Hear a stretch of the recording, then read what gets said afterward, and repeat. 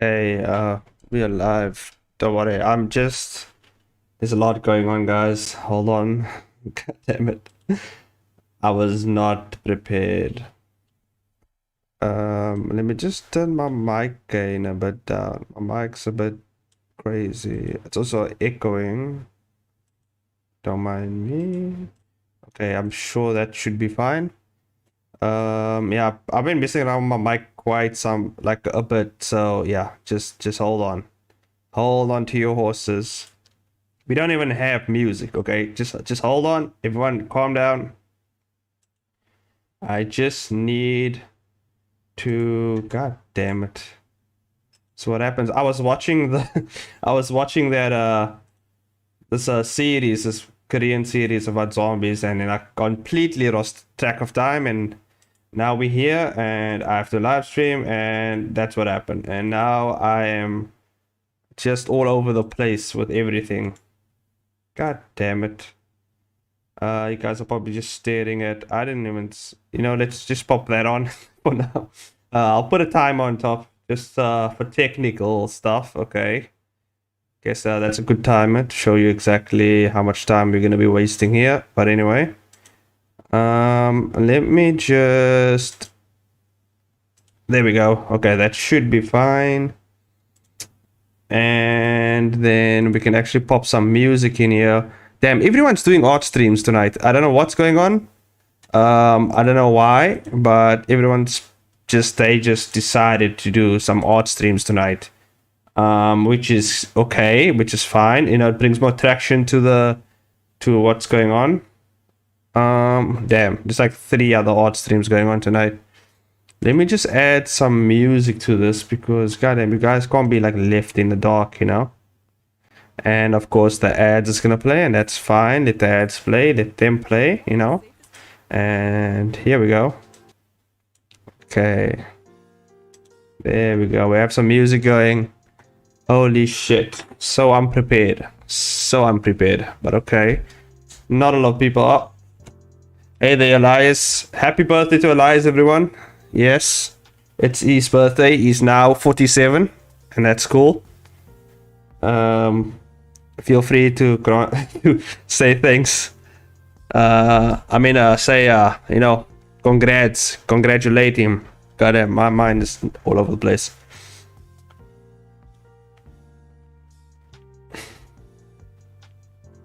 I don't know why I should say thanks. I don't know. Thank you for celebrating your birthday. Oh god. Anyway.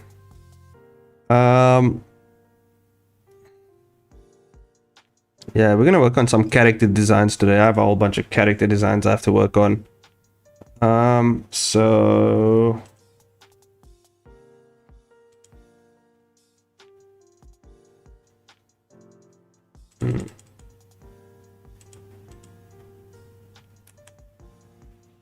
okay, I'm just, god damn, where's my keyboard? There it is. God damn it. Okay, I think we're ready to go. I'm just checking up on things. Okay, we're ready to go. Let me just hit start because fuck's sake, let's just get into this. Where the hell is the, god damn it. God damn it. There it is. Goddamn. Okay, we're you fucking wish. I don't wish that on you, man. It is what it is, man. Some people just turn 47, Okay, let's see. Okay, I'm moving some screens around so I don't get goddamn confused.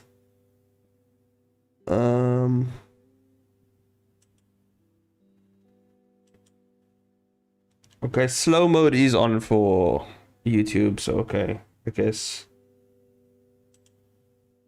Because I see your message here, Laz, but it didn't come through on you. I turned 25, you old fart. I'm not that old, man. Come on. We are around about the same age. So, yeah. Okay. Let me just check here.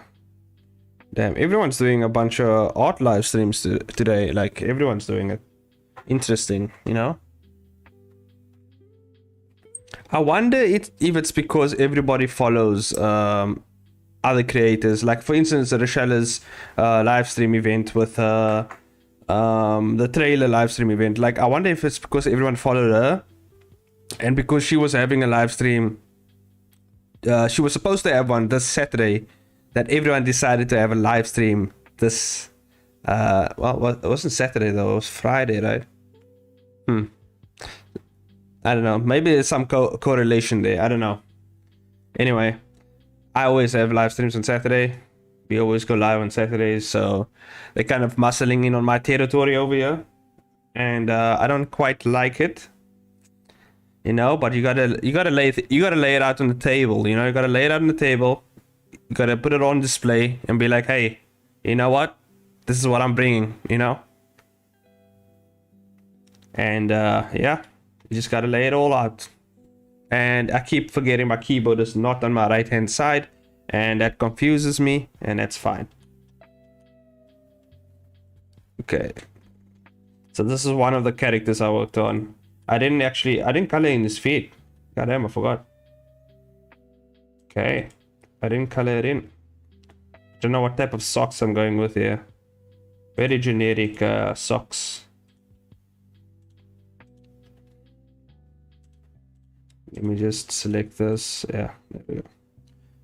Okay, so yeah, we're gonna work on some character designs for my new comics. City of Clones is out. This is just for people watching post or pre-stream, I guess. No, not pre-stream. Post-stream. I don't know why. How can you watch this pre-stream? That's just weird. But yeah, this is for people watching a post-stream. City Clones is out. You can go ahead and check that out if you want. And yeah, I kind of found my niche. A lot of people love the Blender webcomic stuff, so that's cool. I should actually add, oh yeah, I forgot. I gotta add the, where is that tab? So yeah, there it is. So people can see the keys I'm pressing over here. Because I know some people like following along. Goddamn. Okay, hopefully my mic isn't too loud. I did turn it down a bit, so it's not overbearingly like loud. Yeah, but it is kind of peaking a bit here, like really peaking. So I'm bringing it down to, just bring it down a bit. Because I've been messing around a lot with my mic, trying to make it sound really good. And so far the options I've used in OBS is actually helping very well. So if you guys don't have a really good mic, and I know Elias had some mic issues, the OBS does have a big like variety of filters that can actually aid your mic efficiency and make you sound pretty awesome. I've been looking at those noise reduction AI system stuff as well. I found Crisp, which is also a very good, it's actually very good in terms of noise reduction and clearing your voice. I have it here. I have actually a 6-month free trial because I did like the link referral thing on there, and if you refer your link to I think 3 different people and they actually get Crisp, you get 6 months off. So I did that, and actually I think I only have 3 months off, to be honest, because I only referred it and only one person got it. So that's the thing. So yeah, so I'm not using that currently because I don't know, it's gonna be weird. Like I have Crisp and then I don't have it, and then my voice is just gonna sound way different than it is right now, and I feel like that's gonna really make things weird. So I'm working with what I have, you know. Eventually OBS is just gonna come up with better stuff, you know, because they're always updating and stuff like that. So yeah, I mean there is also think there was also a thing called I can't remember what it was called. It was called I was the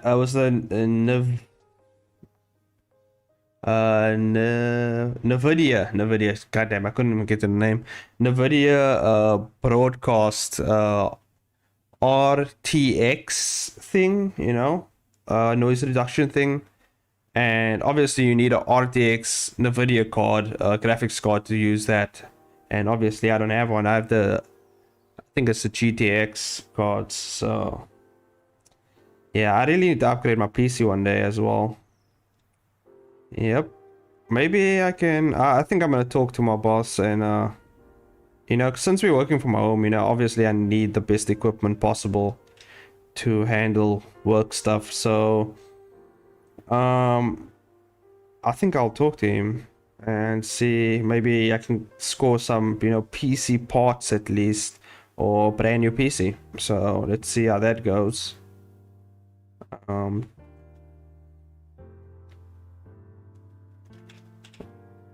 All I need is really a new motherboard, and I think I might get a new power supply and I might just replace all the other parts. So yeah, we'll see how that goes.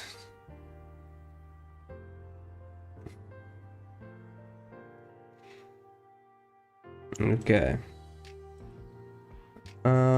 Man, I gotta really find some really good you know, copyright free music. I haven't been on the search, you know, for free copyright music, because every time I find like not copyright music, you know, copyright free music, not free copyright music, that's not it, that's not what you want.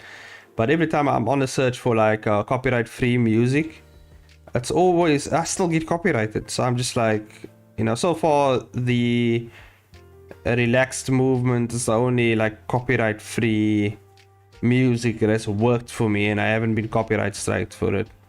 But it's pretty odd. I have my own, I've made a few songs, like, or a few beats that are copyright free, but I haven't actually posted them. I should actually use them for my streams. Actually, that's my own beats and everything. But maybe one day I said I would make like a lo-fi playlist of my own beats that people can use, just copyright free beats, you know, you can just use it. I know gaming songs, okay, songs that are like played on games, you can play that on your stream, it's not a problem. I wonder if it's like a Devil May Cry playlist, you know, Devil May Cry. I think I should find that actually, you know, a nice, I think Devil May Cry will suit this mood quite perfectly. It's a check the DMC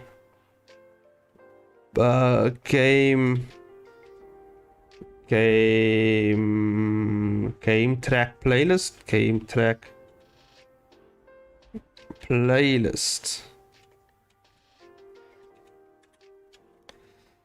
Oh, okay. Oh, here we go. Oh, some nice Devil May Cry music. Yeah. What we going with? Oh, here we go. We have a nice 2-hour Devil May Cry 1 original game soundtrack. Nice. Oh, let's actually listen to this. Damn.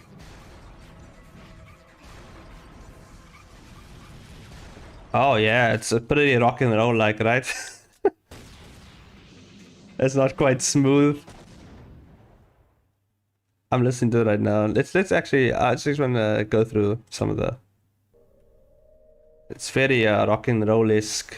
Okay, maybe not. I wonder if it's like lo-fi Devil May Cry music. Do you ever think about that? You know, I know people is like turning everything into lo-fi these days, you know?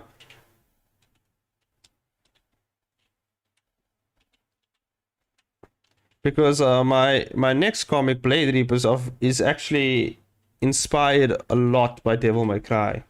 Because I remember when I was a young kid, You know, I loved Devil May Cry. So specifically Devil May Cry 3, I was like, that was like the game I played all day.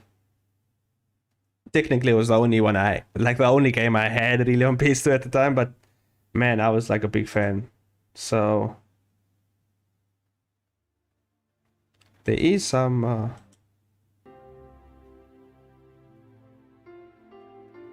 there's some relaxing DMC songs. Not sure if it's copyright free though, right? Let's stop playing that. Devil May Cry 5 OST Devil Trigger Tropical Mix. Is that a good one? I don't want to play some crazy shit and get copyright strike, you know. Let me just copy what you said there, and then is that what you searched on YouTube, Elias?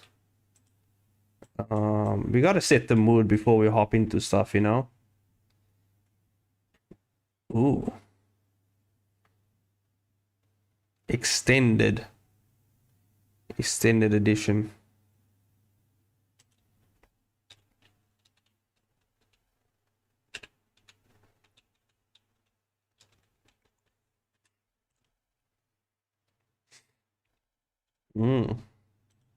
Let's check it out.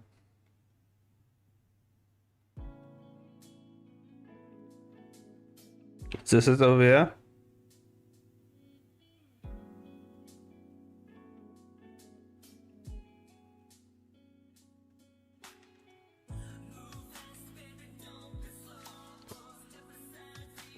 It's not bad. Oh, this is pretty like soothing, like just chill, huh?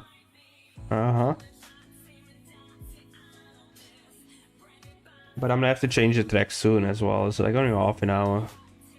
Too bad.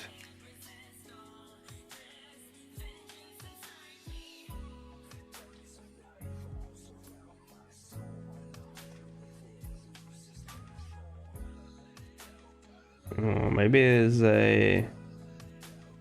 I'm gonna look for a more extended version, you know? Like very extended.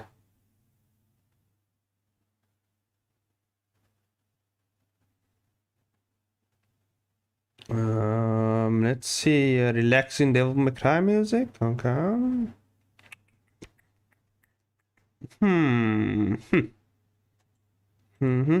Let's see something here. Let's see something here. Let me just see. Yes, okay. This is not rush hour. This is a normal day. They are building an ant hill, or I like to call it the pyramid. No, maybe not. I should actually just play the relaxed movement while I chill here for a bit before I decide what I'm gonna play next. You know what I mean? They never fail, but I want to spice it up a bit. You know, it's 2022. You know, you got to spice things up a bit. Got to spice things up a bit. You know. Hey Jessica, welcome to the stream. Not much, getting ready for work. Getting ready to work on a comic as usual. Nice. Same here. I'm doing some character design. So, oh, what's this? Devil May Cry 5 live. It's a lot of... Okay. That's a live stream. No, I want the music.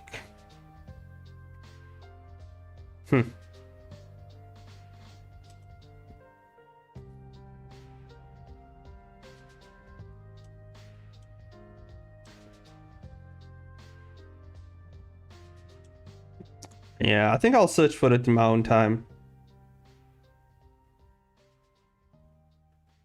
I'll search for some good music in my own time. But otherwise, I'm just working with the relaxed movement at the moment. They seem to be they're usually the best option, you know. So I don't get my ass copyright striked. Anyway, we here. Hey, wow, Indie Burn, welcome to the stream. First time I've seen you here on stream. I'm playing Cyberpunk at the moment. Surprised the shit runs on my PC. How's it though so far, Cyberpunk? Finally made it on one of your live streams. Yeah, thanks for joining. And whoa, why did the music stop? What's going on? Oh, it's hopping into the next tune, next song. God damn it. So yeah, this is one of the guys. It's gonna be, you know, that comic I talked about. I think it's called Pray for Love. It's basically, yeah, gonna be one of my fun comics. Me trying to dive into the romance genre. Although it's not gonna be that romantic. It's gonna be as romantic as I don't know if you guys ever watched Deadpool. The one, I think it's the second one, right? Where he talks about like Valentine's Day and stuff like that. Or was it the first one? It's gonna be that's as romantic as it gets over here.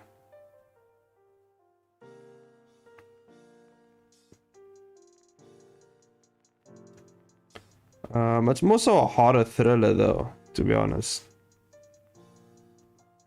Yeah, gonna be more of a horror thriller, but in a fun way, you know. Yeah, I didn't know what I'm gonna do with the shoes. You know, shoes are all the shoes that are in my universe are mostly black. I think there are some exceptions, but otherwise they are mostly black because that's just the color I go with. I might actually just spice up his shoe design here. No, let's actually, you know what? We're gonna spice it up a bit. We're gonna make it white and black. You know what? Gonna make him some sort of or maybe I'll leave it the way it is. You know, it kind of looks like work shoes. I might actually spice up the shoe design here. Just make it more just a bit different, you know.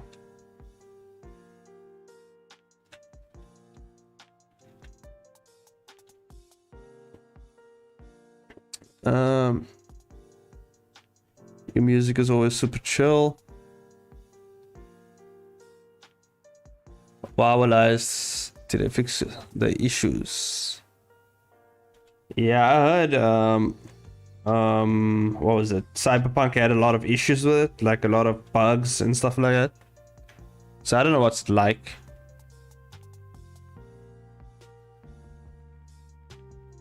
It's not in the draw shoes like Toriyama? Yeah. I guess I pretty much do the same most of the time. But that's the cool thing about fantasy comics. Like you can make the shoes as crazy as you want, you know? Or you can make them in a different kind of way. But I feel like I'm gonna redesign some of his shoes here. You know, just add a few laces here and there, maybe white streaks somewhere, you know. You're not gonna go too crazy here, but you know, maybe just add a bit of a variation, you know. In my universe, I make my own shoes. Like I make my own like shoes up, you know. They're not really your normal type of shoes over here. So yeah, I think I'm gonna redesign because it's just easier that way, to be honest. Like why shoes aren't really my favorite thing. Yeah, and yeah, laces also don't exist in my universe, by the way. Not a lot of laces exist in my universe. If they are in my universe, you know, they really are. Let me just add some bit of white here. Maybe I should make it like a I think white's fine, but it doesn't look kind of girly. It doesn't look like girl shoes, you know, girls cool shoes. Maybe I'll make this front part white, huh? This front part white, maybe. I don't know. We're gonna go with it. Let me see.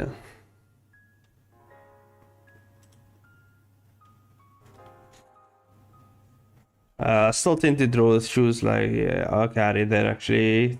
I think so. My CPU is 90%, so issues a lot of resources. I can't multitask while playing. Yeah. Okay.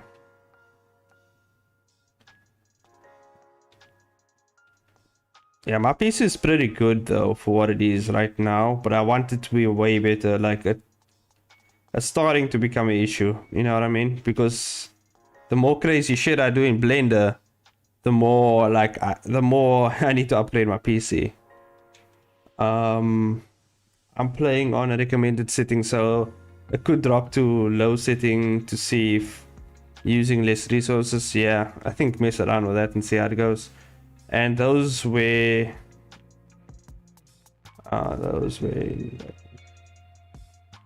and those were back in the 80s. Goddamn.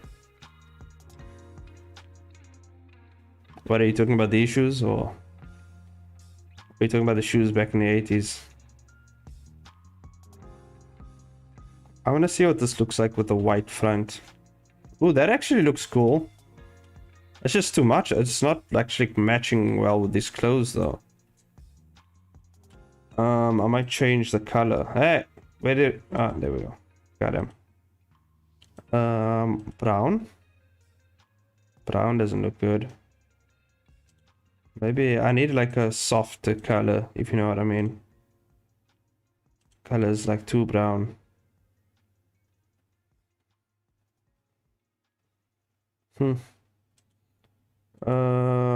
Let's go. Let's see what that looks like with this. It matches too well with the clothes. Might actually just have to make a new color for this. Yeah, it's not looking good. I have to. We're gonna change that up a bit. Ooh, we can go straight bright yellow also. That looks a bit crazy. Maybe if I switch the black and the yellow around, I think that will work. What are you guys saying here? Let me see. Laces are paint to draw. Long live Velcro. Yeah. Long live Velcro. Yeah. Velcro's the way to go, man. Like that's the future. Velcro's the future. I am okay. Maybe gray. Okay, I like the gray. The gray actually goes pretty well. You know what I mean? Okay, I'm gonna go with gray. It just softens it a bit. Yeah, and then we just gonna...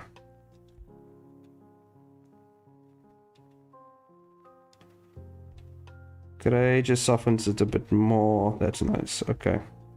That works. Oh, didn't mean to press that button. Don't ever press that button. Don't do it. Don't you dare press that button. Okay, I think that's... I just need to fix up the shading a bit. The shading's all over the place. Bring this down a bit. Yep. Okay, let me just bring this down a bit. There we go. I always struggle with clothes and shoes. I don't know what people ever... I don't know why people ever wear... What people ever wear. I'm out of touch, yeah. I'm the same, you know? I might just steal some designs from like... other shoes, like that I see. But mostly... It's mostly all my own design. What the fuck's what's going on with this over here? Like, it's not... There's too much going on here. Too much shading weirdness. Let's just delete all the shading that's going on over here. I'll just reshade it. I just need to see exactly what okay. I see the problem. This is why I designing shoes. Okay, so that's fixed.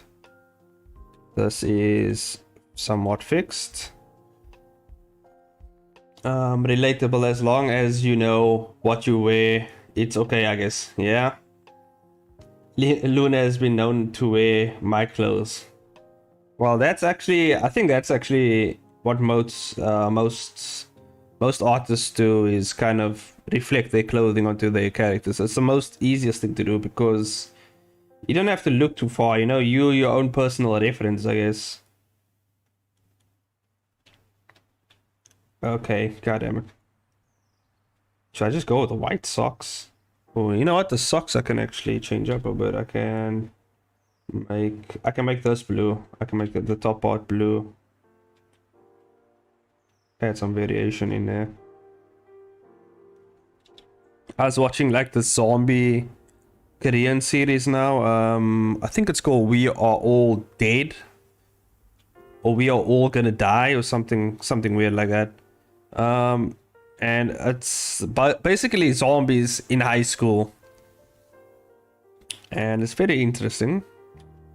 But these zombies are there's something about them that's just different from normal zombies. Like, even though they have the generic zombie traits, the way they are actually made and the way they kind of are affected or affect people is kind of weird. There's something to it. Something weird to it. Something weird going on. But okay. It is what it is, you know? It is what it is. I thought about making a zombie comic. And I have an idea for it, but I don't know. Because like zombie comics, you can only take it so far, you know? So I thought about maybe I'll make it a short story. You know? I feel like I can do more with I can do less but more with a short story, you know what I mean?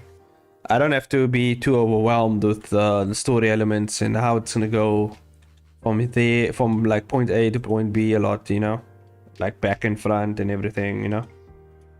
Back and forth. Okay, this is just to get the character design. Okay. Oh yeah, this is the character was inspired by Kuniki.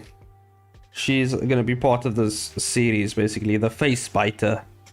She's gonna be eating people's faces left, right, and center. Yeah. I still have to work on exactly. I don't know how her powers are gonna work. She's kind of gonna be like a vampire. You know, she's gonna be like a Tokyo Ghoul vampire combination of a monster. Although I kind of want her powers to be kind of rooted in the universe in some way, shape or form, because she might actually show up in one of my other series as well. Thinking about maybe making her show up in Blade Reapers as well. So I don't know. We'll see how that goes. Yeah. Okay. So those characters, I'll work on these characters again, but I really want to work on my Blade Reaper characters, and I've worked on this character over here. This is the Chainsaw Maniac character that actually my channel's name is based on. This is a very old character like that I've worked on, and you can see the kind of Devil May Cry inspiration going on over here. I love Kuniki's character. Yeah, she looks pretty cool. Came out better than expected.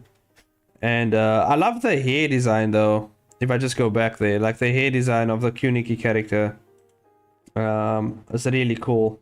Let me just, okay, wait, yeah, like the hair design shape here, you can see it. Really cool hair design stuff. But I want to work more on the Blade Reaper stuff for now, and then I'll obviously post the character schematics on character sheets. Character sheet. I don't know why I said schematics. My brain just hopped to schematics like I'm designing a freaking car over here. But yeah, I'll put it up in the Discord. But this is the Chainsaw Maniac character, and you can see most of his design was also kind of reflection of the merchant from the Merchant of Ignatius as well. But he has a bit of a interesting mask design. And the concept is pretty similar to Bleach as well. In the sense that they have like swords, and the swords kind of have souls and shit like that. So it's gonna be.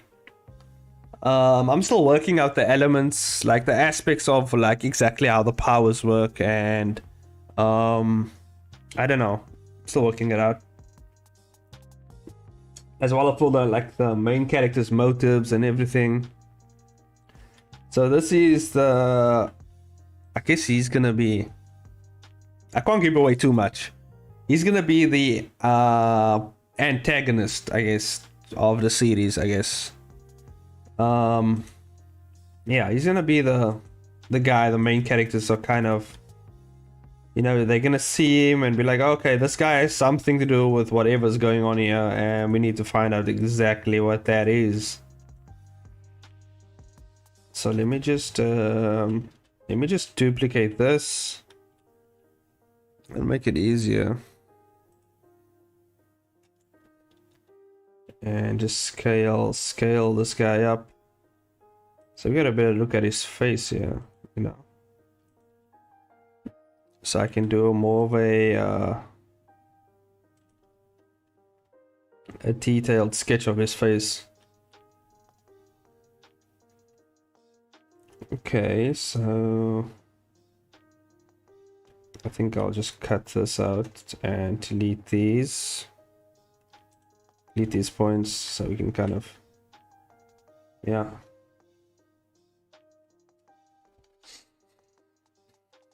Characters are looking fine. Thanks, Indy. Yeah.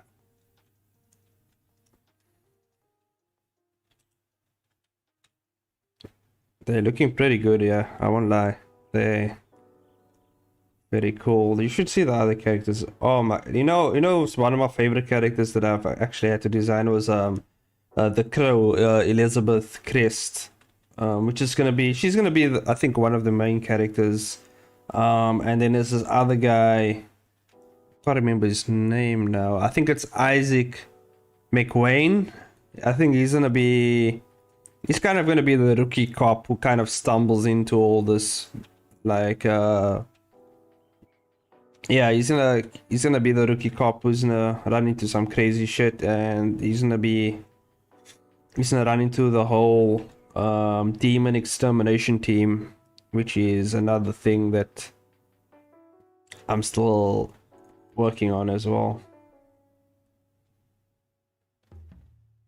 Again, I can't give away too much because I can give away much more if the City of Clones was out, was out on a Webtoon and Tapas for you guys right now, but I can't give away too much right now until that's released.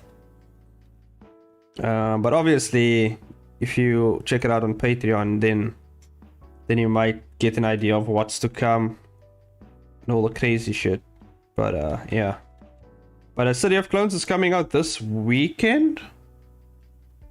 This Monday or Sunday coming.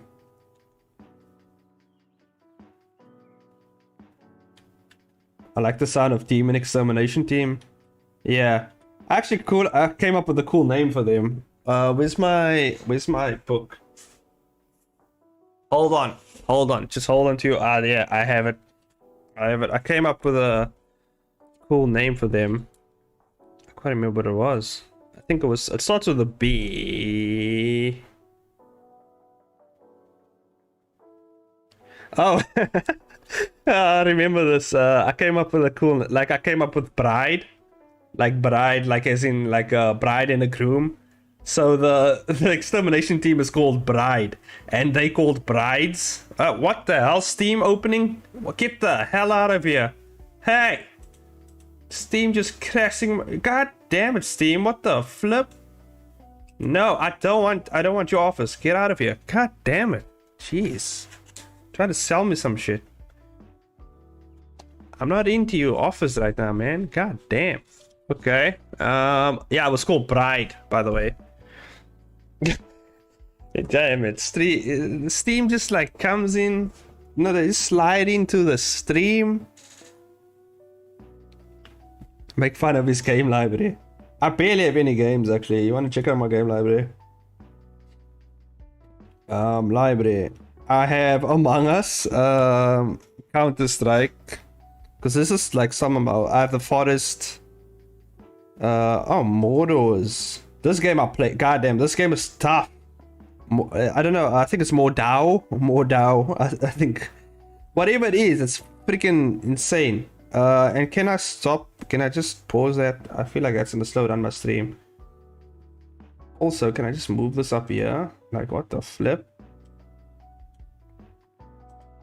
I have Phasmophobia as well. Dude, but I have barely anything on there. You know, all my games are on my Epic Games account.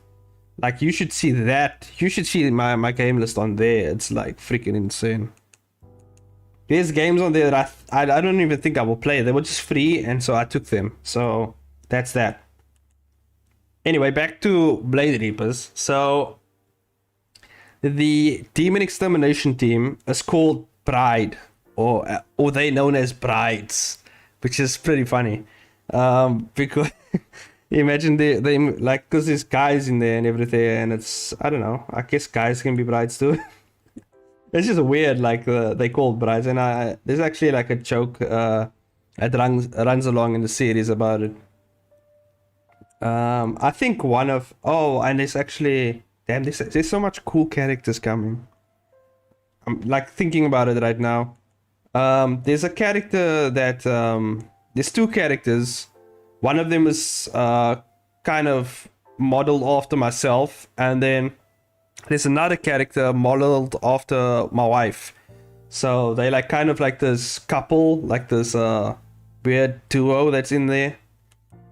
And what they are basically in the series, they are kind of they design the suits and equipment for the characters, in the sense, which is pretty like meta, because I'm the actual creator and I create the suits. So it's like kind of like it's interesting. I think my character is called Midas, and my wife's character is called Talia. So it's Midas and Talia, and I'm planning to do a short story on them as well. It's gonna be a cool short story, like this crazy couple. My guy usually handles the weapons, like he handles all the guns and the crazy gadgets, like the swords and stuff. And my wife's character handles the like the armored clothes. She's kind of like the Iron Man of the universe, to be honest, because she has all these like suits with different like capabilities and everything. So yeah, she's kind of like the Iron Man in that sense, dude. And she's also the one who designed, as well as my character, they designed I don't know if you've seen in the Discord, the Hellbug, which is that cool Batman, that Batmobile car. They kind of designed that vehicle as well. So yeah, there's a lot of stuff going on.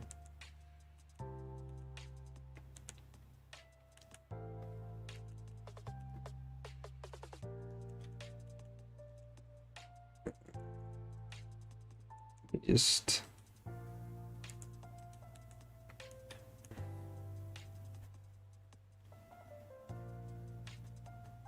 she's Iron Man. You guys must have a great dynamic. Yeah, she's like the Iron Man of the universe, like in the sense of she has all the suits and all the armors and crazy stuff. And then my guy, he makes all the weapons for the vehicles and all the weapons that the Demon Extermination team like uses. He makes all the weapons for them, and he's like kind of like the mad scientist of the whole group. Like he does all the crazy experiments and shoves like things together and makes all these crazy things. And it's a very fun dynamic, actually, the way the characters are, the way they act and everything. And it's gonna be interesting. There's in total, I think, I'm trying to think now how much people is in the Demon Extermination team. So in total, there's the three, I think it's those two characters. There's Elizabeth Crest. She's who's the Crow. She's one of the teammates. Then there's the clone guy. If you guys in the main character in the City of Clones is also going to be in that team as well. So yeah, I guess, or something to that extent. I'm not sure if I should put him in a team, but we'll see. Yeah, but basically the Demon Extermination team is kind of like the Avengers in a sense. Like, in my universe, I guess you can say they're kind of like the Avengers. Because they're like this team of like different people from different comics coming together to kind of save the world. Yeah, I guess. They're kind of like the Avengers, I would say. Kind of. Maybe not the Avengers, like the Howling Commandos. I don't know if you guys know of the Howling Commandos from Marvel. They kind of handle all the supernatural crazy shit that happens in Marvel. They kind of like that, I guess. I think that makes more sense.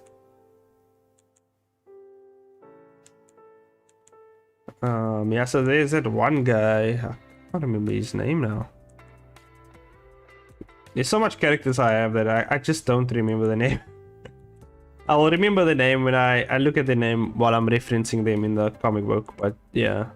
But that's why I'm doing these like these quick little character sheets just to get an idea of the characters themselves, you know? Like, I don't have to do full-on turnarounds, like I just have to get the design of the character. Kind of.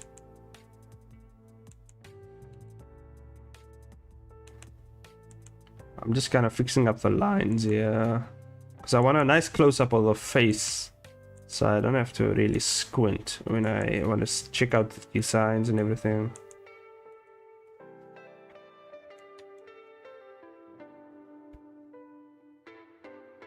I have to work on my character sheets. Yeah, go for it, man. Yeah, character sheets, it just makes things so much easier.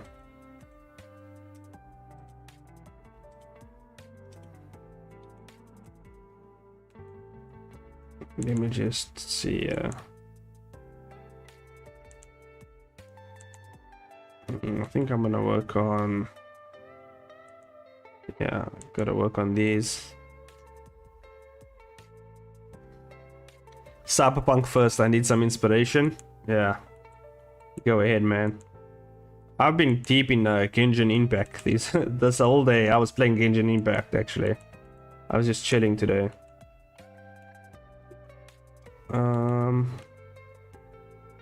Yeah, I'm taking my time with Blade Reapers. I'm not gonna rush it too heavily. You know, there's still elements that I have to think about, and like, obviously I want it to be really cool. But I'm planning to release Blade Reapers, the first episode, in like early July, maybe. That way I have like a decent, like nice juicy buffer, you know. You gotta have those juicy buffers going. You know, that's why I have at least maybe, because I'm gonna start making the episodes in March, like around about March time, and then by early July I should be done with like at least 3 to 5 episodes. Obviously the first 3 is going up immediately, but depending, I might actually need a bigger buffer. I feel like a 3 episode buffer is pretty decent, you know.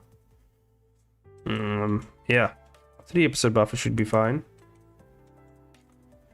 And depending on how heavy the load is of creating the episodes, I might just upload them bi-weekly until I see, okay, it's coming to the end of the first season, and then I'll upload weekly. You know what I mean?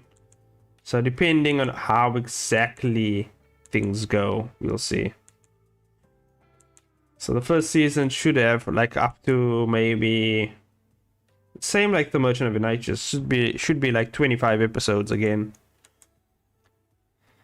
And then obviously once I'm done with Blade Reapers, we're gonna hop back to the city of the Merchant of Ignatius, and we're gonna work on that again. And at the same time, while I'm working on Blade Reapers, I'm gonna be working on my short story as well. What is the average time you spend working on a page? Oh, welcome to the stream, by the way, Kelly Johnson. For those of you who don't know, Kelly Johnson is part of the Patreon squad. So yeah. So anything that guy says takes priority. How long does it take for me to work on a page? I don't really count pages, really. I count panels. So a panel, depending like when I plan out everything, I first do all the thumbnailing, right? So once all the thumbnailing is done and everything, from there a panel could take, depending on the workload.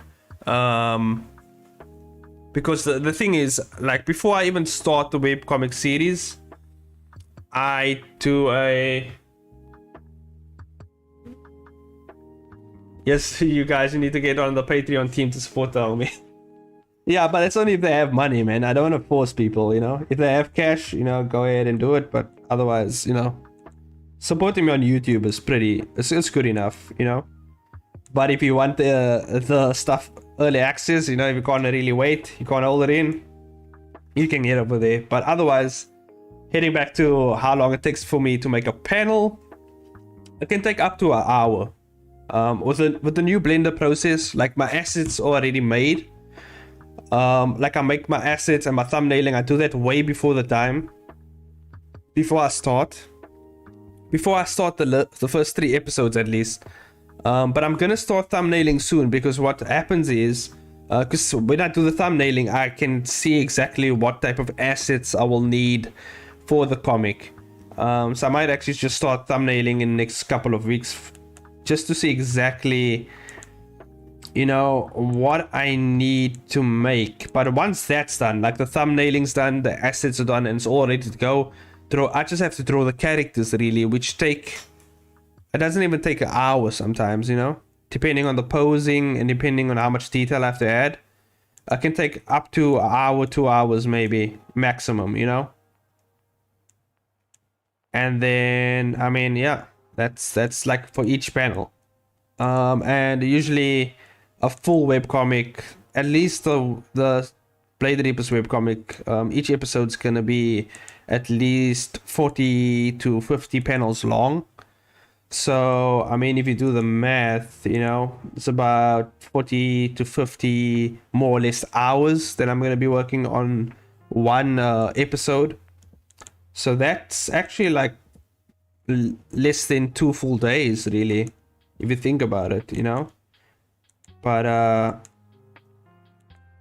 that's like if I worked on it like non-stop for 3 full days, I could definitely finish like 1 episode. Like if it's the thumbnailing's done and all the assets are done.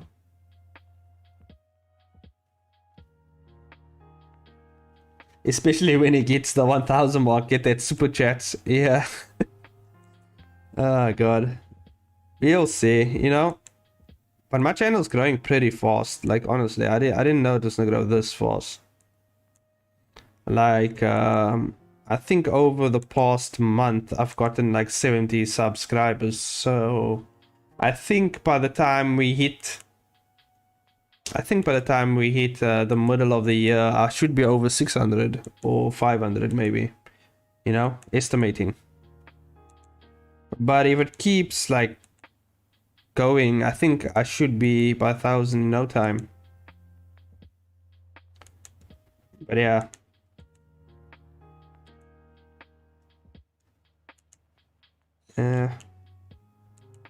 Goddamn, what's going on with the shading over here? I don't know. Let me just lock this and just turn on the shading. Let's see what's going on over here.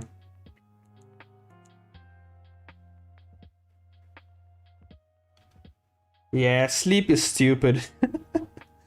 Sleep is stupid. No, I'm not gonna, I will never like do that to myself. Like, I honestly need my sleep. I can't function properly without any sleep, you know what I mean? Like, damn, sleep is so important for me.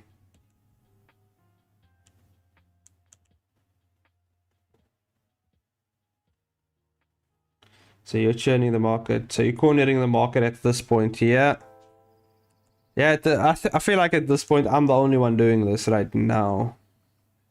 I'm pretty sure people are picking up on it and they're gonna be doing their thing. But the thing is, now that I've attacked it quite early, whoever's going to do it in the future, obviously if everyone can see my videos first, probably because, you know, it's been on YouTube much longer, so the algorithm will kind of push them my way. Sleep don't exist to insomniacs. Yeah, man. Insomniacs, yeah. Man, I have friends who like suffer from insomnia and stuff like that. Man, it's tough. Me, as soon as I hit that, like, you know what I've noticed? Like, whenever I think too much, because sometimes you know what happens? I'm too motivated, I'm too inspired by something I saw, and then I get into bed, and all that stuff runs through my mind, and I'm like, oh yeah, what if I did this? What if I did this? And then it's just kind of like running through my mind. So the best thing that I do to fall asleep is I try to empty my mind, like empty it of everything. I don't think about anything. Like I completely make my mind blank, and then I head to sleep, and it works. But I don't. It's not an easy thing to do though. Just empty your mind, you know. But yeah.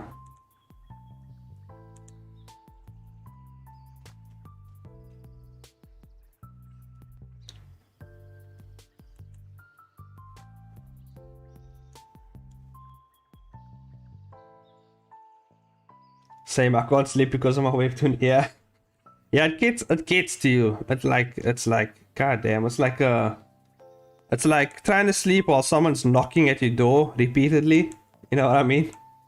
It's just like someone keeps knocking at your door, like, hey, I'm here. Hey, I'm at your door. Let me in. It's just like knock, knock, knock, knock, knock.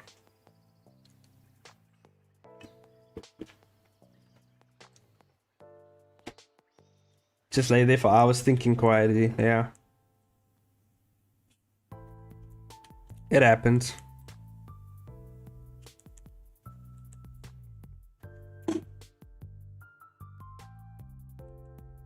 Oh? You putting off the fan?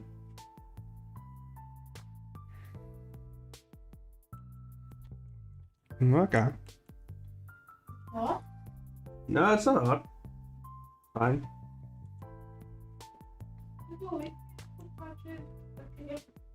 Okay.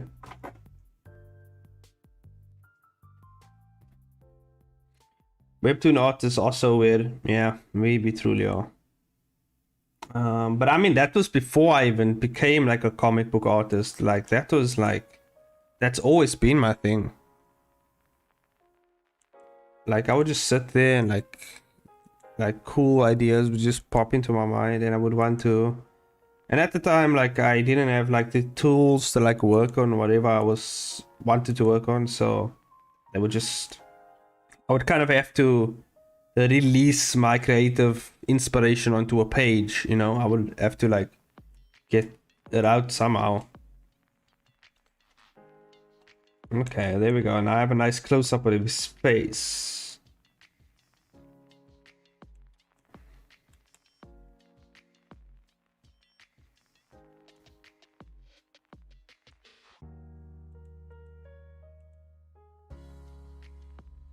Damn, but the reveal of this character is gonna be cool. I have to say, I can't say too much. Obviously, spoiler stuff, so can't say too much on who he is, or.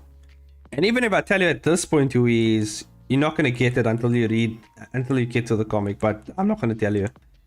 It's too good. It's so good.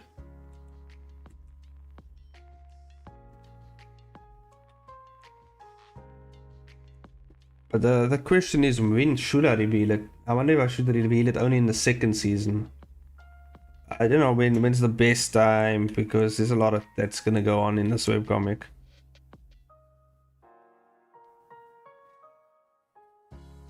Talking of sleep, I'm off to bed. No problem, Indy. Thanks for joining me for... it's actually been an hour, so thanks for joining me for the first hour of the stream. See you another time. This was fun. Glad you enjoyed it. Please wish Indy Burn a good night's sleep. Hopefully she doesn't... thoughts don't keep her awake this time. So, yeah. Hope you get some really good sleep. And good night, Indy. We'll see you in the Discord, I guess. Okay, so yeah, I'm being a bit of a perfectionist here, but okay, we done. It's only been the first hour. You know what I did was touch up some character designs. I think so far it's pretty. Oh, there's something going on here that I have to address as well. It's this. Okay. So the next character I think I'm gonna work on, the next character I actually have to work on is the crow. So let me save this and save this as the crow.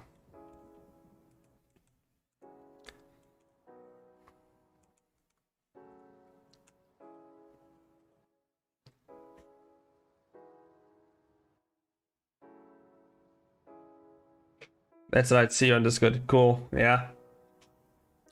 Oh yeah, but there's a reason why he's called the Chainsaw Maniac as well. Because he has this giant chain sword, like it's a sword, but like it's a chainsaw. And that's why they call him the Chainsaw Maniac. He's kind of gonna be like this renowned, like serial killer type of guy, like suspected for many different murders and stuff like that all over the city. Ever since like the Demon's Hell's Gate thing opened, he's kind of appeared. No one knows why he appeared or why is he there. So yeah, we're gonna get to that in the story, of course, and exactly why he's there and why he's appeared, you know. But yeah, until then, you know, we are designing characters.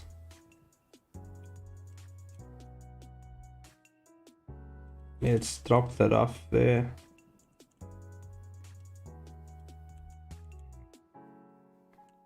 We gotta work on the crow's design now. I wasn't sure I was gonna give her a trench coat as well, even though it would look pretty sick on her, like really good. Okay, but yeah, maybe not. Maybe not.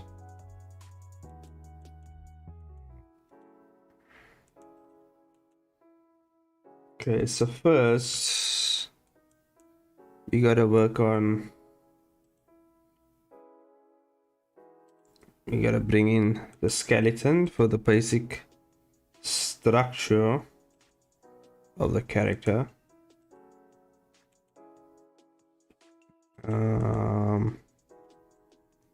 Skeleton is just to help with the basic structure of the body.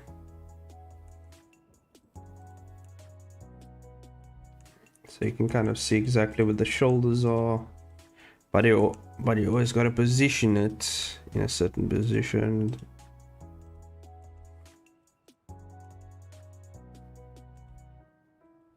Okay, that should be fine. It's more or less what a body would look like. And okay, so now we can add the we can do the rest of the body. Okay, I just want to move this to the bottom, down about here.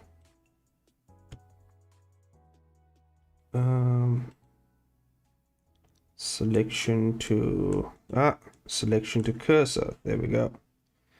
And also let's, okay, the scale's fine. That should be fine. That's good to go. Now we can actually plan out the body structure. This is kind of how I do my turnarounds or character sheets, I guess. Oh, I can't see the strokes, so I just need to head down here, head down to, yeah, turn it to wireframe mode so we can see through it, and then there we go. Now I just add a mirror modifier, and there we go. We're ready to go. Now I can draw this basic facial structure. The thing about the skeleton is you gotta be careful with exactly the head size and shape, because it's not quite accurate. It's kind of, there's an offset to the bones on the face.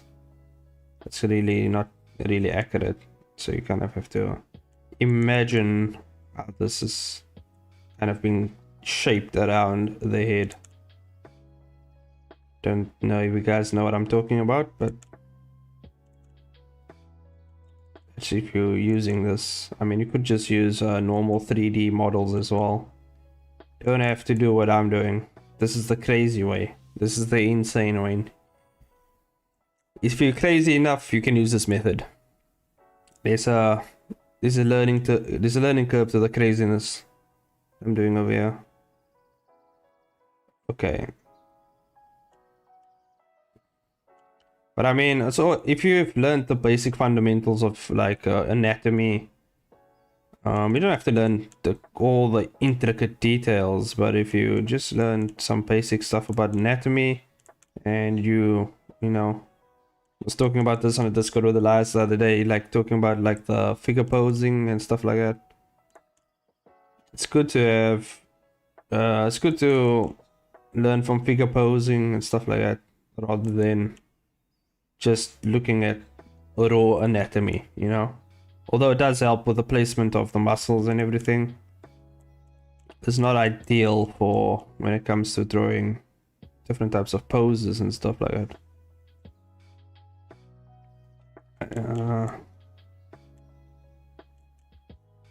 Okay, so that's gonna be the middle line. I'm kind of getting used to drawing female bodies now as well. I'm not really good at female bodies, but I'm kind of getting the hang of it. Hello, welcome. SN Draws, yes, welcome to the stream. How you doing? I haven't seen you for a while.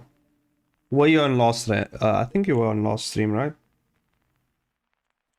Not sure.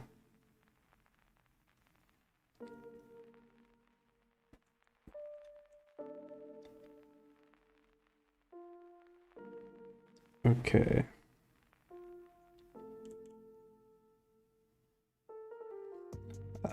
So just a reminder, it is Elias's birthday. You know, wish him a happy 68th birthday.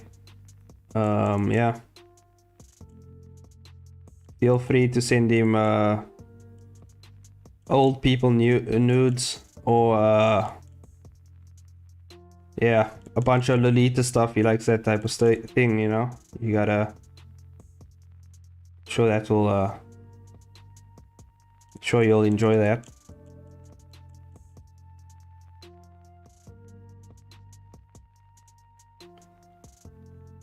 Okay. See, I'm getting pretty good at the female body, yeah. Although it's more stylized in the sense that the way I'm placing the things is not very accurate because it's more stylized, I guess. But it's kind of like my own stylized thing. Like for instance, the arms and the hands would be over here according to this very realistic skeleton structure, but my arms would be much longer, like over here. And then I would put the forearms here. And then the hands over here somewhere.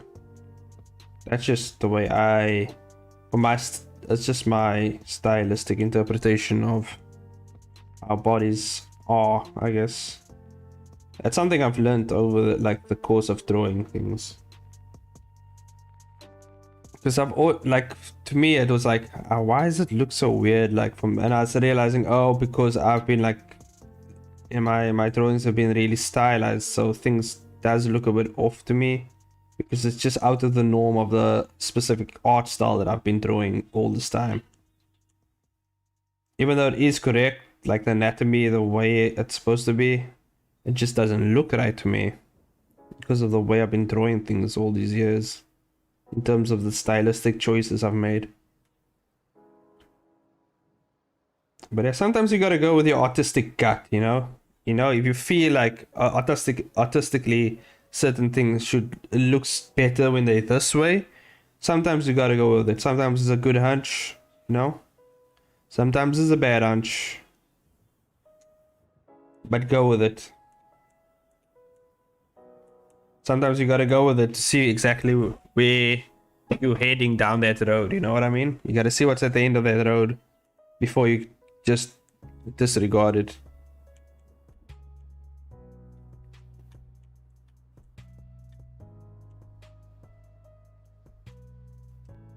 And there we go. More or less what the head is definitely a bit bigger in terms of proportion to the body. But yeah, I mean, it's fine. Eyes is gonna be around here somewhere, probably. Yeah, the eyebrows gonna be around here. Eye somewhere around here. Nose. It's gonna be around here. And then mouth is gonna be around here. So then the jawline's gonna be a bit too thick, but okay, we're gonna sort that out when we go over this again. I just want to get the basic structure.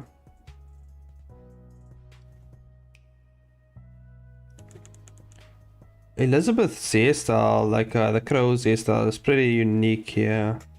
Because I've changed it up like 3 different times, and I kind of like this hairstyle where, I don't know if you guys have seen me 3D model the crow, but like there's a style that I really liked of the hair that came down here and then it poofed out at the end. I don't know if you've seen the style. It's kind of like shaved on the sides here, and then it kind of has this like it's kind of like slicked back, but then it poofs out in the end here. And I really want to see if I can recapture that that hairstyle in 2D. But I actually need some good reference for that. Sorry, you didn't get that. You didn't get seafood. Yeah. Do you guys have Ocean Basket like overseas? Like there's this place called Ocean Basket. Ocean Basket. I don't know if it's like only a South African exclusive thing, but I feel like it is.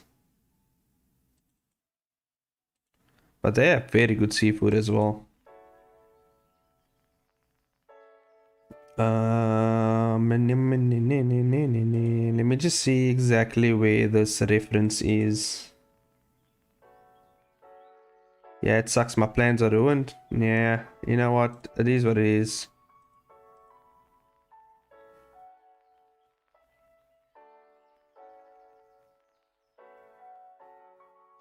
Never heard of Ocean Basket? Okay, I guess it must be a South African thing then. It's very good seafood. If anyone like comes over to South Africa.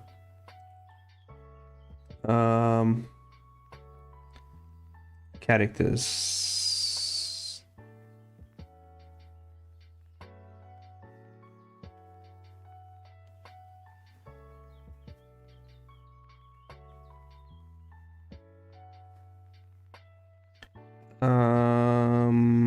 Going through my character list over here.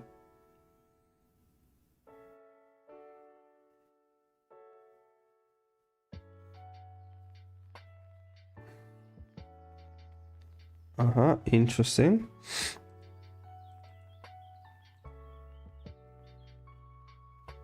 I don't see any reference for, but I know I did some reference. I did something. Comic books, Blade Reapers, character sheets.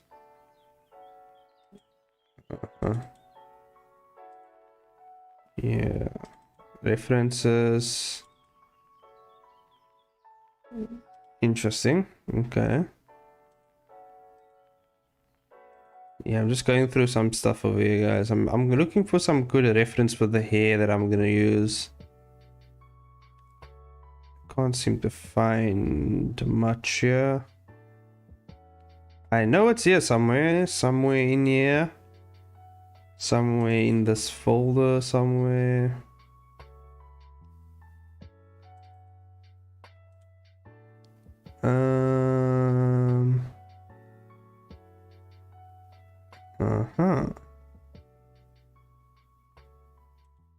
Yeah, I don't know. Maybe I deleted it, you know. But I think I did a render though of it at least. Pretty sure I did some sort of render of it. Yeah. Nah, I'm not finding anything. Yeah, it's definitely not here anymore. Definitely not here. Damn. That's a shame. That is a shame, goddamn. Would have been cool to have some. That's the only reference I have of the crow. Which is, obviously I'm gonna keep the costume. The costume's pretty cool. Keep the purple and the grey. Looks good. I might change up a few things though. But at least I have something. Just something to go off on.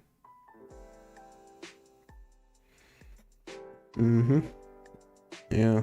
The hair, I want to keep the other hairstyle I did. With the poofiness at the back and yeah.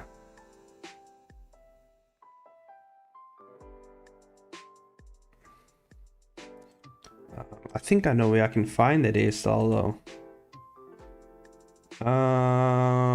Let me just see something quick. I think it's in, what's that thing called? Damn. Trying to think now. It should be, maybe it's in here actually. Yeah, they Ready Player Me, yes. Okay. I know there's some reference laying around here somewhere for that hairstyle that I want. Come on. Oh damn, it's taking some time to load. Why is it taking like 20 years to load over here?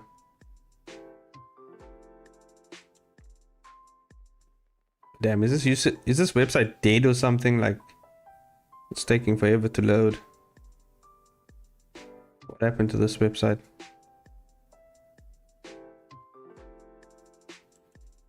Yep, maybe it's, I think it's dead. It's dying. The website's dead. They killed it, guys. It doesn't exist anymore. Damn. Oh, it's working. Never mind. I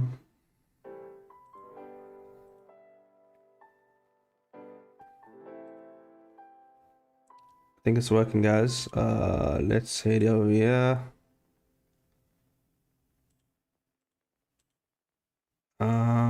Activation code. God damn, I need to type in all activation code. God damn it. Activation code. Paste. Get me in. Okay, I'm in. There's the hairstyle I wanted. Let me show you guys what I'm talking about. Type of hairstyle I'm talking about. This is kind of what I want. Let me just save this. I want to save it as a reference somewhere so I can bring it into. Let me drop it in Blade Reapers reference. Whatever. Okay. Let's bring it in, boys. Bring in the reference. Okay. Image to plane. Oh wait, I can actually just shift a image reference, and I'm gonna bring in Webtoon, Blade Reapers. Not in here. I think it's in comics. In comic book. Blade Reapers. Reference images. And this is the hairstyle I'm going for. Something like this. You guys can see. This is the kind of hairstyle I wanted to give her. I think it will look really cool. But I'm not sure if I can pull it off really. But okay. Just have to figure out my own version of this type of hairstyle over here. We're gonna figure it out. Right now her head is way too big, by the way.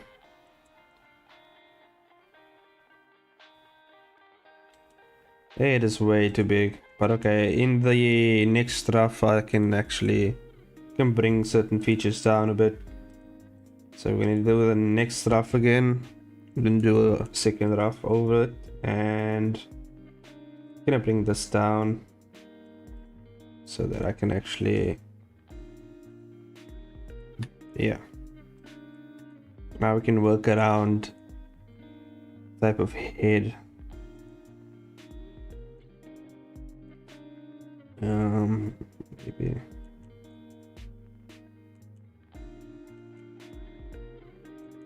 Gonna work around the facial structure as well,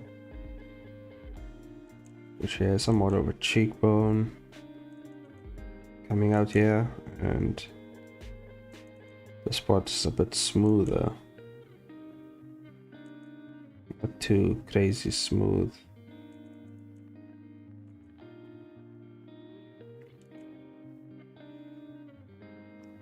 And the eyes are here.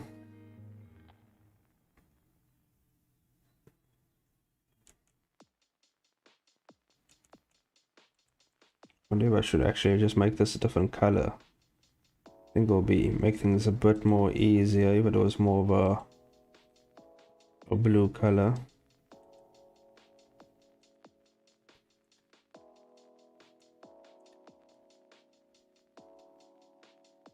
And this is where the nose is gonna be.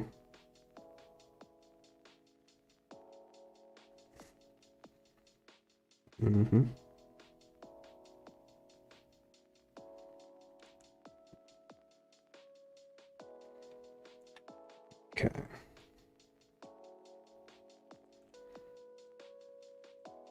I'm not gonna see most of these, but it's just to figure out the design of the face, really.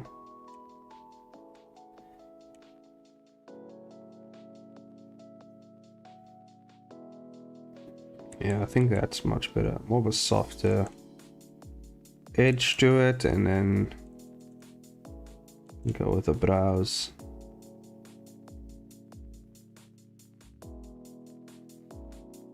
Oh, it should be about here. Okay, now the hairstyle. Let's take a look here. Bring that image a bit closer to the head. Bring it a bit closer. Okay. So there's like one section that goes up. Right. It's more pointy here. One section goes up.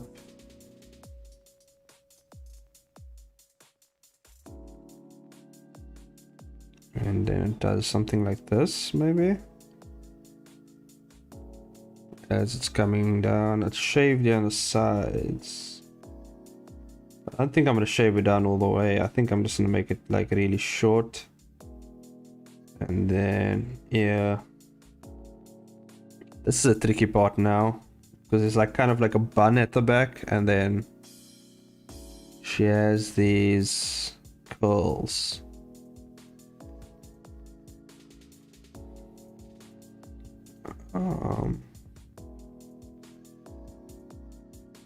This is gonna be very interesting, but I'm gonna try and design it in a more simplistic way so it's easier to draw. So I think I'm gonna add this over here, like a swoop, and maybe something like that. Just working out the shape. No, something like that. So it's gonna kind of be the swoopy shape that I'm going with over here. And then we can just kind of add a few extra shapes in here.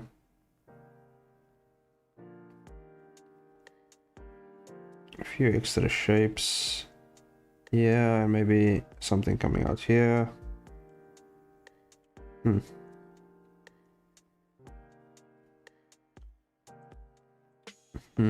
Yeah, I think that shape is going to be easier to work with, so I'm going to work with something like that.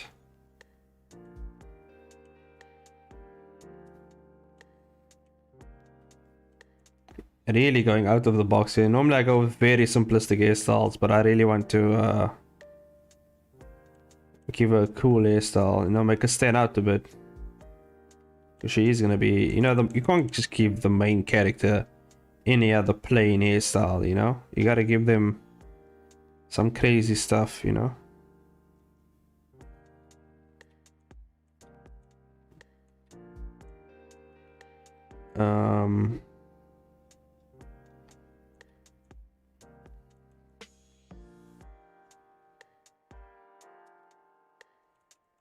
And I wanted to kind of have the, I don't know if you've seen Dragonball Z, like Trunks has this jacket that's just short, it kind of just stops over here. That's kind of a jacket that I wanted to give her.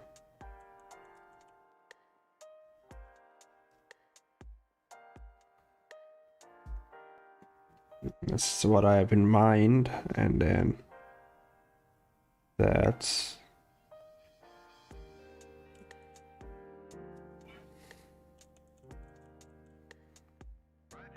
I don't know what type of shirt I'm gonna give her. No, I think I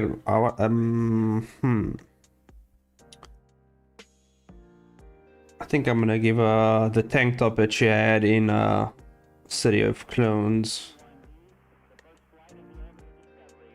I feel like that will give her, it's kind of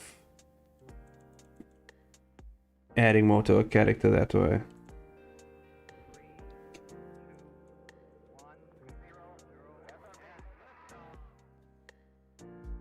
And then you gotta bring this in.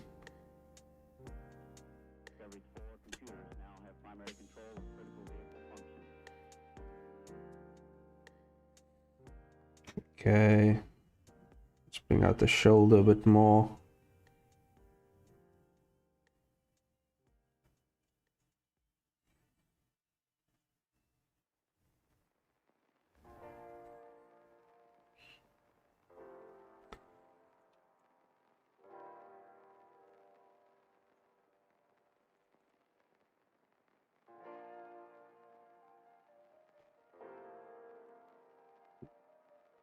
Okay, forearms.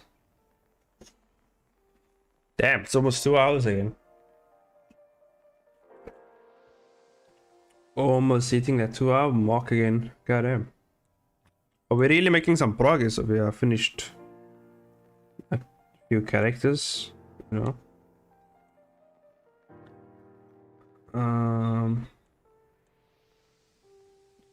There we go. Adding the hands. Doesn't have to be perfect. Just has to be okay.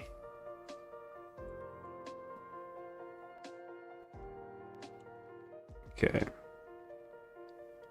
Now we gotta show everyone that a heaps don't lie. You gotta do that. You gotta add those good apple-shaped hips.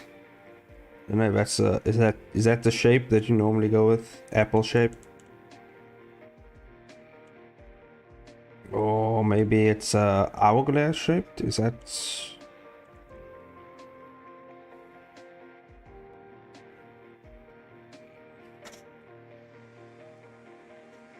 But I kind of she's gonna have, it's gonna go around here. It's gonna be kind of in, and it's gonna be like a belt maybe.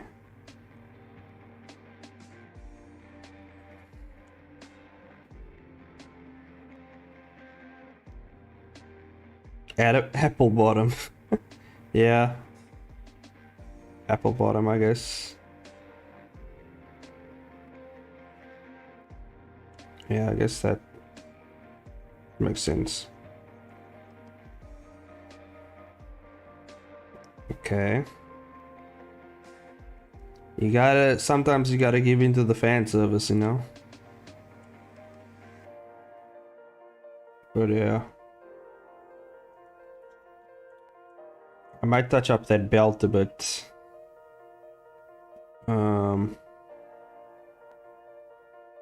Just go on to see some apple bottoms. Yeah.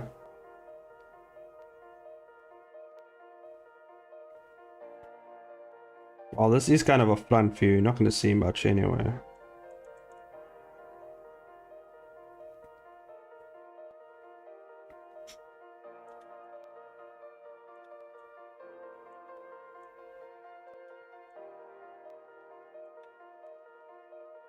Apple. Apple.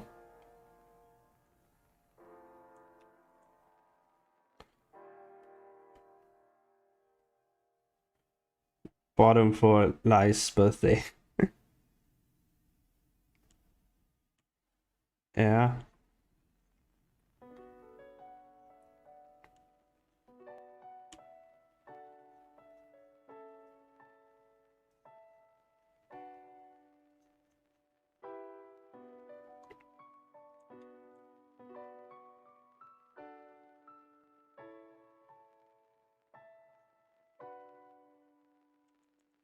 There we go. Oof. Don't know about these calves over here, but you're not gonna see them for long. She's gonna have boots on anyway. She's gonna have those like combat boot types things. She's gonna actually have full on. I'm gonna put on full on combat boots, which doesn't make sense for a character. She's gonna be kicking a lot of ass. You know, you gotta have some good boots on for kicking ass. And yeah, tuck the pants in here.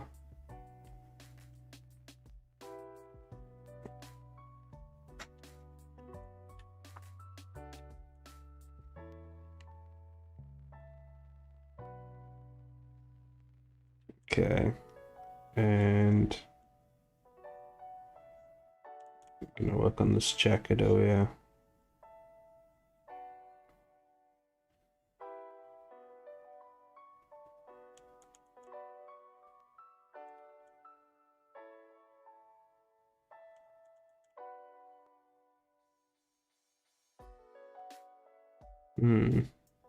Trying to figure out the chestage shape, you know. I think that's fine though. It's not too crazy. Yeah. Okay, let's bring that down a bit, and I don't think I need that reference anymore. Delete that. And now we can actually do the full-on lines, the actual lines. There we go.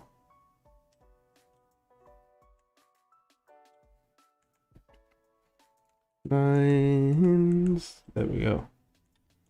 Now let's do this. I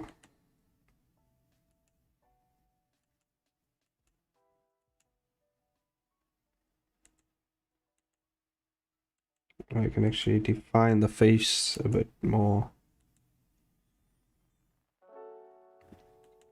Only if she's got the whole club looking at her. So I can stunt on people, yeah. I don't know, maybe we need to get Elias a stripper for his birthday, I don't know.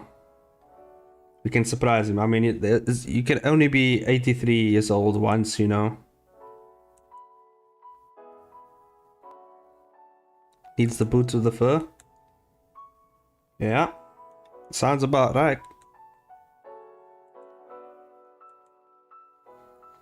We need to find a way to help our friend Elias out here.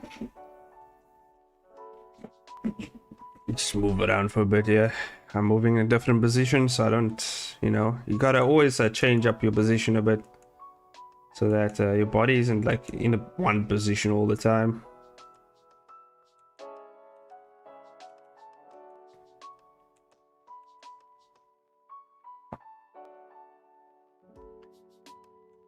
Just bring the mic up a bit more. You keep raising the ages, but the reminder change so that you're older than me. Your retirement living.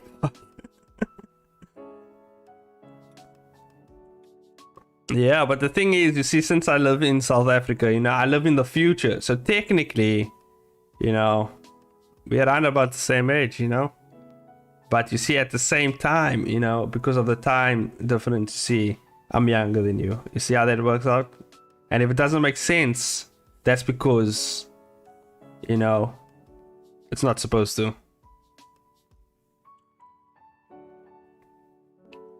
That's my problem. That's your problem to solve, not mine. You're even more older. Actually, I'm aging backwards, to be honest with you. I got the Benjamin Button's disease, you know?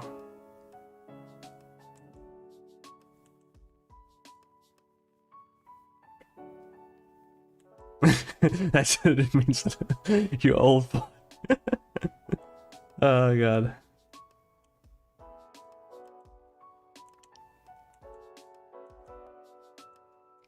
Mm-hmm.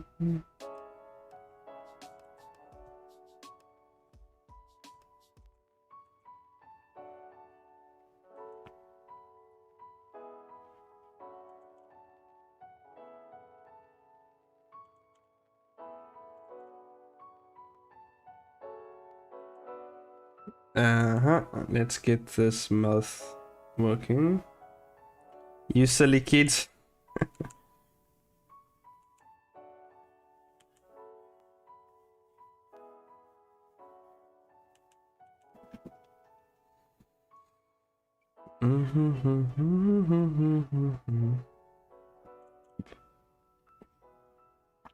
Okay, Grandma. I feel like we're all getting old.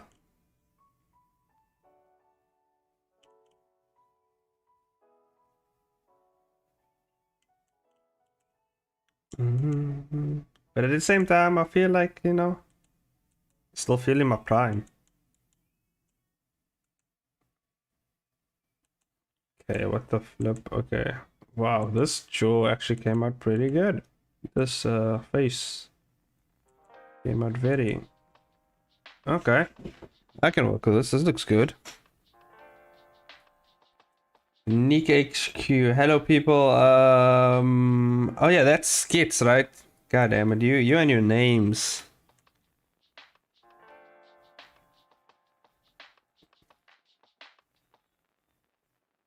I'll call you my young man. Oh God.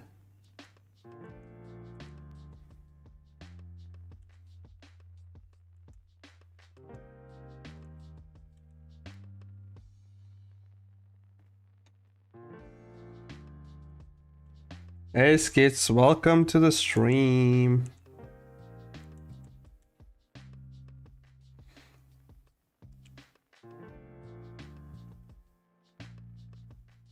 Good luck, my mom doesn't speak English, Granny.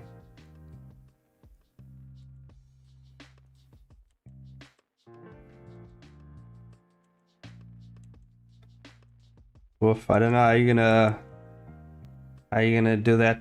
How you gonna work that one out, Jess?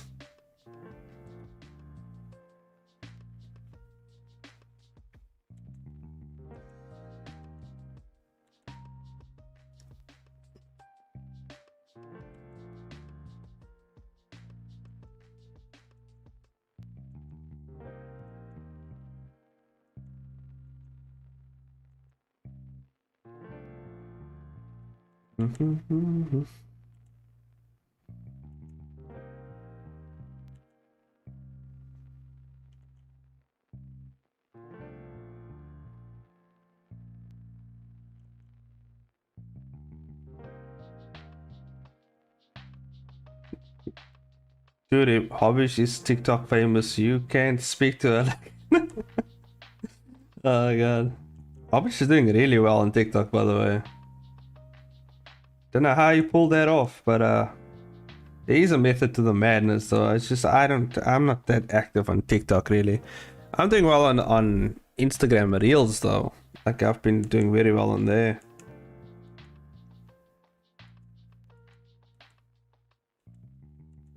But TikTok, nah.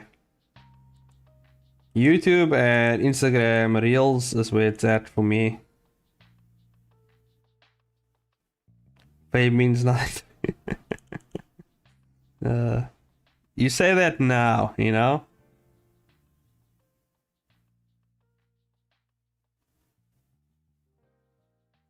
I can't even get a translator, yeah?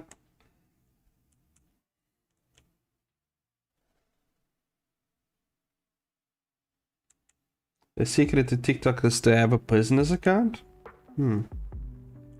Interesting. Oh, that's true. What? It's true? What do you say about business account? It's true. My wife says it's true.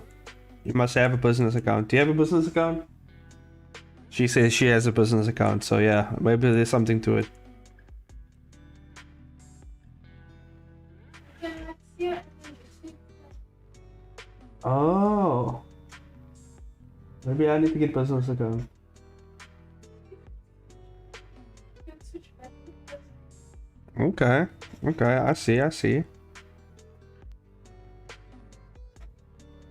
Say the wife knows what's up.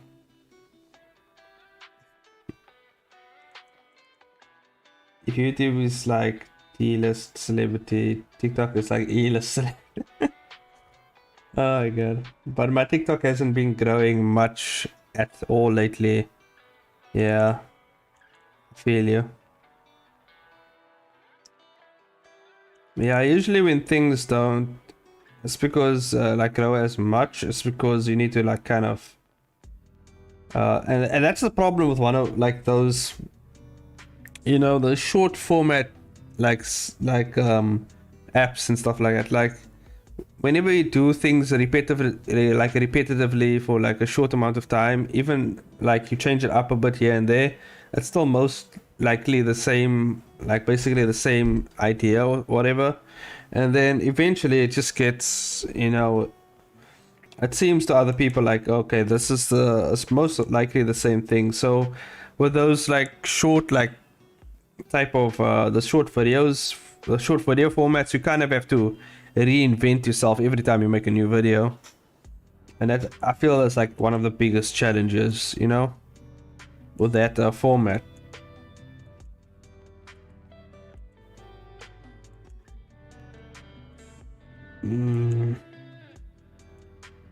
Like after a while, like it's the same with the Instagram reel thing. Like I started doing those Blender animations, and after a while it's just stopped getting a lot of traction. Like the first two or first three or first four, you know, got a lot of traction, and then after a while it just started dropping down. And it's because people's like, okay, I've kind of seen this thing quite a few times, you know. But the best way, oh god, I almost blinded myself. But the best way to kind of get around that is to like fan based stuff, like maybe like I don't know, just do like fan based stuff, Friday Nights of Freddy's or whatever, you know, like One Piece, Dragon Ball Z stuff. You know, Dragon Ball Z always gets a lot of views, you know, so you just gotta, you know, maybe try out some Spider-Man, you know.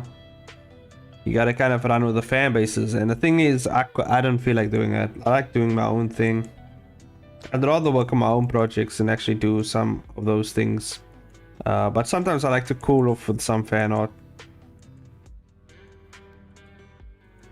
But I feel like I don't really do well in fan art if it's like not something that I'm not like actively passionate about. Like if it's just like, I don't know, it's a lot of weirdness. Do you like nerd erotic? What the hell is nerd erotic? Let me check it out. Nerd erotic. I don't know anything about nerd erotic. Is it what is it? A YouTube channel?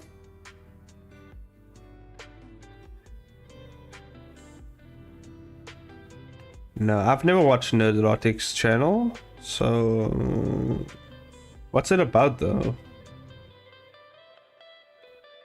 Nerd Erotic. Looks interesting though.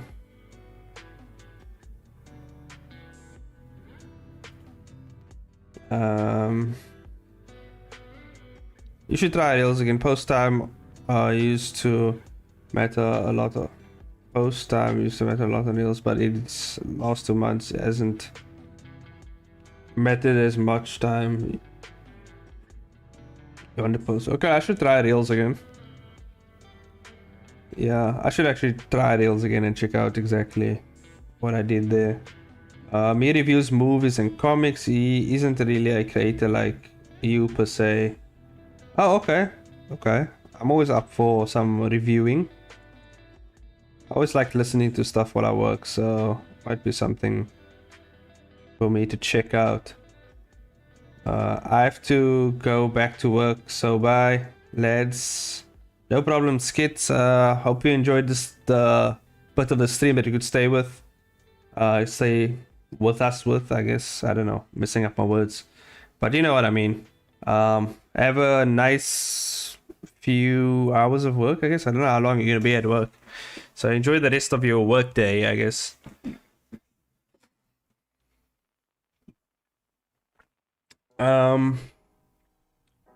Yeah, Princess Skit. Oh god. You just criticizing stuff that, yeah, okay, I see. You know, I've been actually watching, you know, what's also pretty good is what's the guy's name? I've been watching him a lot. He's like an animator as well, I guess. Some sort of animator, kind of like critiques videos. Cannot remember his name. I'm pretty sure everyone knows what I'm talking about. I recently watched him. Alex Myers, yes, that's the guy. I remember now. But his audience has grown because reviewers kisses the butt of the big studio to maintain their media access. I see. Daiko? Oh, Daiko. I think I know Daiko. Daiko, isn't he like a... He's an anime... He like kind of does animations and stuff like that, right? But no, I'm not talking about Daiko. I'm talking about... He does Blender animations, Daiko. He does like a bunch of Blender stuff as well. I've seen his videos. No, but I'm talking about... Alex Myers. He makes also like cool reviews. You should check him out. He like shits on every franchise there is, you know. Yeah, Taiko does pretty cool stuff. I've seen him like I think he was the guy who kind of mixed. He kind of has like this 2D effect with these 3D models. It's pretty cool. Oh, I know what you're talking about. Alex Myers, yeah. Alex Myers, yeah. He's pretty cool as well. I enjoy his work. This is actually looking really good. So I like the hairstyle. The hairstyle is gonna be really cool. I just have to define it a bit more with some strokes and lines here and there. You know. But I'm trying to make it easier for myself so it isn't like that much of a pain in the ass to draw. Because I know I'm gonna have to draw this lady a lot. So yep. I think I'll just leave it the way it is like this. It's simple but not too complex, you know? Yeah, and I like, yeah, okay. Nah, it looks very good. I like the hair. And then we just gotta do the costume. Kind of reinventing a costume here, but yeah. Yeah, there we go. Kind of just reinventing the costume a bit more. The shoulder's way too rounded for this style. Let me just drop this. Yeah, that looks better. And there we go.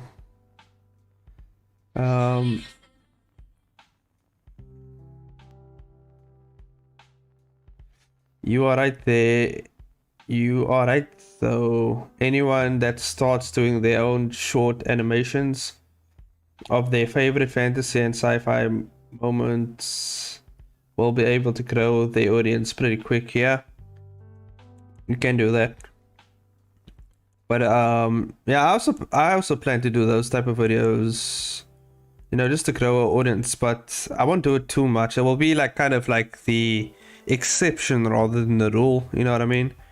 Because like I've seen people who like do a lot of those things and they kind of get stuck in this infinite loop of just catering to all the fan base, like fan bases, fans and stuff like that, and they basically you just give your soul up, you know, and you kind of lose your passion for what you do. But yeah, you know, now and then I will drop a video based on certain type of fan bases and stuff like that, just to go with certain trends. Like for instance, I did like that Squid Games video, like a YouTube short thing, and got a bunch of views, and it brought a bunch of subs to my channel as well, and most of them have stayed since, so that is a good thing. You just have to know how to utilize it though. I like this jacket though, it looks pretty cool. Really liking the jacket that I went with over here.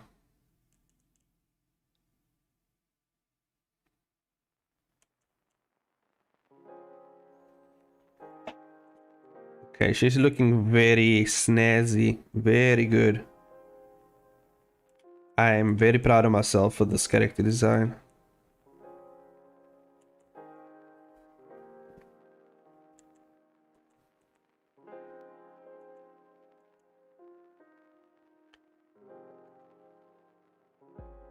It's a fine line, produce for your niche fan base and make money, or do your own thing that makes less money. Yeah, that's true. It's true, yeah. But the thing is, I already have a pretty good animation job, so it's like, so this is kind of like my passion, you know. If I ever want to do things for money, you know, that's the thing I do, you know. Like I don't really have to go that far with this type of stuff. Even though I would like to grow my own fan base and stuff like that, I can take it a bit more easier, in a sense that I actually have the dream like animation job that I wanted all along, you know. So it's like I can take it a bit easier with the stuff I do. So, or at least I'm more free to do or challenge myself with this type of stuff, you know. Like I don't really have to cater to the fans or cater to, you have to cater to them to some extent, but it has to be also something you want at the same time, you know. You kind of have to yeah, you kind of have to, as you said, walk that fine line. Gotta find that sweet spot. But at this point, you know, I'm at the stage where, like, if you don't, like, I have my own, like, I would think I like kind of have my own following, even though it's small, you know, I have a pretty niche following, and until the day Chainsaw wants to start his own studio, yeah, I feel like that's still a long time before that, you know. And I might not even do that, because the thing is about starting your own studio is you actually have to run your own studio, and that is too much stress. I love the fact that I don't have to put that much pressure and responsibility on myself, you know. I would probably rather just get a promotion in the industry I'm in right now, just get a really good promotion and get to a higher status or position, and just let the higher ups handle the rest of everything. Like, I would rather just enjoy like being in the back and doing what I do best, rather than actually running my own company. Because with that, even though you're getting to do so much things with that, like, there's so much stress and responsibility with that. I don't have time with that, you know. Because I was offered, a lot of people know this, like, I was offered a higher position. I was offered a head of animation, you know, position, and I turned it down because I was like, nah, I don't think I would be able to handle that much pressure, you know. I've seen like what our head of animation deals with, and she loses her mind sometimes, and you know, it's a lot of pressure to handle your own team of animators. Now imagine handling a whole company of animators. That's even more insane, you know. And you have to be a certain type of crazy to do that. And I'm not that crazy, you know. I'm crazy, but you know, there's like a method to the craziness, no? With me. Like, it's like not that crazy, not all the way, you know, not that insane to have that much responsibility. So far, I'm just, you know, if they pay, like if I'm working the way I'm working, I just really need to be paid more, and that's it, you know. I won't move from where I am now. I would just like to be paid more, and I think rather than having my own studio, it would be much better, and I'm gonna actually pitch this. I might actually pitch this to the company that I'm currently working with. It'll be much better for me to have my own dedicated team of creators, and we work on a certain project together, and each of us gets a turn to be the what do you call it, the creative director of those projects. Because recently we've been trying to go into that we've been trying more to go into that avenue. So like for instance, like the company I'm working with, they are going to be opening up an entertainment section for like those passion projects that our teams have. And eventually, like if you want to, like recently one of our teammates, he kind of has his own like team that he put together within the company, and they kind of doing this game, and you know, they have their own project going on over there. So we could do that, you know. It doesn't mean I have to actually like build my own studio. That's just insane for me.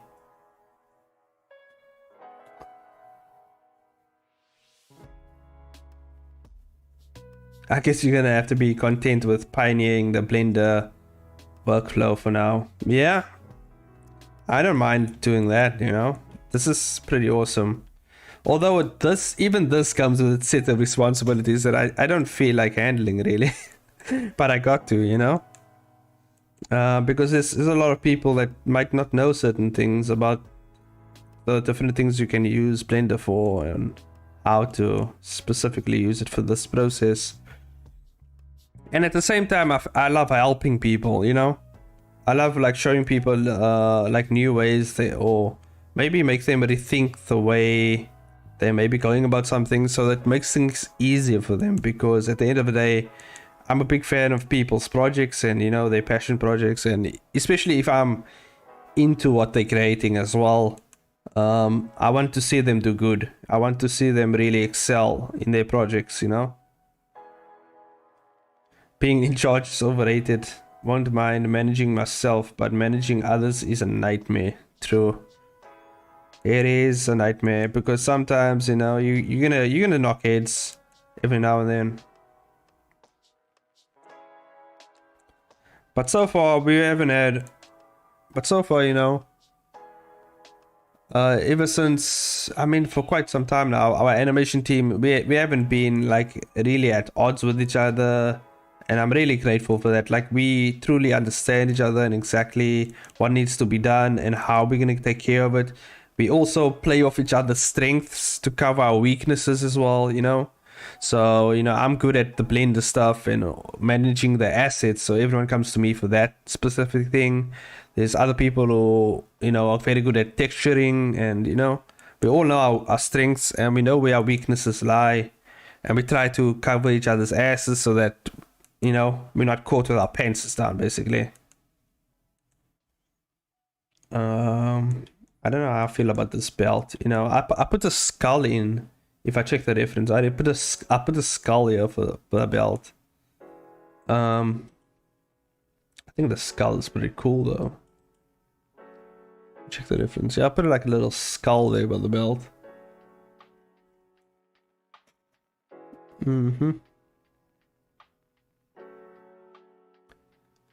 Might actually change it up a bit.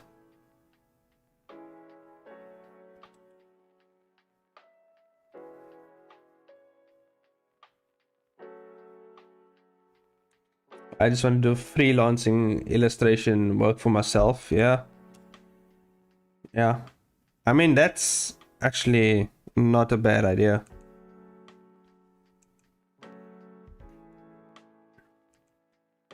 But I would suggest for... But this is what you do for freelancing. Like, this is what I discovered. It actually works very well.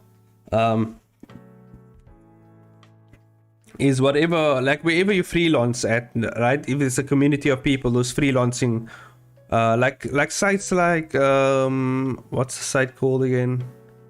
Damn it, Fiverr. You know, like Fiverr and Upwork and those type of things.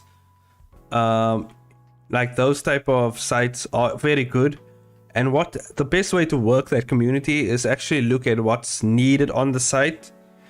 And then also align it with your interests of what you want to like do with your work. And then what you do is you do that, you apply yourself on there with certain what you're gonna do for the people and everything. You know, you put down the job stuff, you know, what you're gonna do, like what's the illustrations for, and then you try to cover a certain aspect of the community that's looking for that specific type of work. And then what you do is you put your prices very low, like not too low, but low enough to where they less than like what the other people are pricing, so that you get more traffic towards your side, right?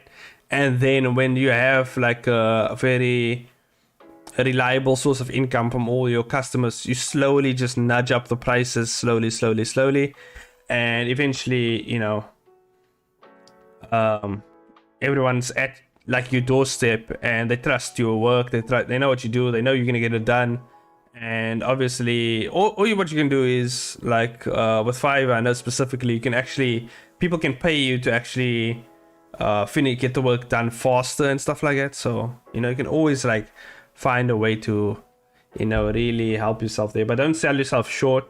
But in the beginning, really make your prices like low enough that it isn't too low, you know, and then yeah, try to work that market. I was just having a kind of combo with my friend. I recommended her into a company and company I'm at, and she was able to come on board as an additional artist. We were talking about our voices as individual artists and have ultimately how we're cogs in a machine when in a company, and that's not a bad thing. Yeah, I guess so. But the thing about my company is that I work for is like, the cool thing is they don't treat you like a cog in the machine. They actually treat you like a person. You know, they know you have family, they know you have obligations, you know, with life there come certain things that are really gonna get in the way of things, and they actually accommodate you for that. And that's what I really enjoy. Like, it's like you're part of his family, you know, and that's what I really love about that company. I mean, I put 20 plus hours on my illustrations. I can't be charging $30 for that. I'll have to cheap stuff for the lower prices. Yeah, that's not what I'm saying. I'm just saying make it low enough to where it's lower than your competitors, you know. It doesn't have to be extremely low, but it has to be low enough to where it's even more affordable than your competitors or what your competitors are pricing, so that you get more traffic to your side, because obviously people want a cheaper price for the same kind of quality that they're looking for. Then later on, when you gain that trust of your customers and they actually enjoy your work and see what you're about, you can always bump up your prices later, you know, because now they trust that, oh, okay, you're gonna get the work done on time. You build that kind of reputation for yourself, and obviously more people will be flooding to your side because they will recommend people to come to your page more. They will send people to your office more or whatever, you know. So that's kind of how I worked it on my side. That's a lot of competitors, yeah. As companies make teams to make really big things happen, yeah. I get what you're saying. Yeah, the freelancing is a constant grind. Yeah, it is. That's why I kind of quit freelancing. Like, I used to do it like on a side. Like, I used to do animation work and then do freelancing as well. But like, once I took up the YouTube and Blender stuff and like the webcomic stuff, like I was like, okay, I can't be doing work on the side and then work while I'm working. You know, I can't do work because then I'm gonna lose my freaking mind. So I was just like, you know what?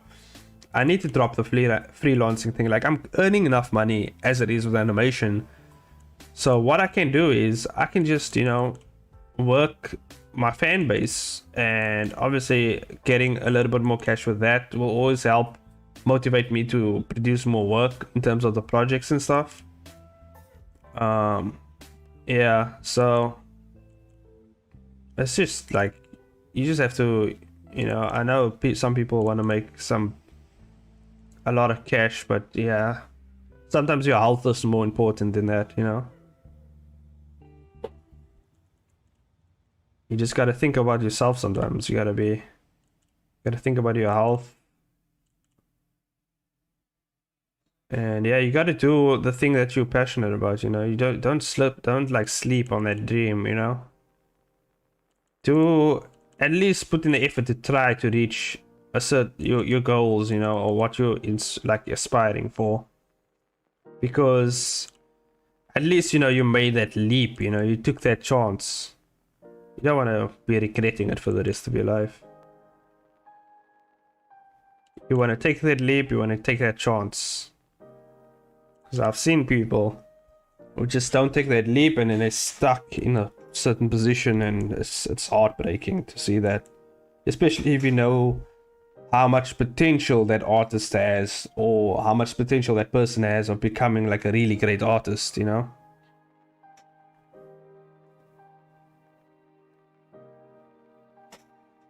Work-life balance, yeah. You gotta find that sweet balance, you know? You gotta have that balance. I've been actually balancing things quite good, like quite well recently. Always trying to improve it though.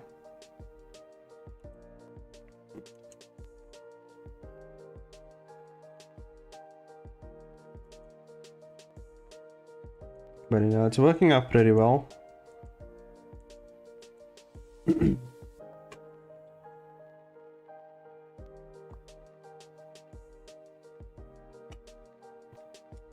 What you're passionate about doesn't have to be a job too, yeah? That's true.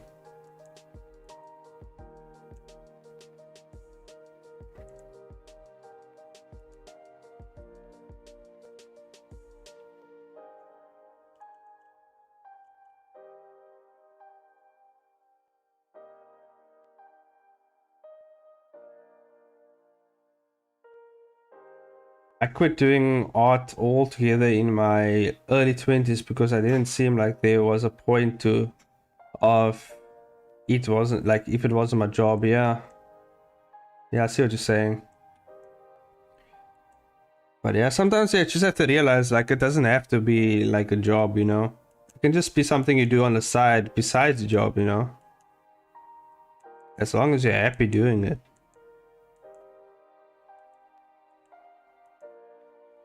Because sometimes you forget that hobbies is actually a thing, you know? Like, a hobby is actually a thing that you can do.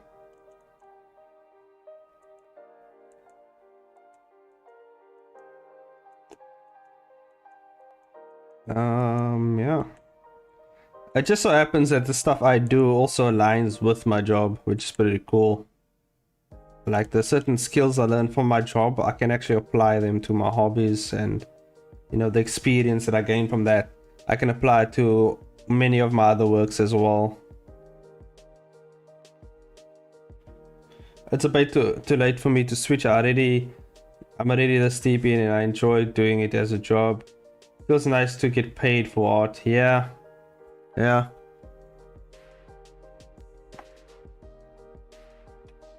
Yeah, but I mean, what you're doing can be the job, and then whatever you plan to do on the side can also have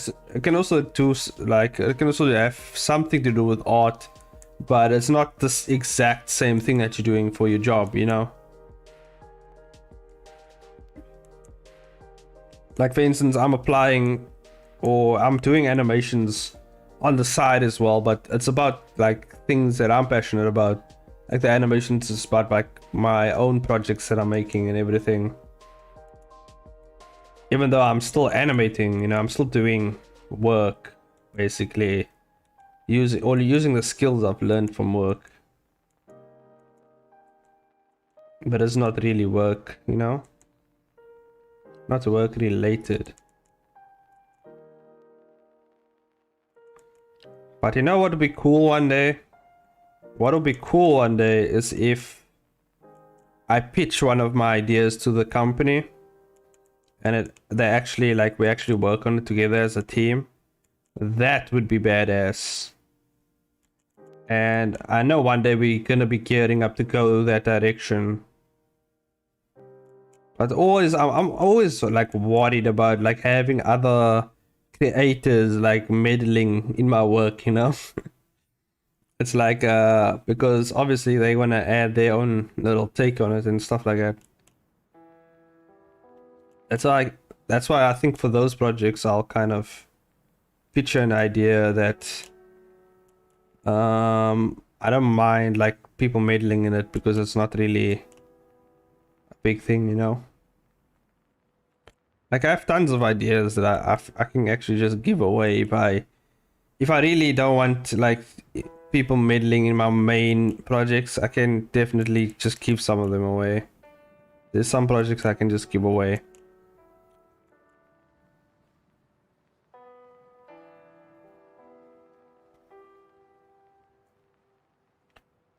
I'm not trying to discourage art careers by any means. I'm just saying that it's still worthwhile, even if you don't get paid for what you, yeah.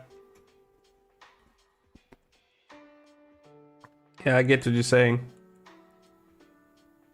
Sometimes it's good for your own sanity, really. Like, it's good for your own well-being to do that type of thing, rather than do it for work, you know? But if you manage to get an opportunity to work, you know, using that skill set, I would say take that, you know?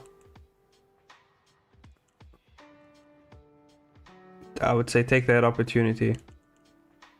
And see what it's actually, you can always quit later, but like see what it's like at least, you know? Gain that experience. See what it's, you might enjoy it, you might enjoy the people you're around, you know? Because that's the reason why work is so cool for me. It's because I hang out with the really cool people, really cool creatives, you know? And you know, it's pretty fun. Actually, and my animation, the head of our animation department, she's also into a bunch of like webcomics as well. She like really loves like reading Webtoon stuff, and she kind of went down this Webtoon rabbit hole.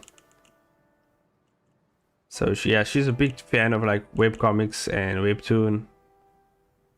So yeah, she enjoys reading them. And then actually there's one of the illustrators is also on Webtoon as well. I can't remember what a webcomic is called. I think it's called, it recently just came out. I gotta actually check what it's called.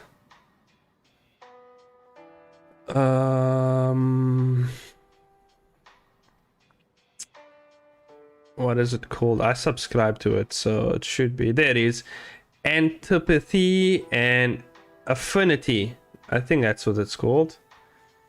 Antipathy and Affinity. I'll add it to the Discord. I'll add a link to the Discord.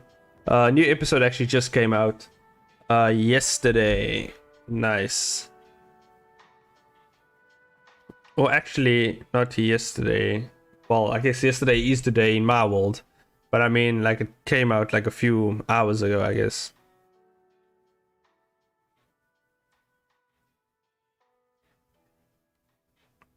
And our art style's really cool as well. I'll show you guys. I don't know. I'll show you guys actually the comic. It's called Antipathy, and let me actually show you guys. I didn't know she was like into like webcomics and stuff like that. So it's cool to see it. It's cool to actually work with someone who's actually into the same stuff that I'm into same like hobby I'm into as well.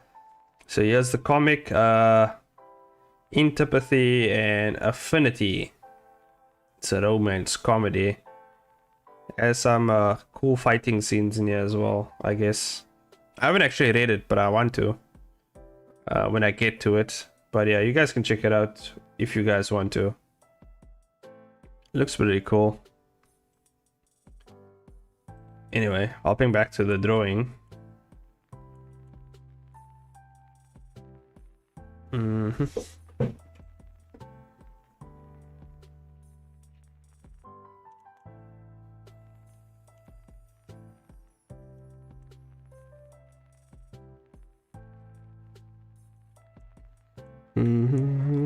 I might actually ask her if she wants to join the Discord as well. We'll see how that goes. Because she is on Discord with the animation team as well. So it's like kind of, you know, multiple Discord servers.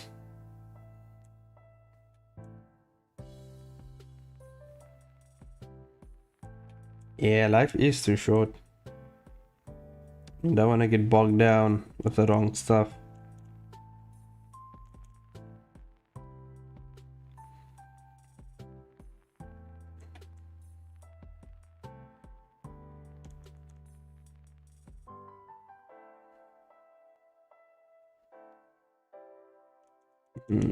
I think it's fine actually, just a very slim, yeah. I like the design, looks cool. I wonder if I should do more of the jacket.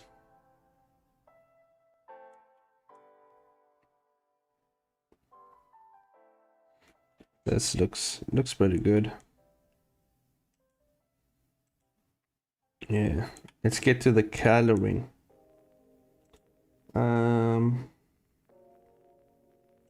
So for the coloring, she wears pretty dark. I think I chose like a purple color for her. So this type of gray over here, this dark gray.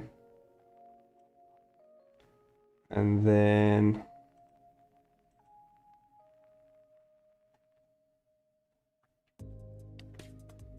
maybe a purple.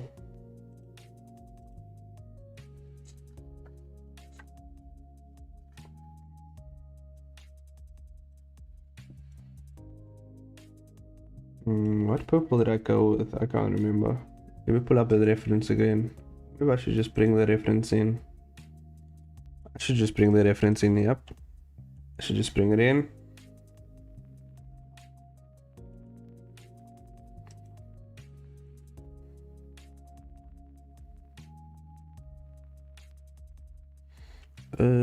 Shift A, images. Let me just make this a thing in my favorites menu. Reference. Let's go back. Let's go back to Blender folder. Then let's head to where is I think it's in here. No, it's not in there. Should be further. Maybe it's further. Nope, that's not it. There we go. It's in here somewhere. That's not it. Maybe it's in renders. There it is. You can have some reference here. Okay. Damn, look at the difference in my art style from back then to now.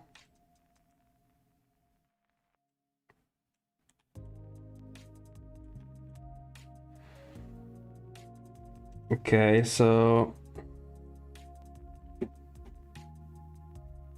I need that purple. Thank you. I think I'm gonna go for a dark gray here with the clothes. Did I do a... It looks like I did a gradient for the shading. That's cool. That's actually cool. I think I'm gonna add a lighter gray to the palette, so that just in case I need like a lighter gray. And that's it. Okay. Ooh, I'm gonna need that blue for the hair as well. Why don't you doing TikTok live with also like Mario streaming? Because I thought, you know, people from For You page would be viewing more than the people that follows you. Mm-hmm. That is just One day I will. Yeah.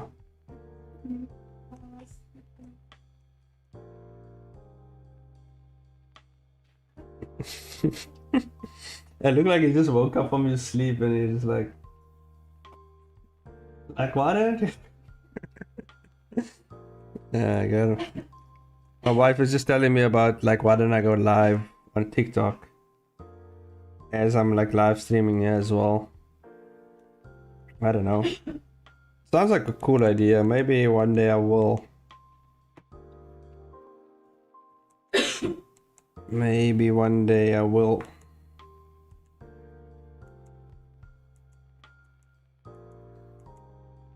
Would be a cool thing to do. Maybe next week I'll try something like that.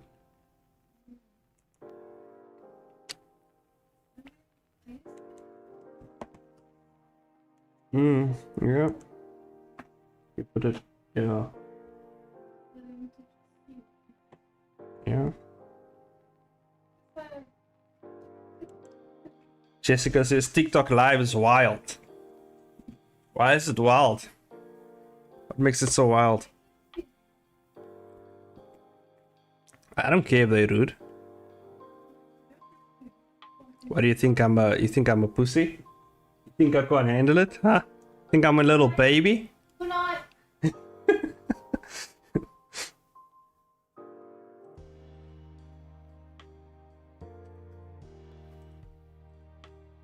You think he's so big? You think he's so tough? Huh?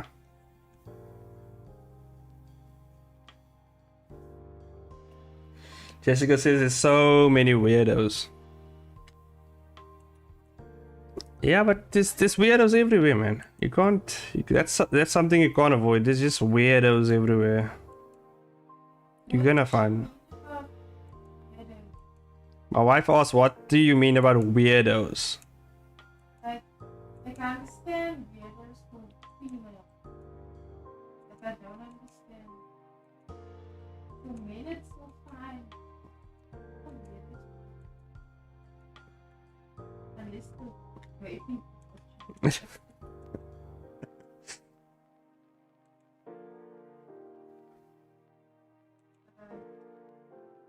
I'd understand if she said it's weirdo. Like, I don't know.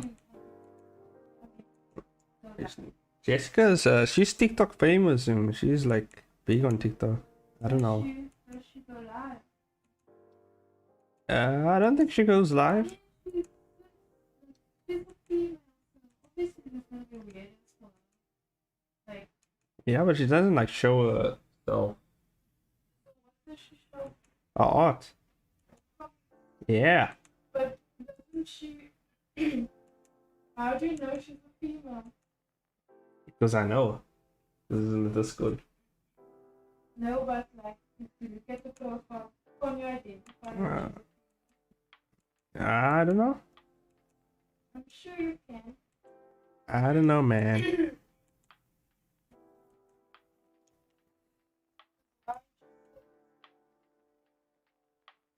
I don't know, man. My wife is she's putting out the theory that the weirdos mostly appear for females. I don't know if that's a true thing. I would think it's true though. But I feel like I'm weird enough that it's like doesn't matter. You know what I mean? Like it's just like I'm in that zone as well. I'm in that spectrum. Yeah, of course I'll laugh at them, like, because we're like, why? Like, no, because if it's dumb, you know?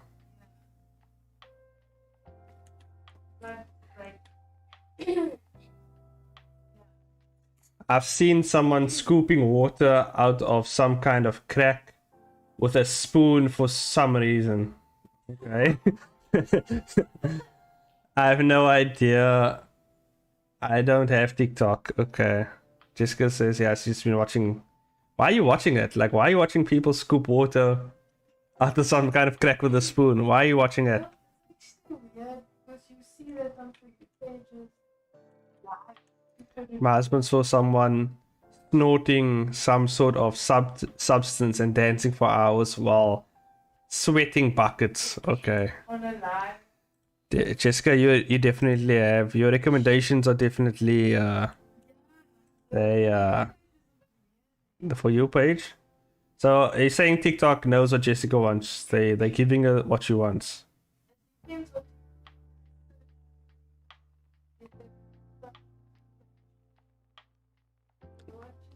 So you're saying TikTok's advertising cocaine to Jessica? Is that what you're saying?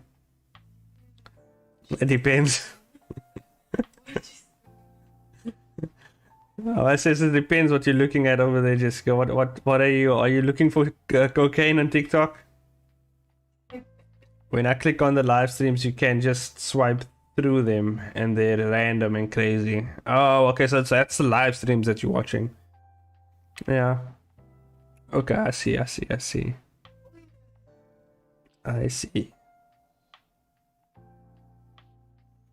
What am I? I'm looking for something. Yeah, it's because I am weird. Obviously, it's not gonna be that weird because, like, the host sets the precedent for how weird it can be.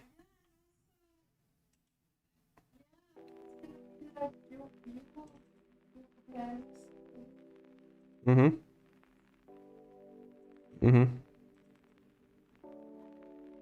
Yeah, it's nothing weird about it. My TikTok feeds is 100% art content, and I see a lot of those too. Okay. I see. But do you search artists on cocaine? Is that what you search? Because I think you need to change maybe search options over there.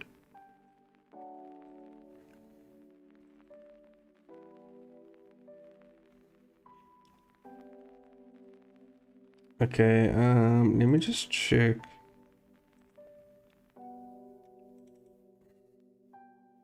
Ah, there we go. I need one of these references for the skin color. I'll take this one.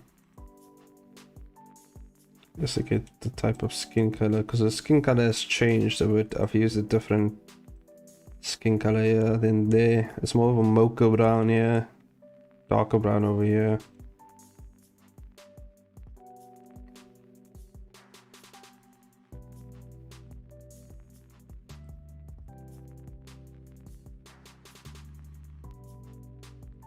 Okay.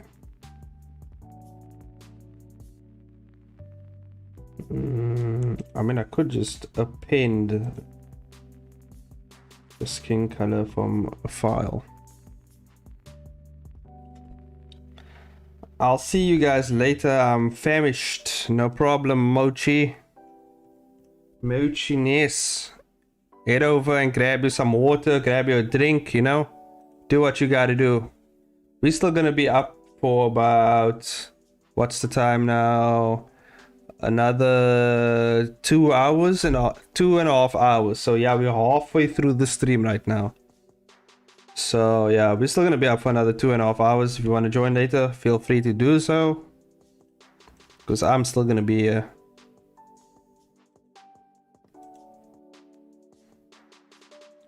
Dude, let me tell you something right now.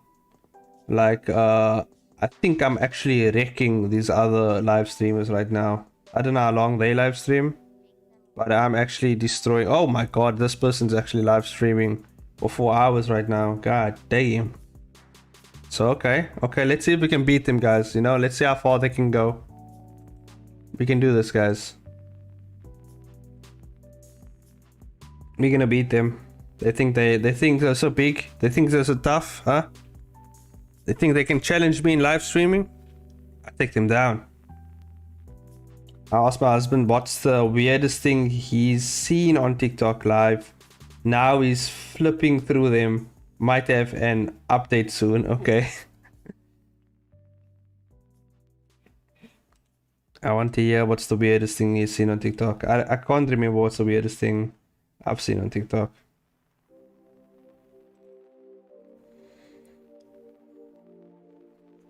I think all the weird stuff I've seen on TikTok has actually been cool to me, to be honest. Like I've seen a guy make a cat, like music with a cat, and you know I've seen a lot of other stuff, and it was more cool than weird to me, to be honest. Let me just check here. Webtoon. Where is it? Where is the files? Okay, that's that file, but I think City of Clones, the final.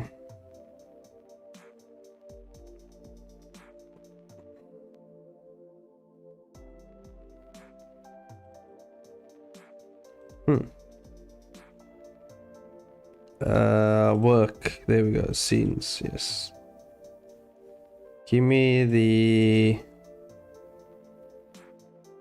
the scene, and then crease pencil. I'm not crease pencil. Was it material? Give me. Let's see. Is this the skin color I used?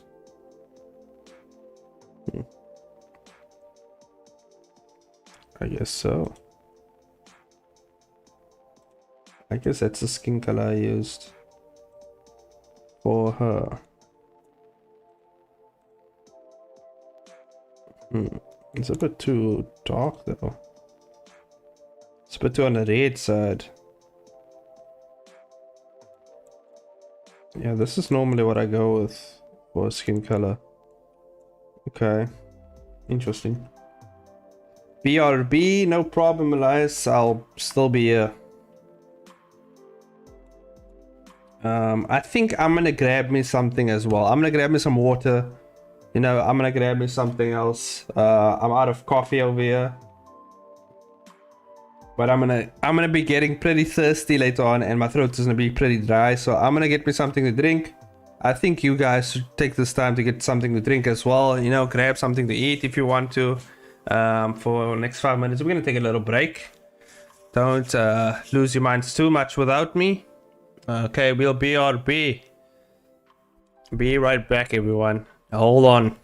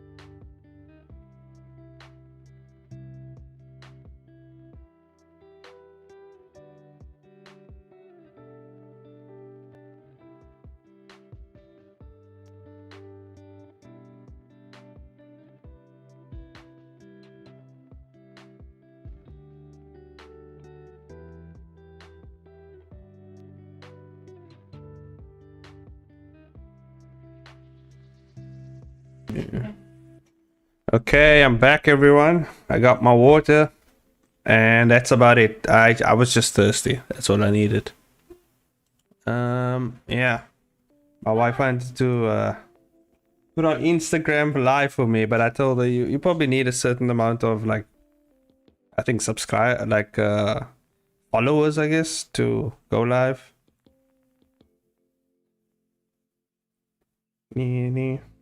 That's just how it is, man. Hey, yeah. Okay, here we go.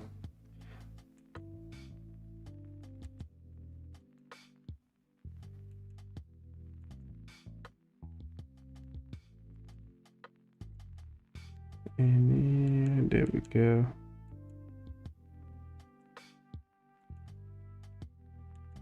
Okay. Anyway, we got this character to finish. Dude, I can feel like my throat like dying slowly as we're going through this live stream. What's happening, guys? My throat's just... It'll be better tomorrow though. Or today, I guess. Tomorrow. Today is tomorrow. It's already today. It's already tomorrow. I don't know. I'm confused.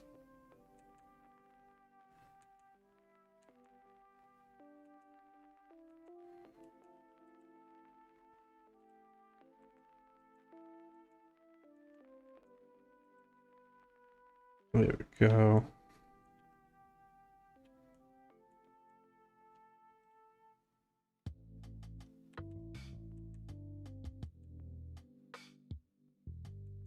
Mm-hmm.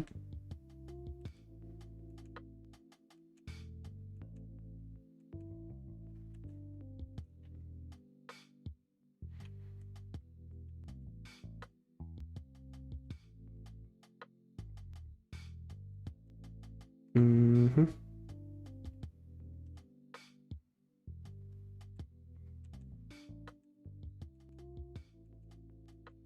Oh, there's blue around the lips as well.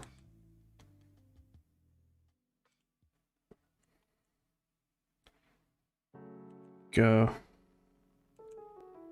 I just gotta do the eyes. Mm-hmm.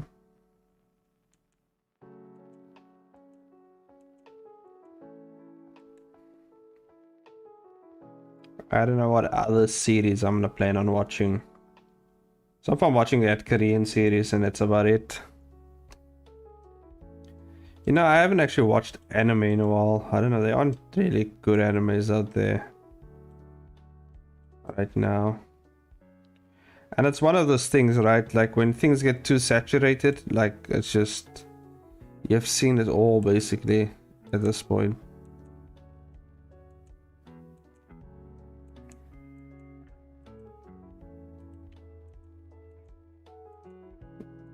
Yeah, but something will come along eventually, you know? But if you guys haven't watched Scissor 7, I suggest you do.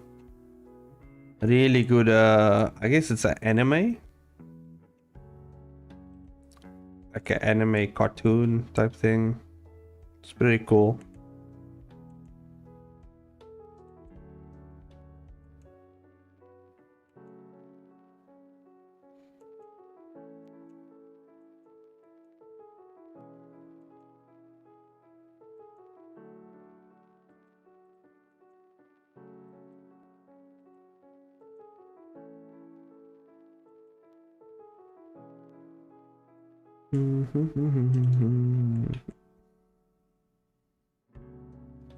Okay.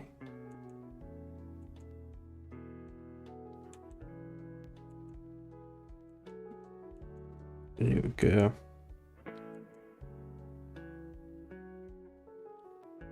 Jacket's gonna look good as well.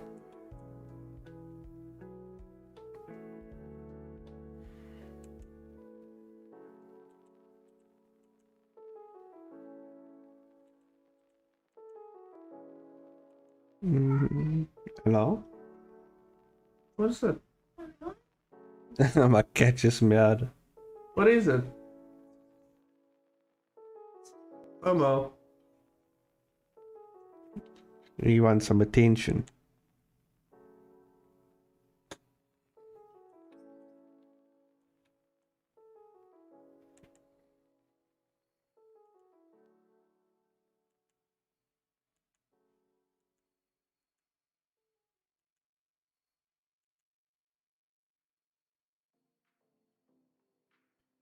Momo. Huh? Today is the week. Yeah.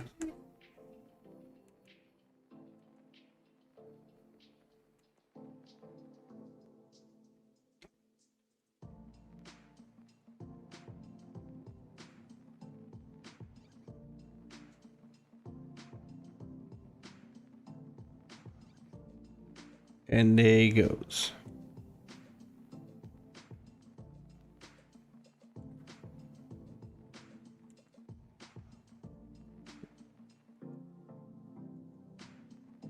This jacket's looking good.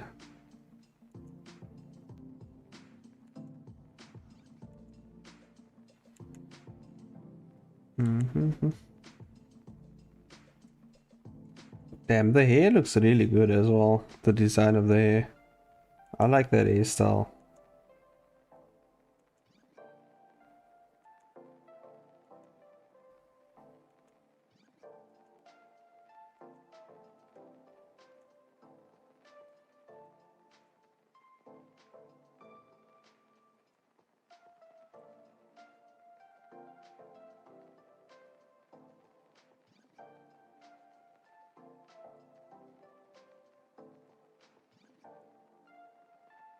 Yeah, I'm really proud of they came out really well. Didn't think it would work, but I guess I surprised myself how good the hair came out.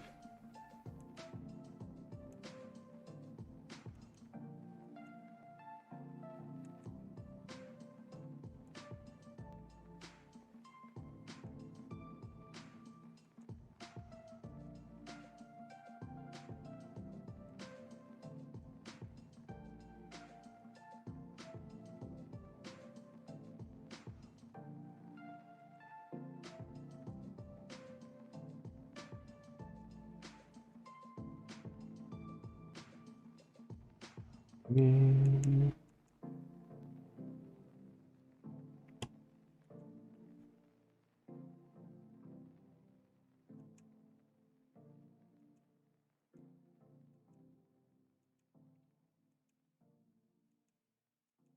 There we go.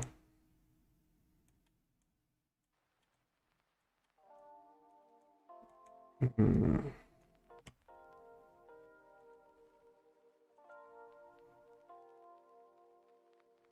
Send to the back. And then we're just gonna send this to the back as well. There we go.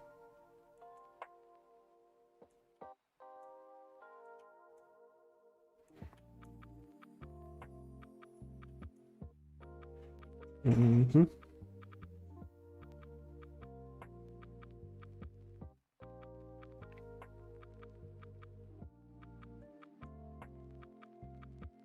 Mm-hmm. Mm. This is actually quite light. Might actually darken it a bit more.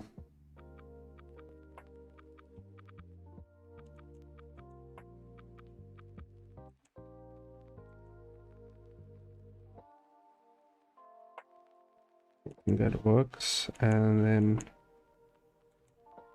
we just gotta do the belt.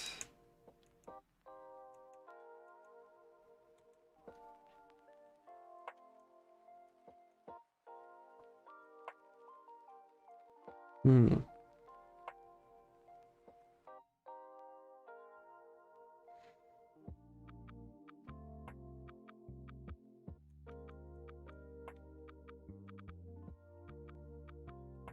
See, yeah.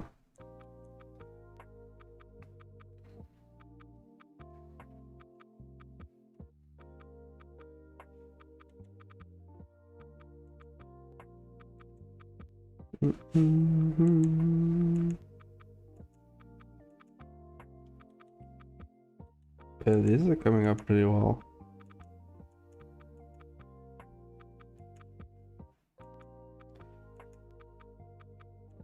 Mm-hmm.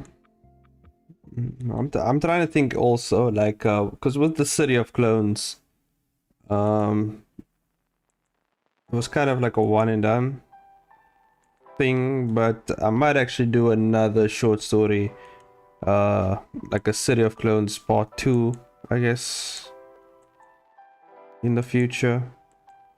Because even though, because there's a lot of things that still aren't really explained in the City of Clones, because it's a short story, there's only so much you can do, right? So maybe there's some things that will be explored more in the future.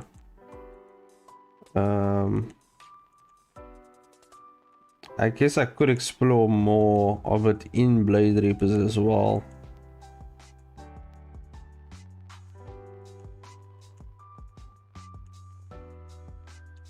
But we'll see what happens.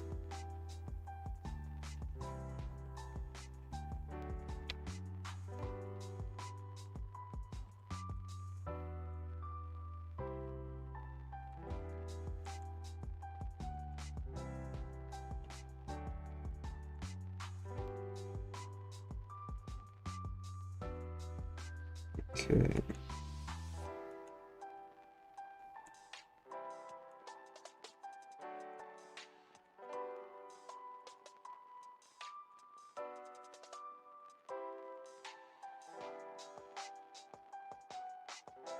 There you go.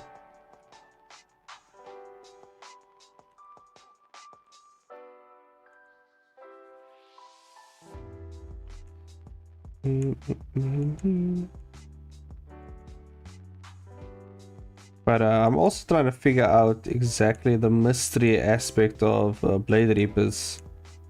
Like, you know.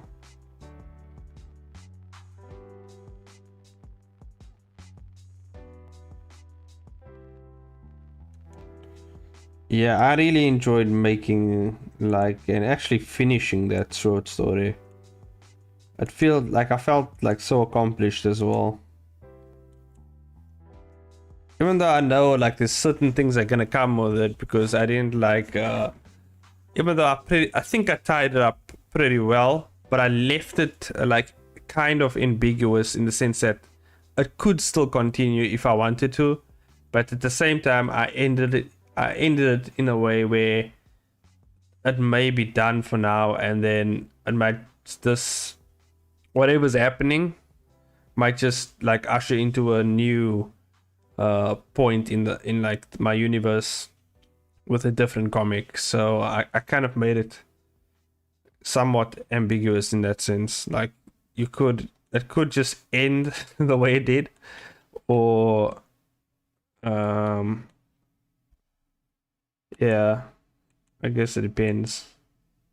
But obviously it's not the end, to be honest, because there's a lot that I didn't answer, or that I couldn't answer with the time given.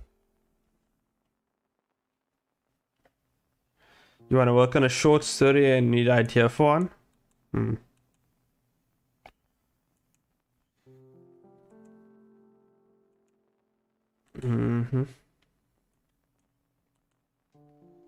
Well, yeah. I mean, there's a lot of ideas. If you want to get away from the witch's stone for a bit, you could like do a different thing, or what you could do is also expand more on certain characters in your witch's stone comic book, I guess, the short story.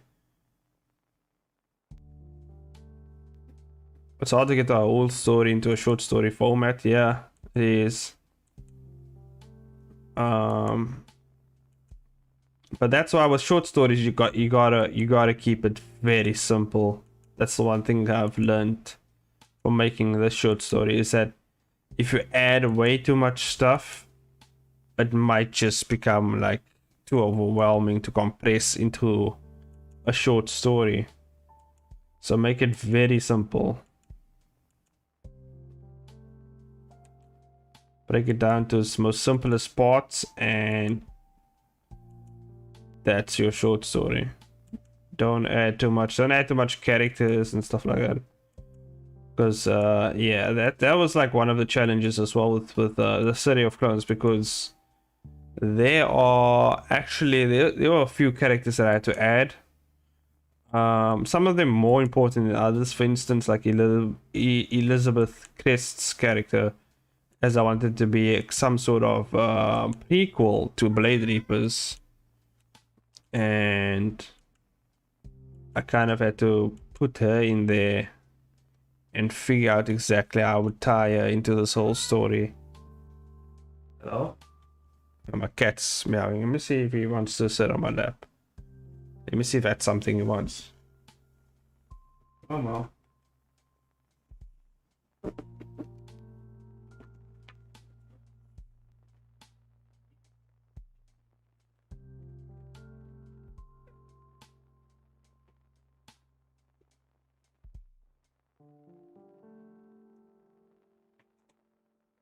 Oh.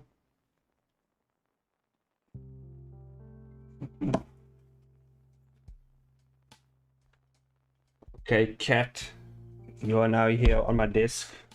Let me make a nice spot for him. I'm gonna make a nice spot for him actually. So he can actually chill here with me on the desk.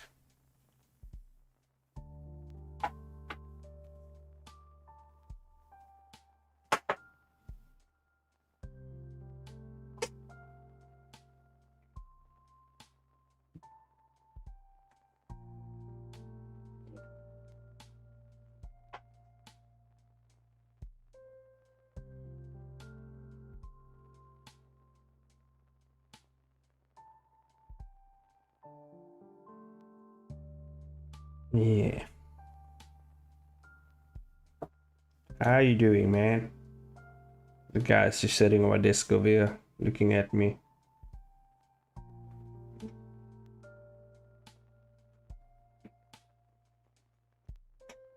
Okay, I'm just drinking some water.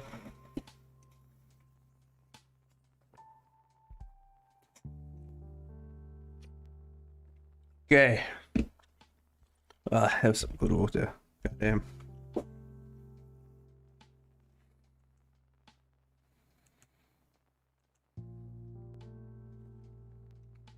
Okay.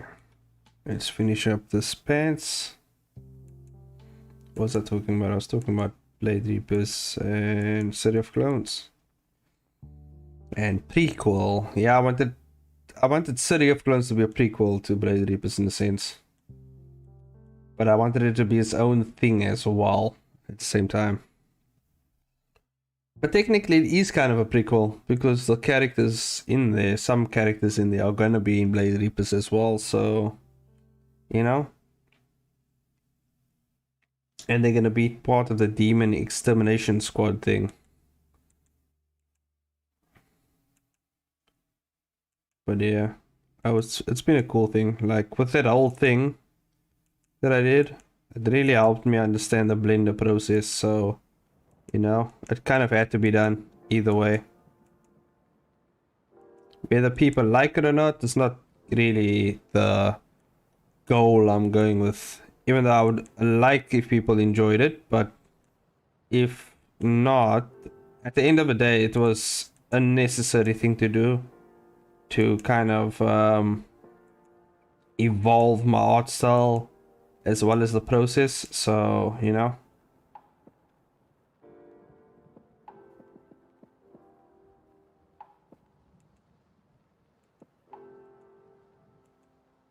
That's cool. My next big comic idea has younger Talia. I think this is, yeah, Talia in it. Almost messed up the name right there. But that's a cool idea though. Like you know, that's the thing like about like stories like if you really don't really have a like a new idea of a webcomic, what you can do is just reinvent your old ideas. So you just take yeah, you just take what you need from your older ideas or what you have already established and then just, you know, add more onto it.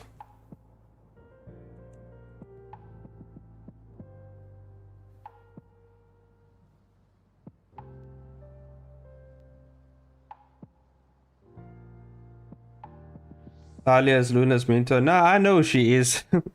I recently read over The Witch's Stone again. Don't worry, Jessica. I'm a big fan, so you know I simp The Witch's Stone very hard. So that's a thing. I've read The Witch's Stone twice actually.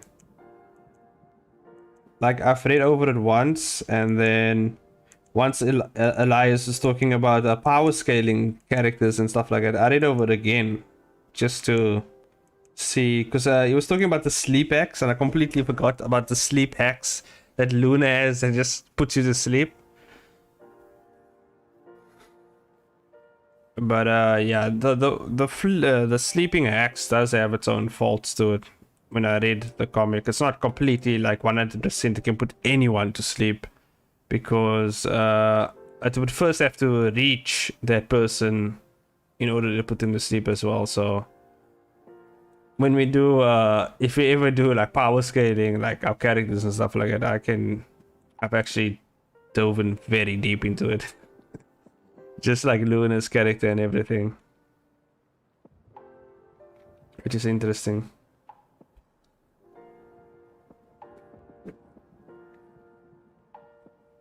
It's gonna be an Easter egg of my future character showing up toward the end of Witch's Stone, but they'll be old. Yeah, that's a cool idea.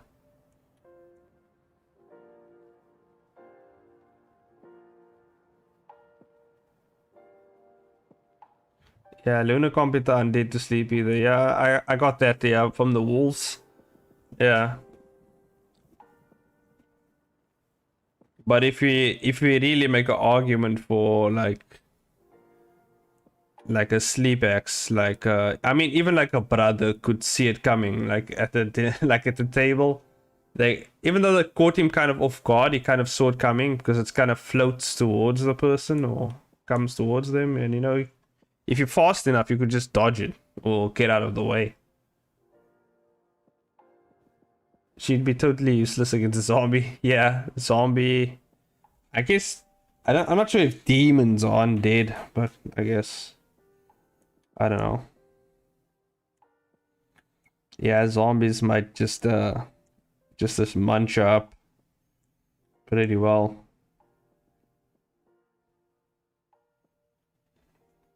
But yeah, I feel like she's not like meant for like oh yeah, you can totally dodge it. Yeah. Yeah, but then again, you see the Witcherstone isn't really like a combat driven series also. So it's not like, you know.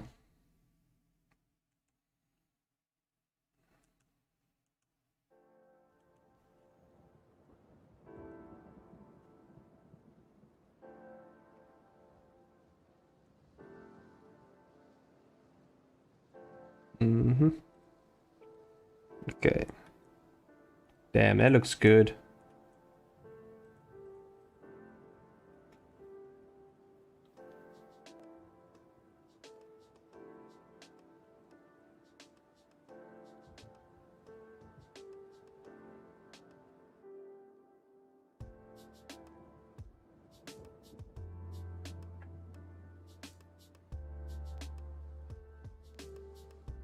Yeah, I feel like Pollux can definitely, like, if he was in a fight, yeah, because they have teleportation powers and he's completely out of his mind. So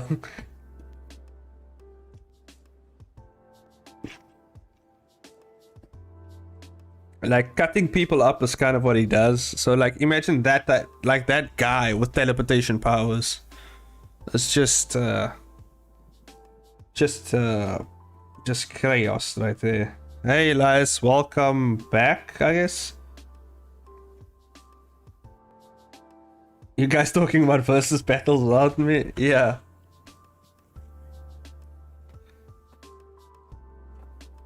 The hell? Sorry. Yeah, we were just talking about like Luna's sleeping hacks and talking about how Pollux would do in a fight like against someone.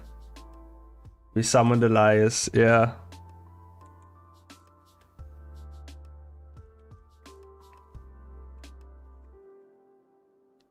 Yeah, because we were talking about like how Luna's sleeping axe can actually, you can actually just dodge it.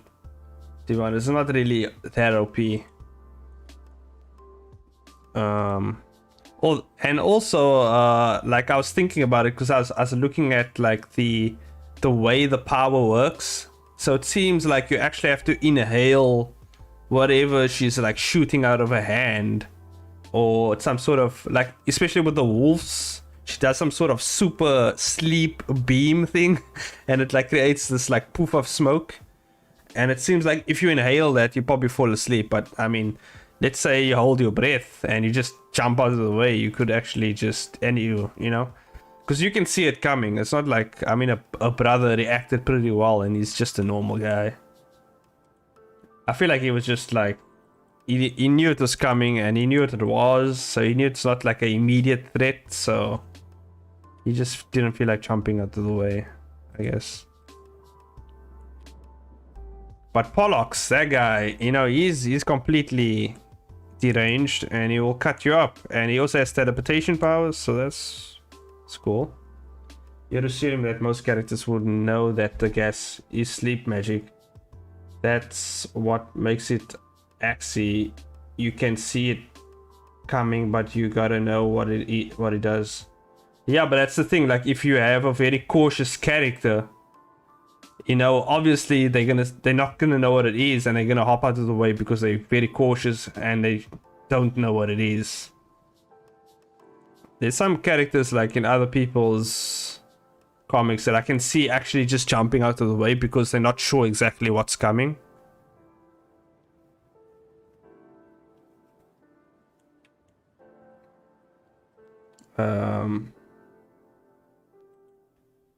I don't think it would be fair for me to speak about my own characters because I feel like I'll leave it up to the people.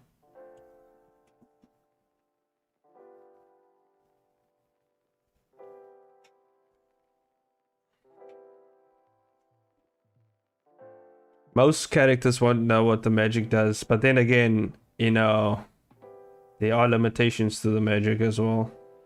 So far, I haven't seen like a power limitation in the sense that if you have more magical power, it just overrides her magic. So it could put you to sleep, to be honest. But I feel like we have to see more. We have to actually see. So far it can put most normal people asleep. Like it can, like, you know what I mean? Just like a regular everyday person, it would put you to sleep. Even magic amped people in like Witcherstone, I guess they would even fall asleep, I guess. So far, I've only seen it not work on the undead like animals. So like if you a zombie or you like a ghost or something, I guess it doesn't work on you.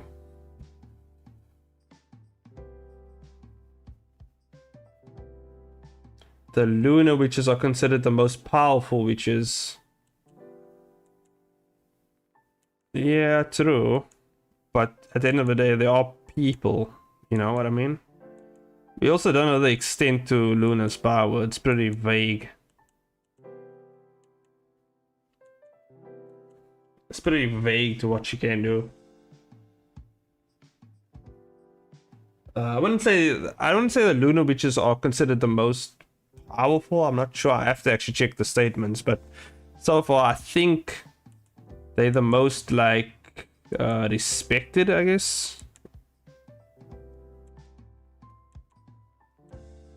But from the way the people talk about the lunar witches, they do seem like some sort of crazy powerful witches,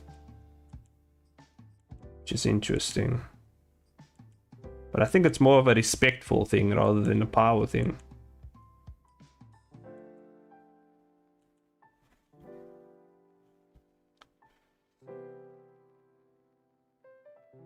Yeah. Oh yeah, we get a explanation on Luna's powers.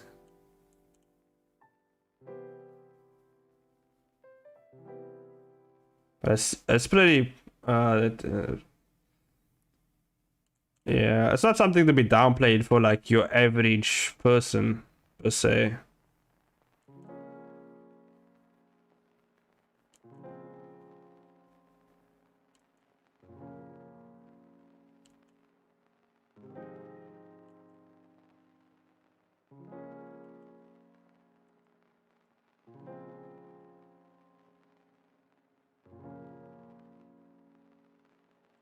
Someone who can first your character's unconscious state is pretty OP. Yeah, but then again, it depends. It still depends on the character. Because there are characters that can just, you know, get out of it, or they can dodge it way before hand. Granted, they actually like see it coming and they actually can react in time to dodge it.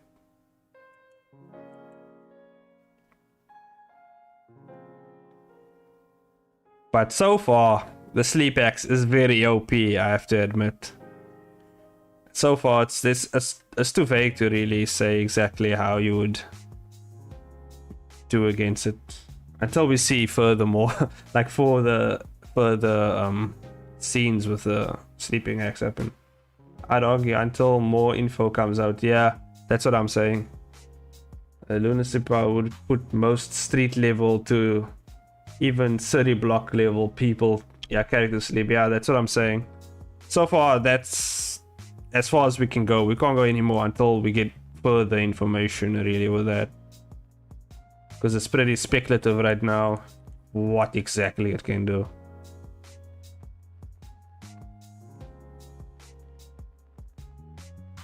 But also there's a scene in the forest where Luna she tries to put the wolves to sleep, right? The undead wolves, the hellhounds, and Costa comes in the way and stops the hellhounds from attacking her. And it seems that he's not affected by the sleeping fumes that surround him. At least, I'm not sure, I have to go back and check, but like, maybe, I don't know, maybe it's not enough to put him to sleep. Maybe you need to shoot a concentrated amount at your opponent's face or something.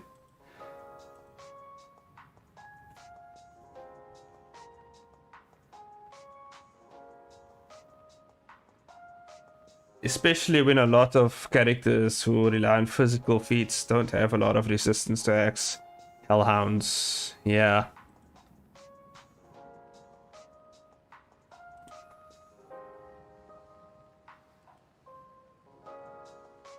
Dude, I love power scaling, I don't know why. I just love talking about characters' powers and like how they would like actually do in a battle and stuff like that. That's pretty fun. Convo is cracking me up. This convo's cracking me up. Nah, it can easily be expanded. It can easily be explained away via intention. Yeah. Luna intended to put away the hell. Yeah, I see what you're saying. I see what you're saying. I was also thinking of something like that. Because maybe it's more of a intentional directed attack. I mean, if she doesn't intend to put someone to sleep, I guess it wouldn't work on the surrounding people, you know?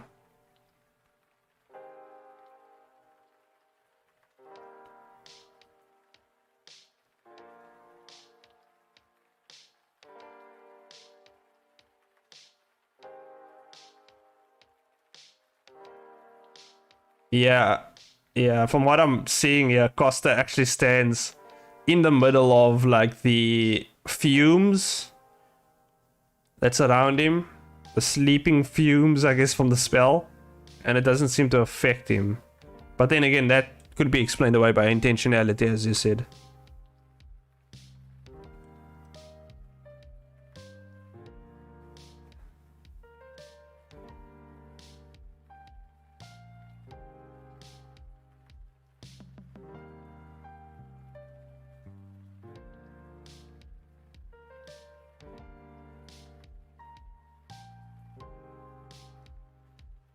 And from the way it looks, he actually like teleports in directly into the sleeping dust. Like that's around him. And it's like, because he teleported in it, like the force, I guess, disperses the sleeping dust, I guess. We need Hobbish to expand more on this. It's funny that the romance character could probably hacks away all the action hero characters in the Imagiverse. Yeah.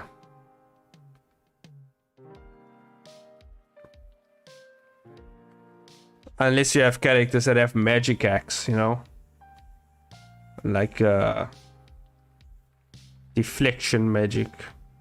Just hinting, you know, hinting at the merchant. Because the merchant has magic deflection magic. And yeah.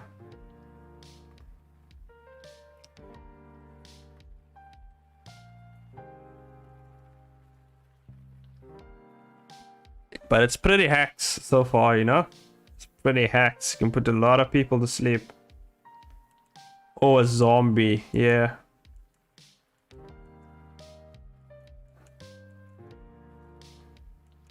Yeah, she will get pretty munched up by a zombie. Just munched up unless she has any other magical cards up her sleeve.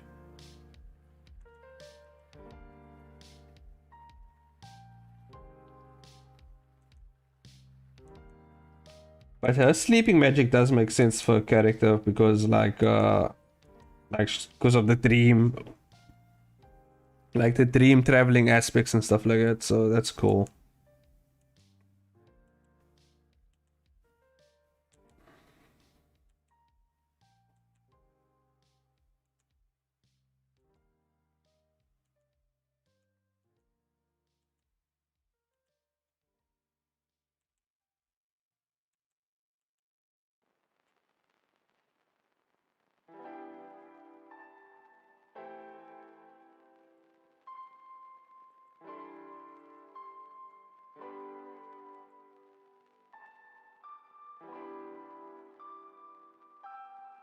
And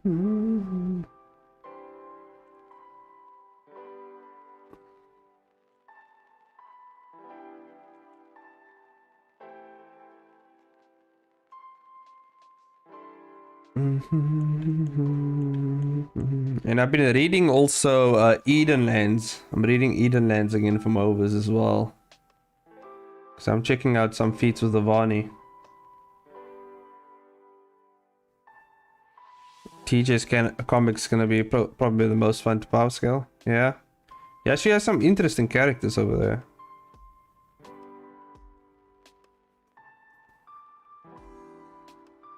Definitely want to check that out.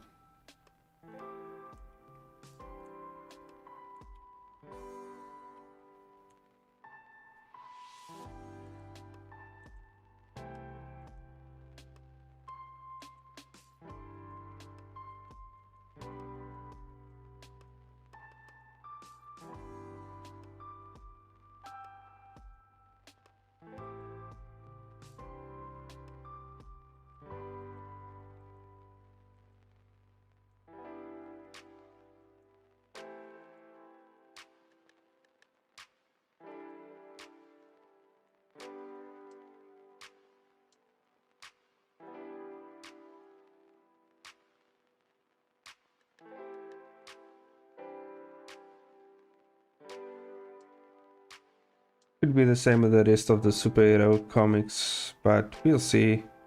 One is street level, yeah. She is pretty street level, yeah.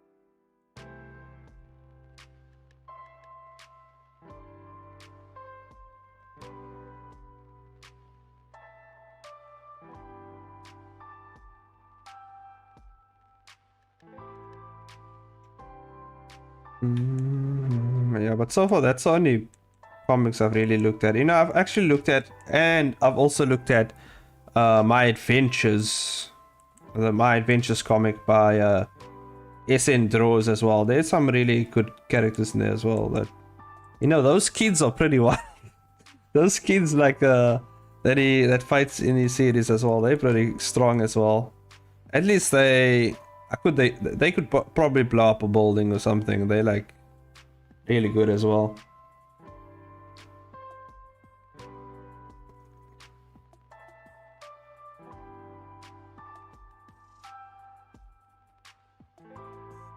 Yeah, Avani will definitely lose. Like, they'll just put her to sleep immediately. Sorry to say, it's just the way it is. She will just fall asleep immediately. Unless, but this is speculative though. But so far, I think, you know, Luna will put her to sleep. But unless in the future we find out that, you know, enhanced, because she has this body enhancements. Unless that somehow helps her in any capacity, she goes to sleep every time, you know? Because she has some sort of, you know, body enhancement as well, but I don't think it really aids her. It just kind of amps her body up, I guess. And not a crazy amount really, it's just like still pretty street level. Street level amount. Not a crazy amount.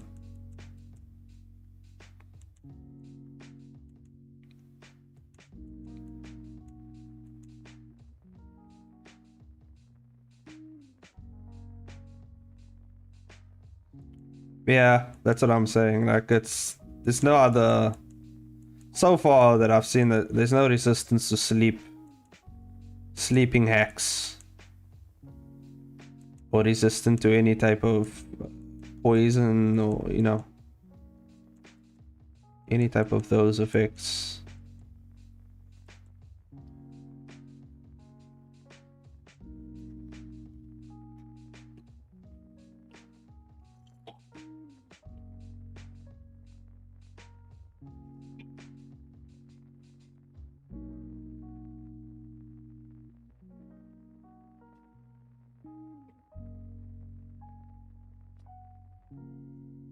Yeah.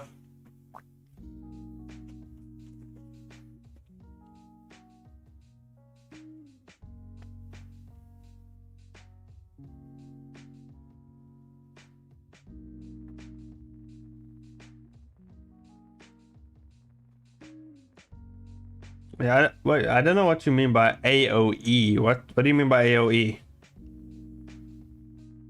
What do you mean by AOE over there?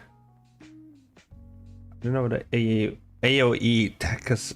AOE spell attack. I don't know what that is. Explain. Elaborate.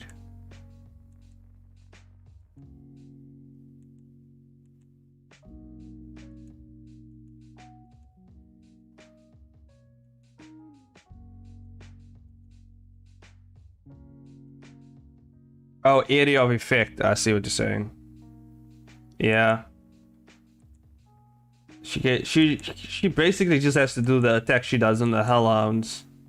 That giant attack. It just it's everywhere, you know, flying sleeping dust everywhere. And boom.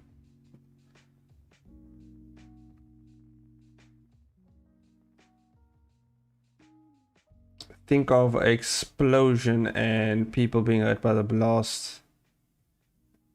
Yeah, but I don't think her attack will do that much damage though. It just would put it to sleep. She does it on the Hellhounds and like it doesn't push them back or anything. It just sleep spell, you know? Unless she really charges that thing up. I don't know. I don't know if that's possible.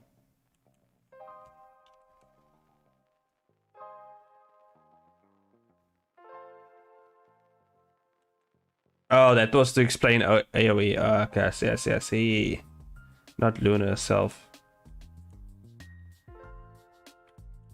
Now I know what AoE is, like effect, like area of effect. I know what area of effect is. I didn't know what the AoE stand for, but I know what area of effect is.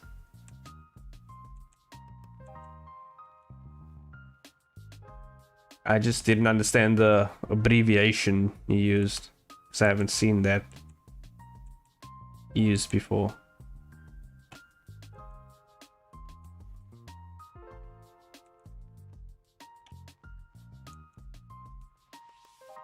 Because, you know, you kids and your abbreviations, you know, the AoE could mean so much things.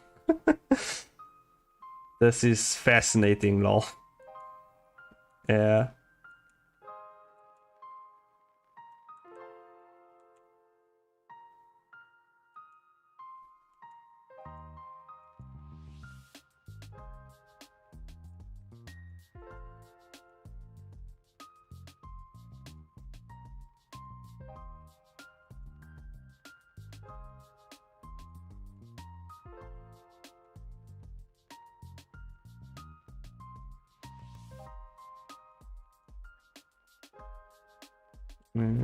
Well, I pressed the wrong button. That should be fascinating though. That's your characters as well. You made the characters fascinating enough.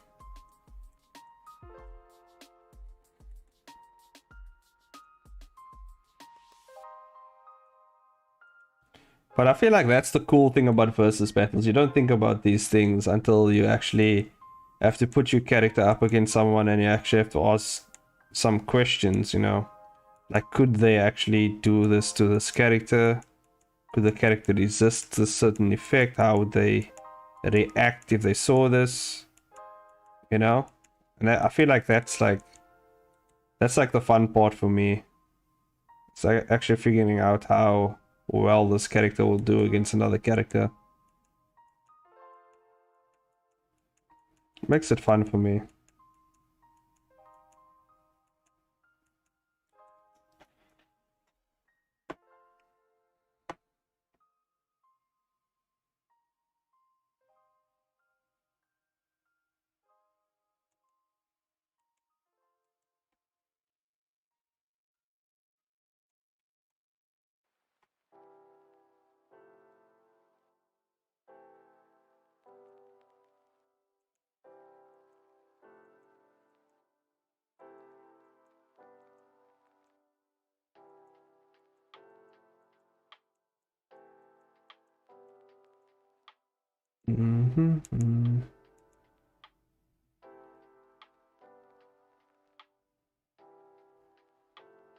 Again, what's this about the teleporting man? Oh, what was it? Pollux, because Pollux just completely insane. So just imagine a mass murderer having teleportation powers. So I thought that would be interesting. Although he's still like street level, you know, you can just teleport and stab in the neck as well.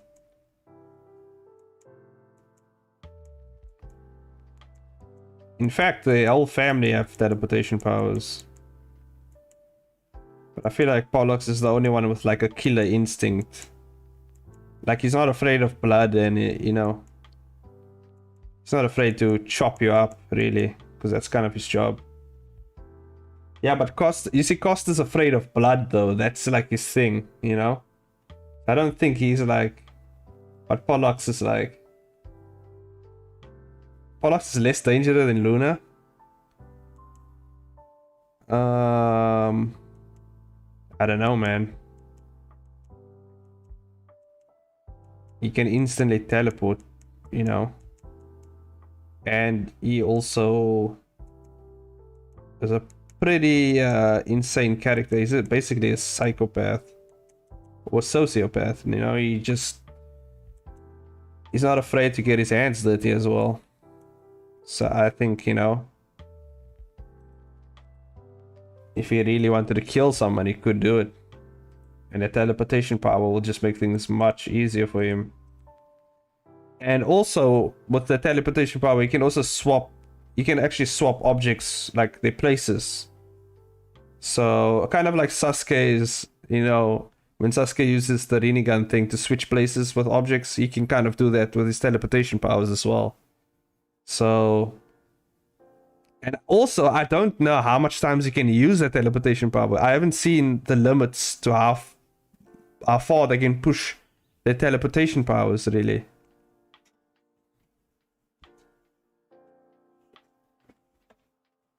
But it's not like Pollux has any combat abilities, so against anyone with a trained reaction time, I think he would lose. Yeah, I get your point.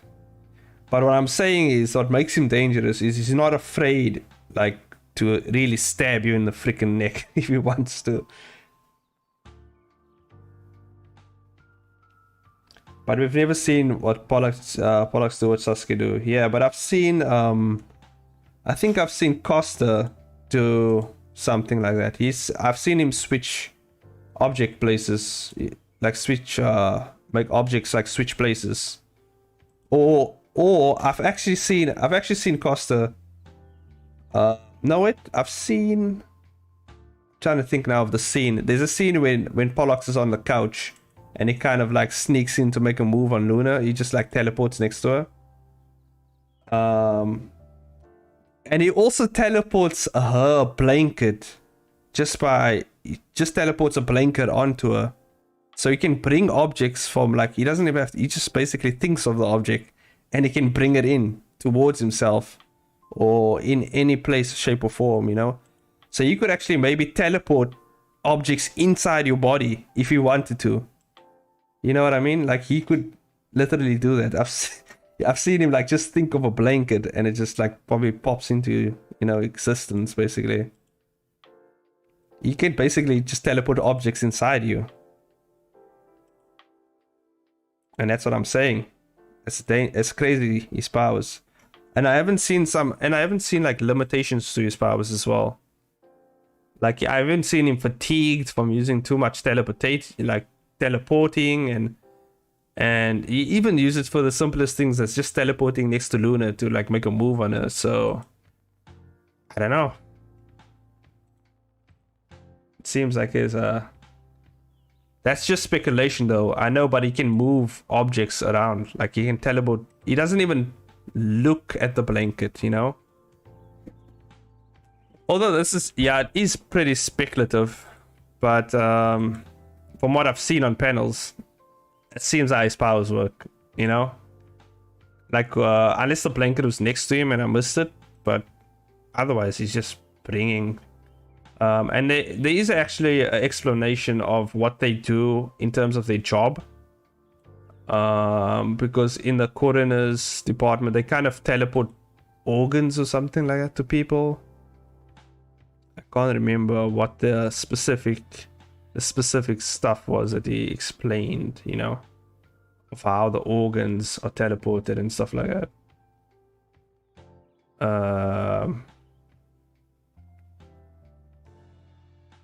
Let me just check here. Don't worry, I can look this up. I'm going into... Okay, here we go. Found it. So yeah, it says when someone dies who isn't an organ donor, we teleport them here. And we take what we cut out of the profits. So they just basically teleport this. I don't know how exactly that works. Like, do you think of the person? Is there some sort of like a ritual done to initiate, like, this person's ready for teleportation, this object's ready for teleportation, you know?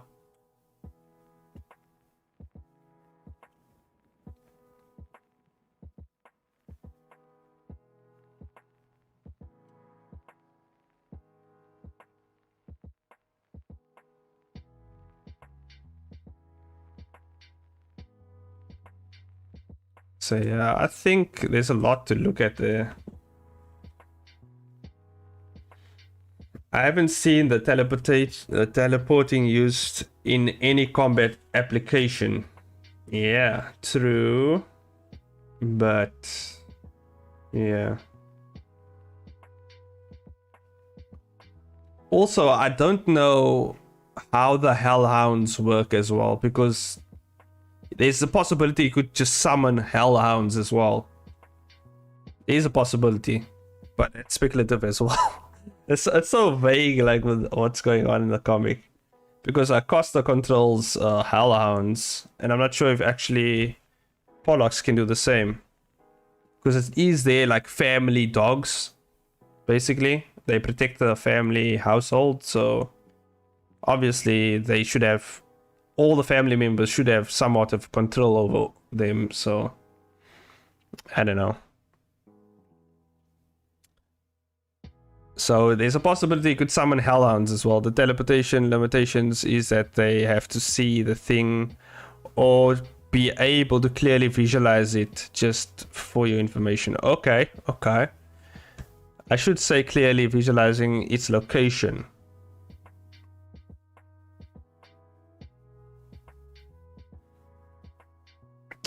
Now you see, this is interesting. You said I should say clearly. So if Pollux could clearly visualize the location of where he wants to teleport the object, that's also quite interesting. Because let's say he's obviously worked with many human like bodies and insides of human bodies, right?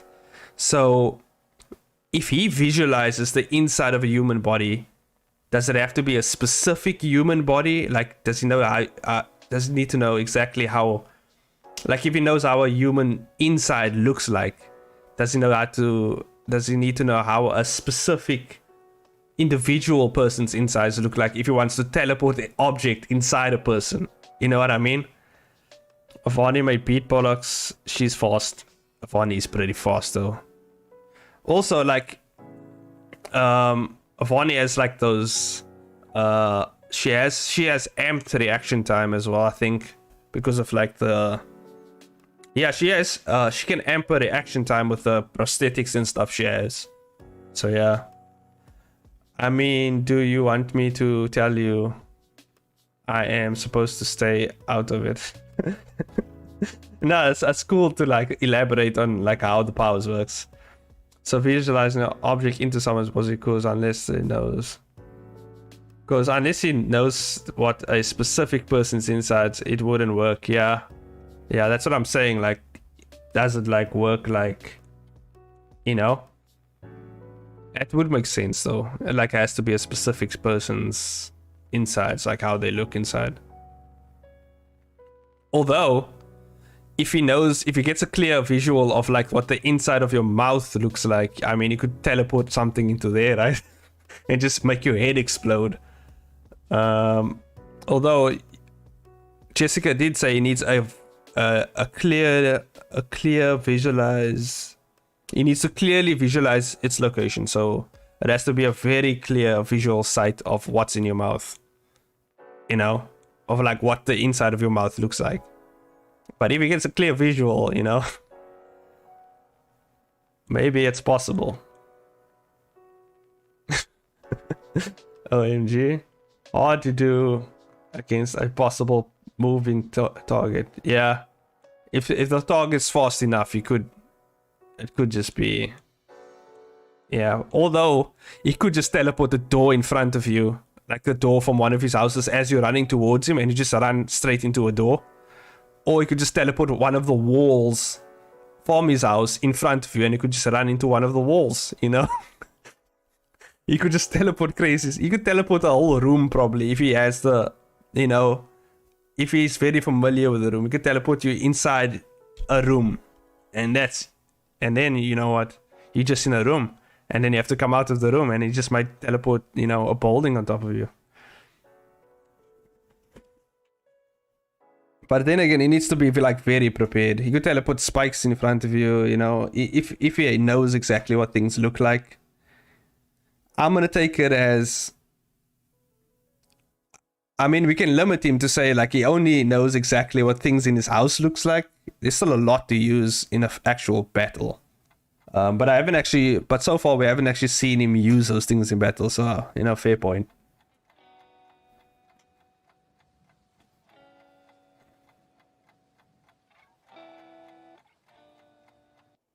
But I see a lot of people. True. Yeah, there's people who can just punch through the wall in the Magiverse. Or they could just break the door. I get that. But what I'm saying is, you know, if Luna, because I feel like, yeah, Luna's sleep axes are really a problem though, to be honest.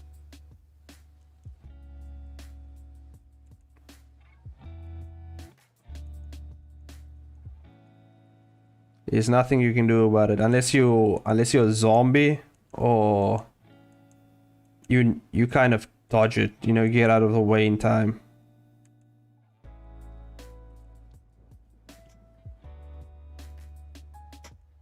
But it also has to be in character for the character to be able to dodge it, because, you know, if you see it coming and you're not knowing what it is, obviously, you know, some characters might not dodge it. They might just be like, oh, what's that? And then bam, you know, you're out.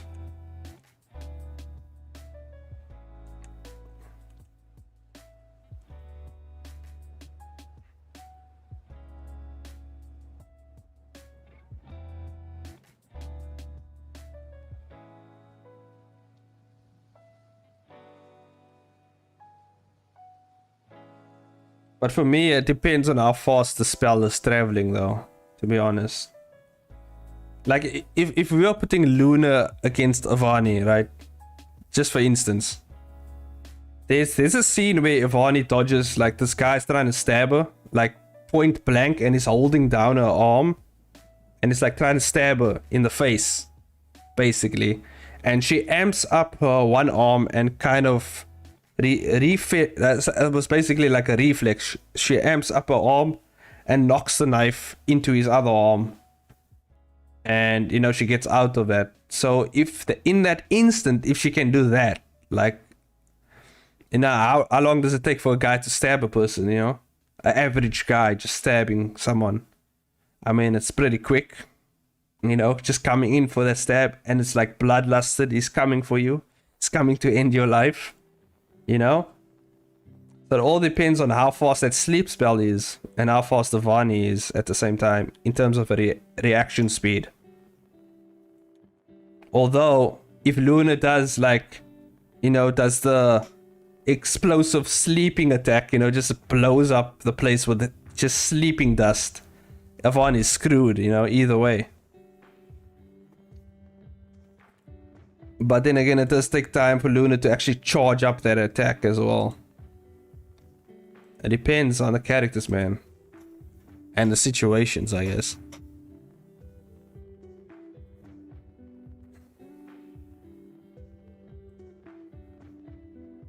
What do you think, Elias?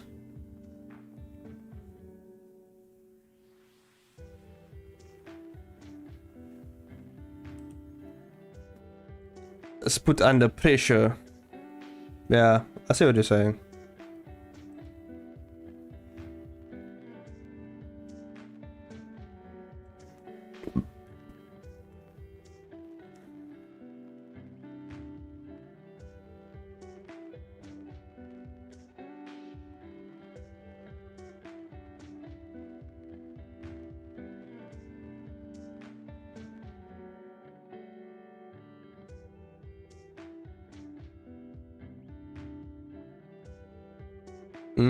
Yeah, she was put under pressure and she put him to sleep. Yeah, I see it, yeah.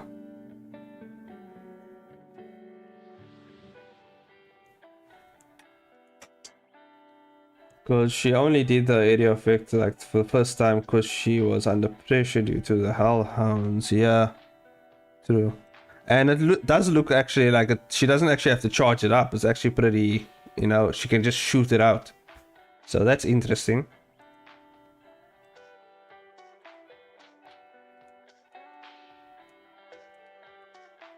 Yeah, so I think, yeah, Luna wins. Unless like unless like Avani is like very like bloodlusted and she's just like coming for Luna, like there's no other, like she's just coming for, like, you know, like something bad happened and, you know, she's just completely bloodlusted. I think she could beat Luna.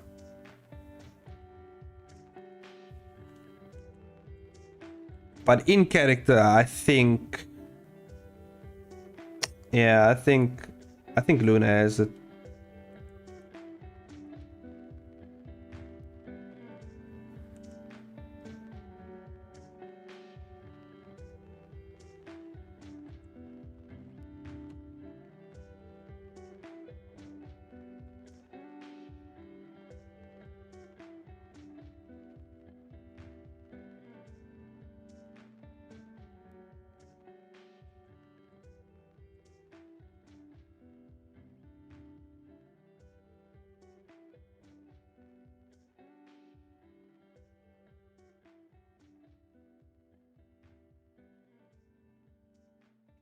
No, yeah, but I'm saying like bloodlusted, she knows she's gonna come at like Luna at like supersonic, like not supersonic speeds, you know what I mean? Like she's gonna come at like really fast, like she has a really good reaction time. So she is technically a trained assassin, you know? So I mean, I don't know. At the reaction speed over there. So let's say she's running at Luna like super fast, right? Because she's pretty decent. Okay, I guess she's average fast, unless you account for the bionic leg that she has and she just launches towards Luna. She also, like, if Luna like aims a sleeping spell at her, something at her. But then again, you see, yeah, you know what? I think you're right, because looking at it from Avani's like angle, Luna doesn't look like a threat. She just looks like a, you know, average girl, you know. Unless, you know, Avani like knows, okay, this girl actually means business and she's coming toward her, she can actually duck out of the way, unless the area effect attack happens. But then again, Luna is under pressure, so she might actually just go for the full blast effect. So yeah, I think, yeah. You know what, now that I think about it, yeah. I think you have a point there, Elias.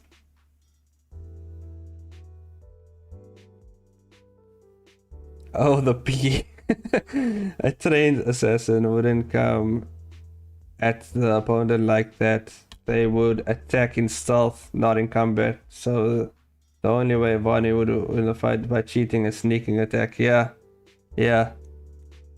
Because the thing is, I was thinking now about it, like, if Luna's put under pressure and Avon is coming straight toward her, like running like a dumbass assassin like Naruto, you know, she's just running toward her, coming in for the kill, then Luna would be under pressure and she would just jet out the giant sleep blast attack and Avani would just fall asleep. So yeah, I guess Luna wins that one.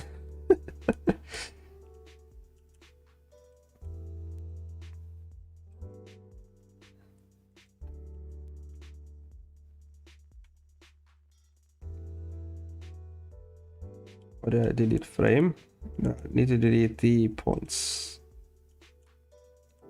Dissolve the points. Dissolve.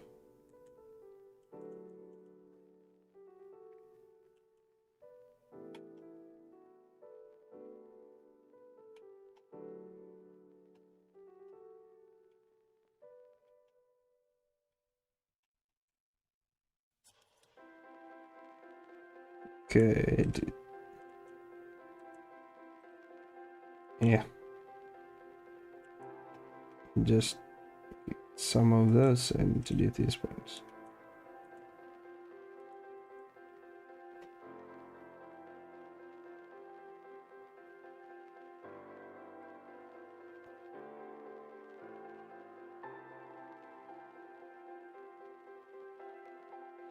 Yeah, that would be the outcome. Like, if Luna is pressured into using the full blast of that area of attack, you know, that full sleep spell attack, Vadi's just gonna go sleep, you know.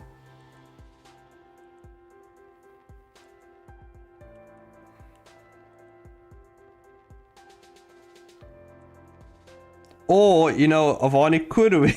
It could kind of win, or I think it would be a draw. Like, this is another way that this could go down. Like, Avani could just come straight at her, like in a fight, like she's just bloodlusted. She's not thinking straight. She's coming towards Luna. She's gonna go in for the stab. Luna does the sleeping blast thing, and Avani just falls with a knife into Luna, and then they just both out. You know, that could happen, but I mean, that's an outlier, really. I think the most possible explanation is just Luna puts it to sleep. She just goes to sleep. She goes night night. It's over.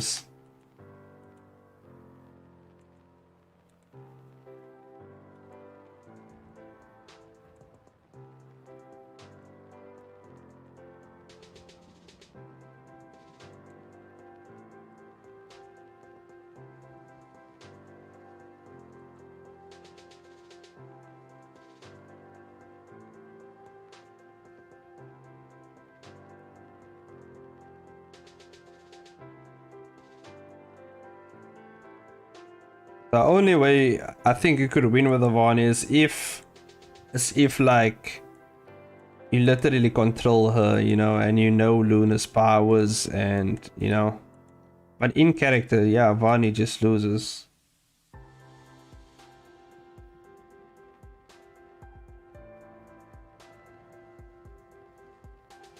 Except I see Luna pulling out the knife and stabbing the sleeping Avani.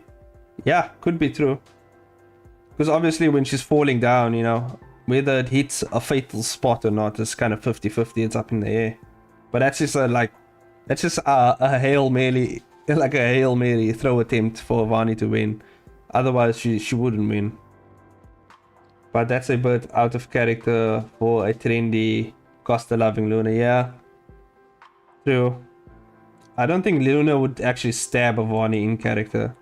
She would just put her to sleep and then and just leave her in the middle of wherever she is, you know? And wonder why she attacked her.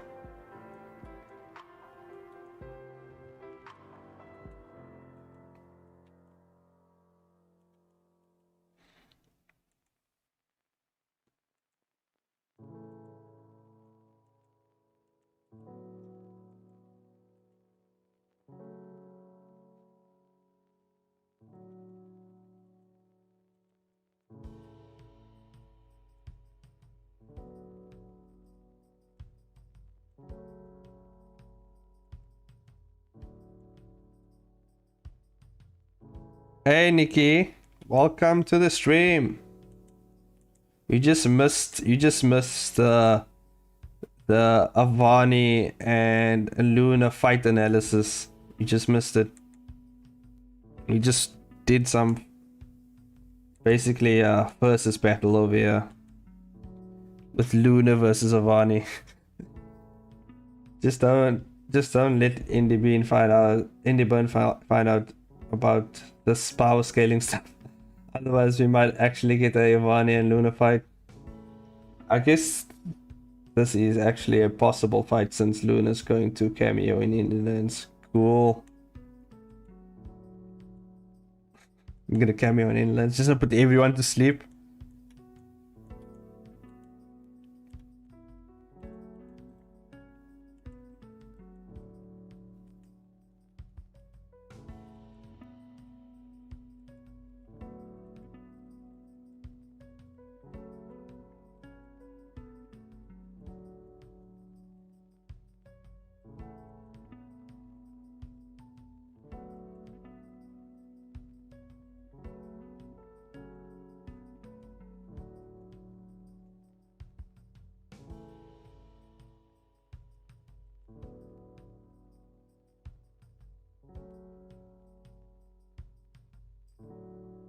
The whole cast one-shotted by Luna here.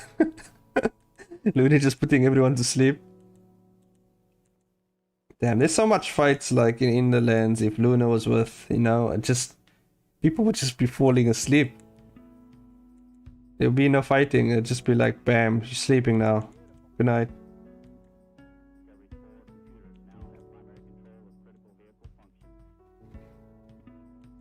Luna's basically like a human sleep grenade. You know? Just like a human sleep grenade, just putting everyone to sleep.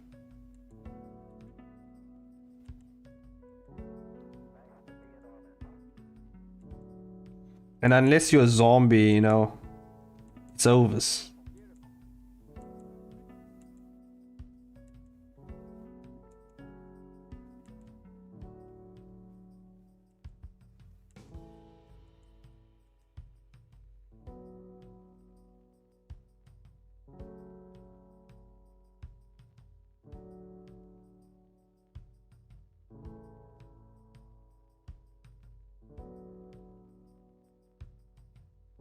I guess anything is possible, yeah. Sailor Moon transformation sequence, but it's Luna, yeah.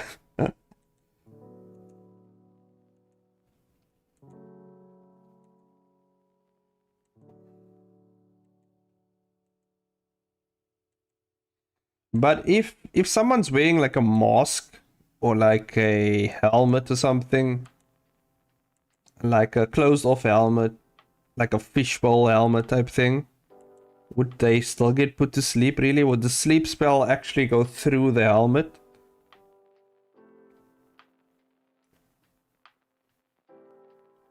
Sleep spells already. Don't keep a power up. Yeah, don't overpower too much, you know. That's too much power for Luna. You can't do that. She already has sleep axe. Ultra Mega Sleep X, yeah.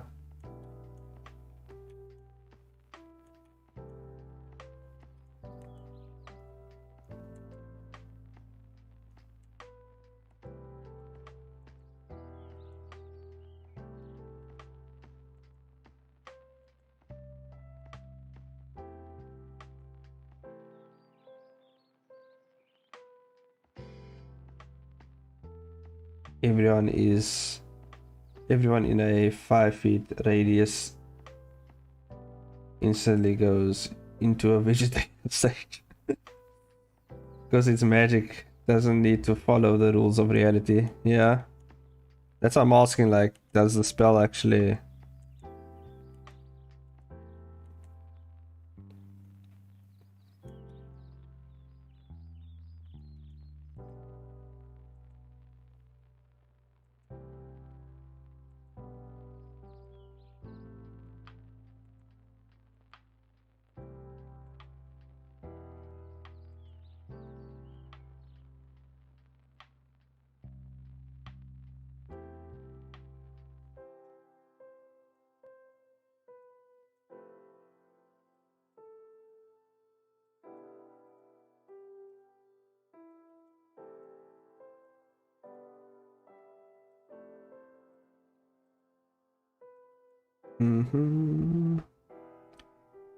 Yeah, this character's done, I guess. Just doing some shading. Making it look pretty. Gotta make it look pretty. Oh yeah, now that Nick is here, I gotta show Nikki her character as well. Her character looks pretty awesome, Nikki. I think you're gonna enjoy it. Let me just put this over here. Get a better idea of what her face looks like. There we go. Let me just save this. I was operating under the rule. I was operating under the rule that it needed to touch the person, but I don't know if it can get through a protective suit. Yeah. Oh, so it just needs to touch the person? God damn. So there you go, Eliza. It just has to basically touch a person, and damn, you're sleeping.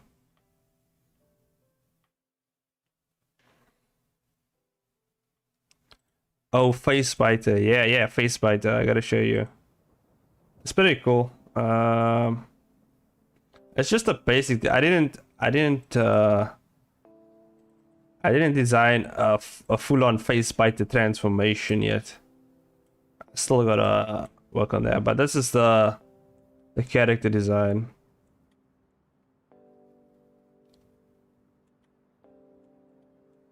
She looks pretty serious here. She's not happy here. She's just pissed. But up avani, she's not winning that fight. Yeah. Also, this is not in line. God damn. But I did scale this up, so it's not gonna be in line too much. Yeah. It's good enough. It's just to get an idea of the character.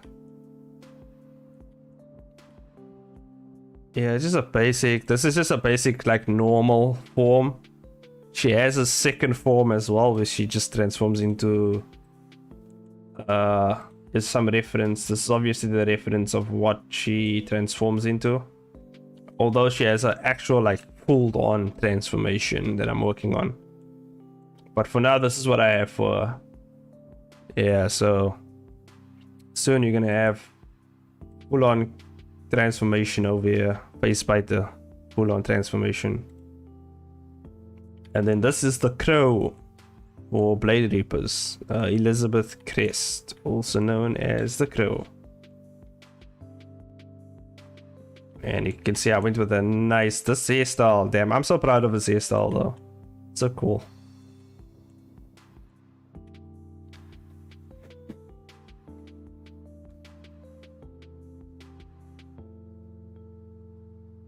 Oh, she goes on a date with the main cat. Yeah, I gotta show you the main MC as well.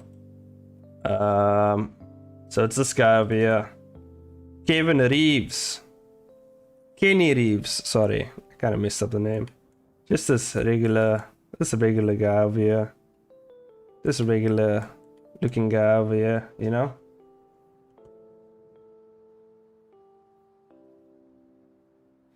If so, I'll need to design a date outfit for the fun of it. Oh, that will be cool, you know? Wouldn't mind that. I just kind of gave her a basic clothing based on your avatar. But yeah, I would like a date outfit. Yeah, that would be cool. His fashion sense, yeah, he's a weird fashion sense. He's an indoors weeby guy, you know. I didn't know what type of fashion sense. I just wanted to give him the weirdest, like weird fashion sense. That cargo shorts, yeah, I know. I didn't want him to make him like look attractive. Like he's supposed to be like this, like incel, like introverted like guy. Like he doesn't like going out, you know. And like this, like the first time he's kind of like taking on this dating like app or whatever, right?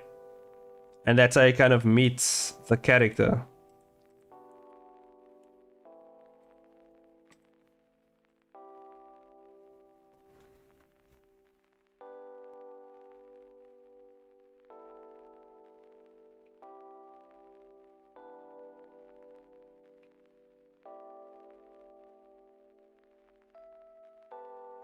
If he wears this on the date, then it's no wonder he attracts the woman he does.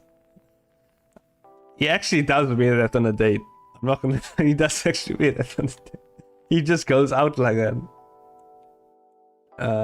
He's not gonna actually. He doesn't like give a shit, like really.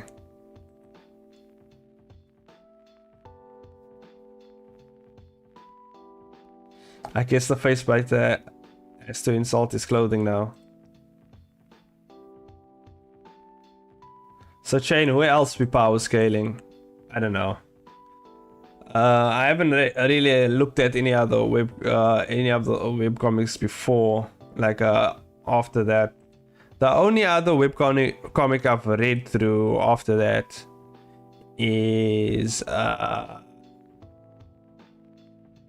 you know what would be cool? Like well, since Kuniki's here, like her characters from In the Dreamscape, you know. In Your Dreamscape, sorry, I keep messing up the name. But Into the Dreamscape is a kind of canon now. But anyway, In Your Dreamscape, you know, it'd be cool like to see how that would work. Because Luna like travels through dreams and stuff, so imagine like that aspect of it. That'd be cool. Yeah, I'm not sure exactly what other comics we can. Ooh, I think 100 years later. Damn, how do you think Silas would do in a fight? From 100 years later. That guy is crazy as well. He doesn't have any like really crazy feats though. I mean, he just kills. Since Mitch didn't really finish that comic.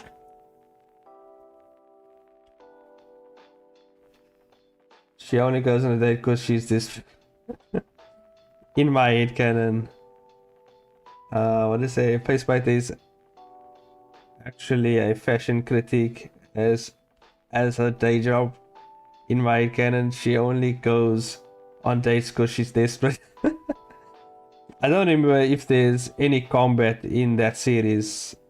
Oh, in Your Dreamscape? Yeah, I don't think there is any combat in there as of now. I remember this bad.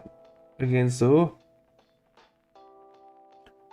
Now, just talking about, I don't think I would put them up against a versus battle right now. Like, I'm just talking about the dreaming aspect of Luna and the In Your Dreamscape characters. Like, I want to see how the In Your Dreamscape characters develop first before I put that together. But what do you think about? You know, I'm actually thinking of like, damn, there's so much I still have to read. I didn't read it yet. Don't worry, I'll think of a matchup in my mind. So far, I think Silas was someone.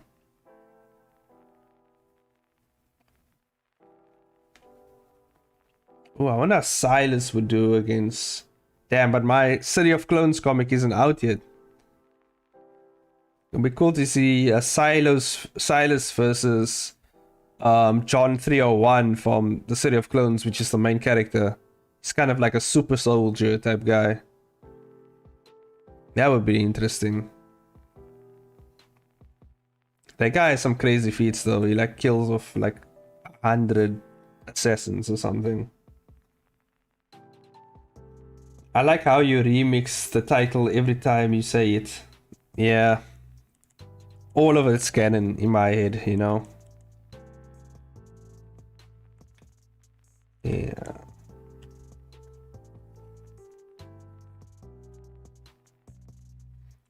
Silas versus Eddie from Inevitable Destiny. Sorry, I fucked up that word as well.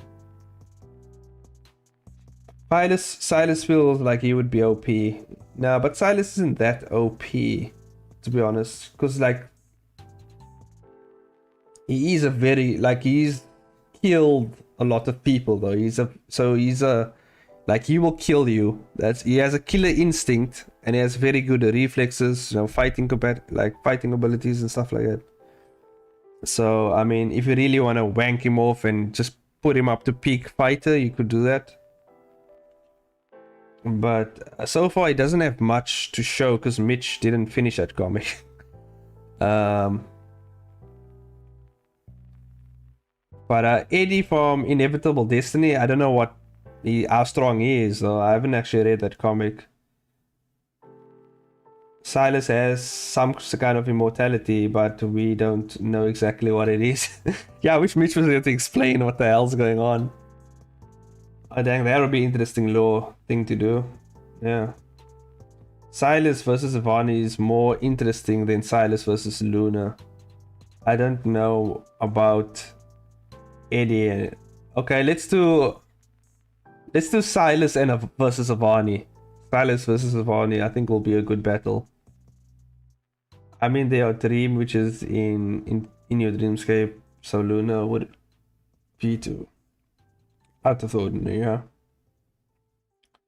Silas is also street level at most, yeah. But how do you think the fight would go? And that's being generous. Yeah, it's been quite generous.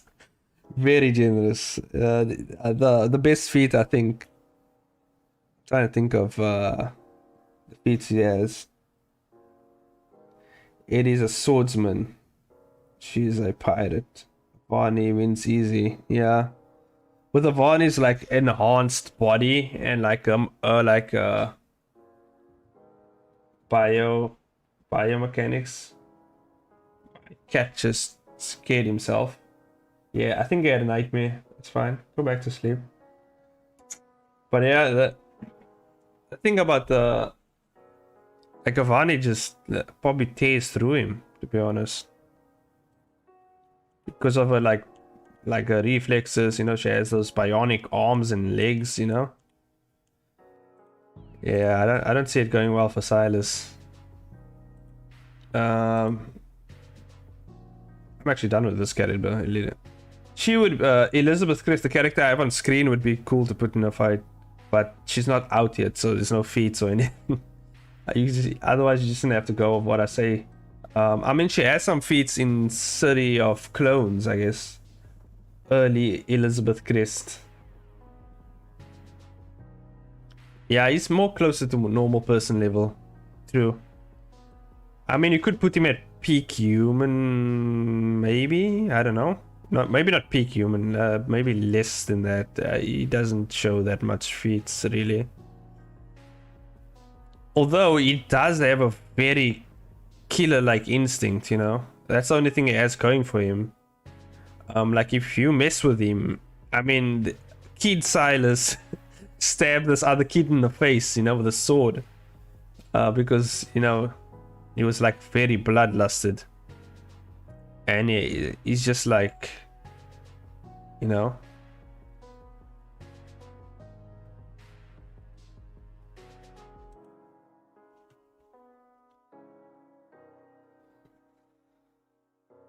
Yeah, peak human is more high in. Yeah, but I don't think he's even that level, to be honest. Like, I don't know. Although, when they kick Silas out of the barrier, you know, the barrier that there's like this. I remember this panel of like he's looking back and there's like these red eyes behind him, and I'm trying to think exactly what that is, because remember he spent 100 years in this wasteland or whatever outside the barrier, and he had to survive for 100 years. Now I don't know exactly how he survived. He survived basically with just a knife on him. And also I don't know what's beyond that barrier, you know. But also there's some indication that he has some sort of like fighting, like training and stuff like that. Because he has these like rings, these earrings on his ears, and like people saying, oh my god, look how much earrings he has. So they don't want to mess with him because some, like, I guess the earring symbolizes some sort of like how strong he is. Now, I don't exactly know how strong the guy is that he drop kicked in the face, but he had 1 earring, where Silas has 6. So I don't know how strong that is. I don't know the other, you know, the levels of power goes there.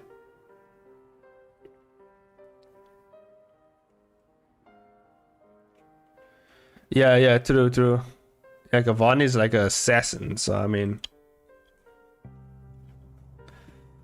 yo, I think Silas could be OP because of those 100 years in the mind of barrier. Yeah, but the thing is, avani like will one shot him with like a bionic arms.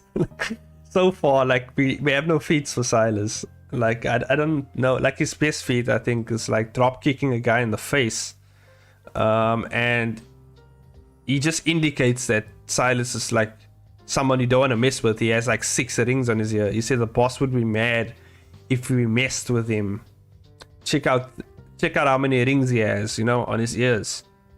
So I don't know if it's actually linked to physical power or if it's just linked to status, you know.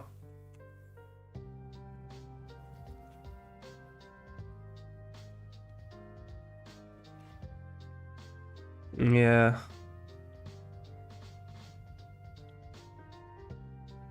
Silas wasn't the only one who survives the portal. Yeah, true.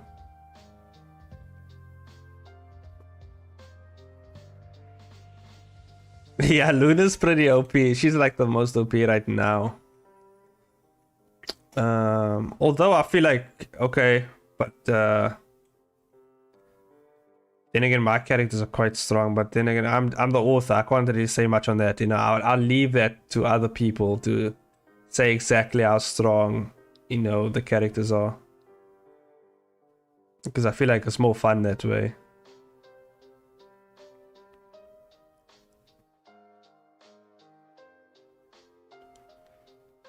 Yeah, Silas doesn't have that much going for him right now. He hasn't been in that much fights. Yeah, not a lot going on. Not a lot of feats, not a lot of fighting, you know.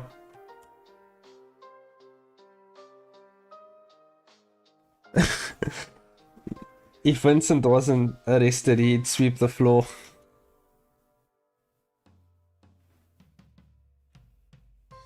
I'll leave it to Elias to explain how badass the merchant is.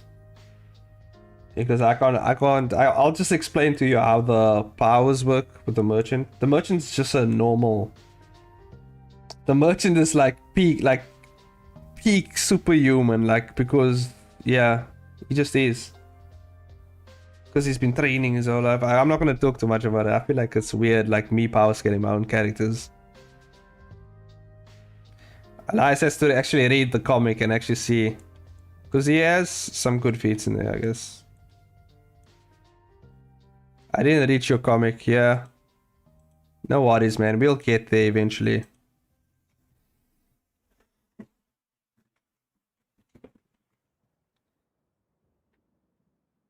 Yeah, Vincent. I feel like Vincent he has something, you know.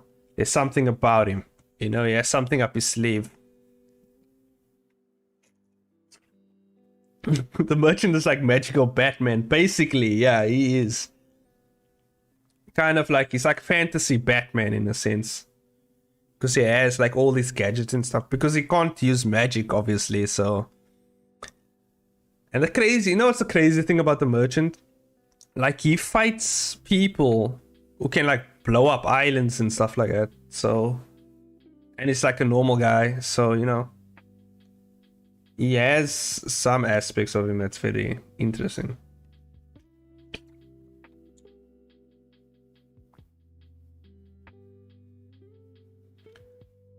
He's arrested for all like the series, so so they're basically keeping him captive. So Vincent's basically arrested. Oh my god. What did he do?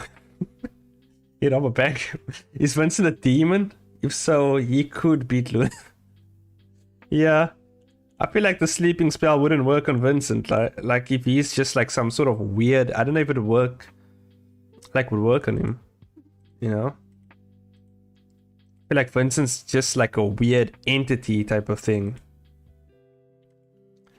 I don't know when or if I'd explain, but Vincent is basically a thing that powers the dreamscape that under... Oh, okay, I see, okay.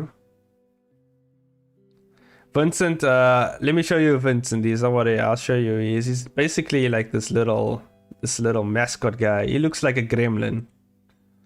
He looks like a gremlin with horns, basically, you know? I also have to work on these characters' weapons as well when I get the chance. But I think I can pull up a picture of Vincent over here. Let's head into the comic, you know? I think we're gonna head to... Oh, actually, Elias, you should actually just head in there and check out the comic. The comic isn't actually that long per episode. You know, you could finish it in a few minutes. It's not really that bad. The powers all of Charlotte, like Charlotte and Tony's missions, yeah. Vincent is little horned guy in Nikki's comic, yeah. This little is like basically a cat with horns. Damn, this character came out really good. I really love the... I gotta finish up the shading here though. You gotta finish up the shading. I think about keeping this all black though. I'm not sure.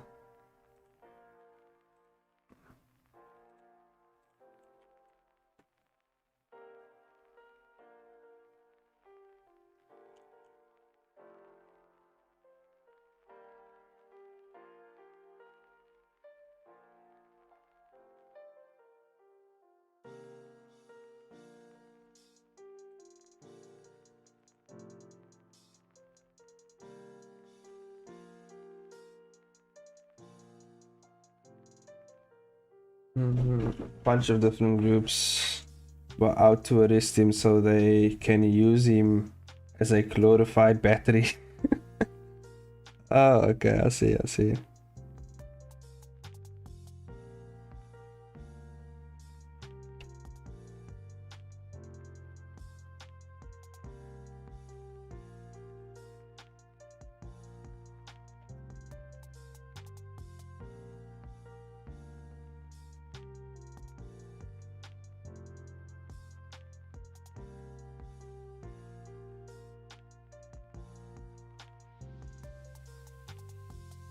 Yeah, okay.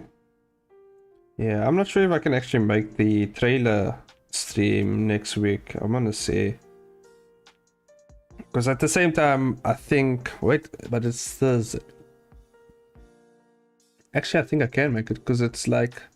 For me, I think it's on a... It's on a Thursday for me. Is it on a Friday? Yeah, it's on a Thursday for me.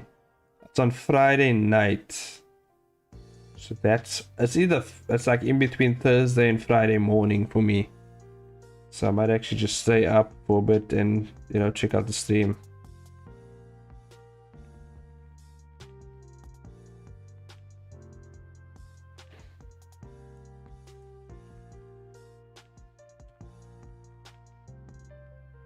I think it's humorous, yeah. It's Pretty funny.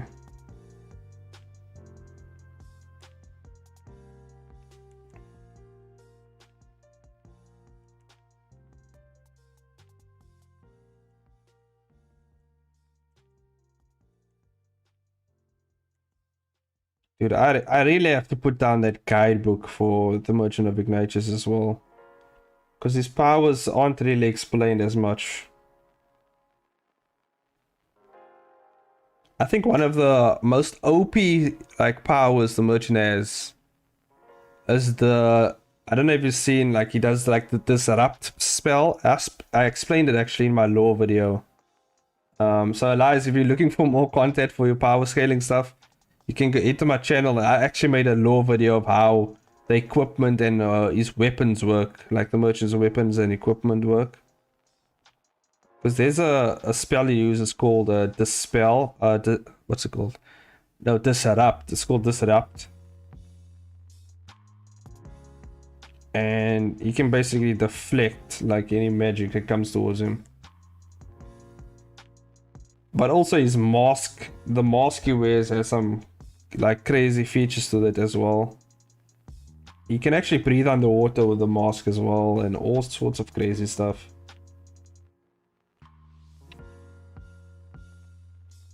Are you sure? I think it's Friday for you too. You're just 6 hours ahead of us. Yeah, it might be Friday. 6 hours. So I'm 6 hours ahead of you. Oh, so that will be late Friday night probably for me. Like Friday to Saturday morning. Sorry. Mine kind of just, you know, time zones. I can't wait to tell people that the reason you can see Vincent's horn shape somewhere is because the powers and everything. Oh, okay. Interesting. You need to make a lore guide too, Sai. It's Friday our time, Jess. Isn't it Friday our time? Yeah, it is. The thing is, Rochelle wasn't specific on the timing. Like, she just said Friday the 4th. Friday the 4th can mean anything for me, you know? Depending on the time that she chooses. She had to be, I think she had to be a bit more specific, to be honest.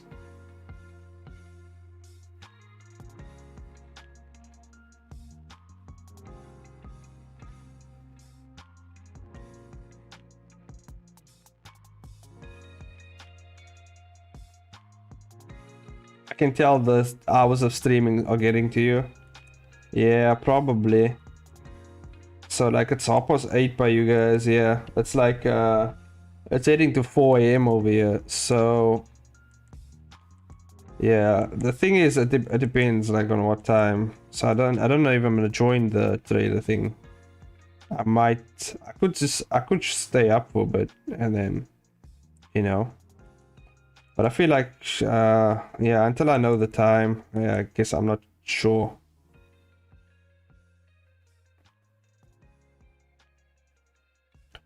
Yeah, she said the time is to be decided in the video description.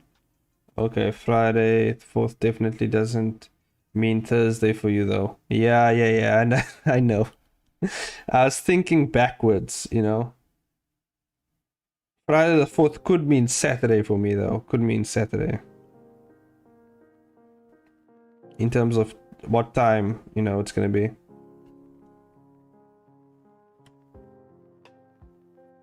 Like if she posts a video, if she posts this, if she does the stream this time, or more or less around 9 p.m. She does it more around 9 p.m.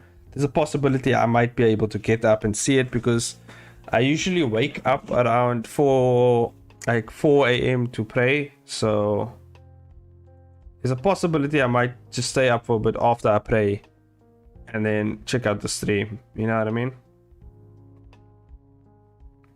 So yeah, we'll see how it goes. Man, time zones, man. They really mess you up.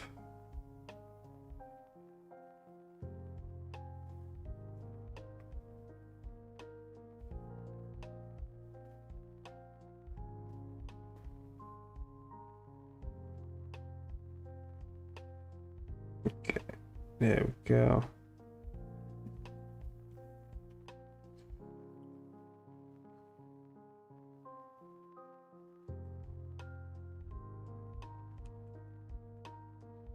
Uh-huh.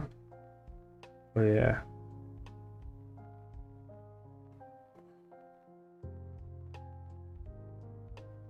I'm gonna be looking for ones everywhere.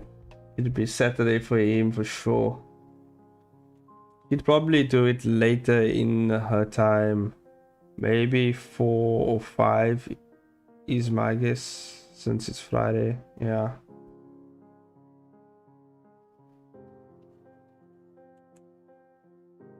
Yeah. That's fine though. If I can't make it, I can't make it though, you know. I'll just watch the stream, the post stream, you know. See, that's the cool thing about like videos being unlisted. You know, if notifications is on, you can actually watch the unlisted videos, like even if the stream is unlisted. Unless they private it or something, you know. But if it's unlisted, you know, then you can still check it out.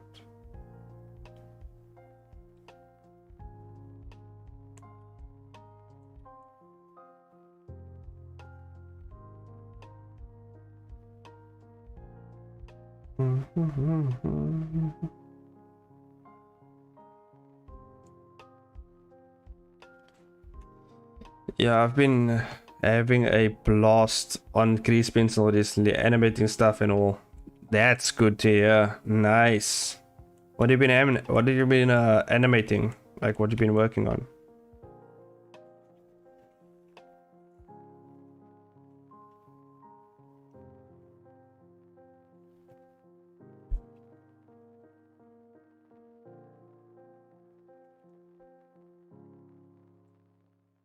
Uh-huh. I think I'm done here with this character.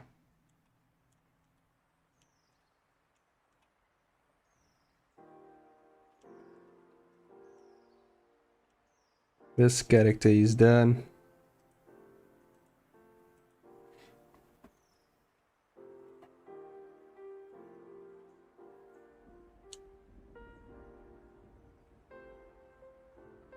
Picking a TikTok audio and just animating my OC to it. Yeah, nice. That's good. Yeah, I think I'm done with the characters for tonight as well.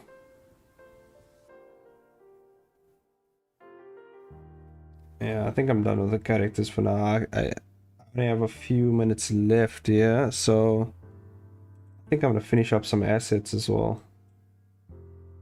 Whoops. Let's finish up some assets over here.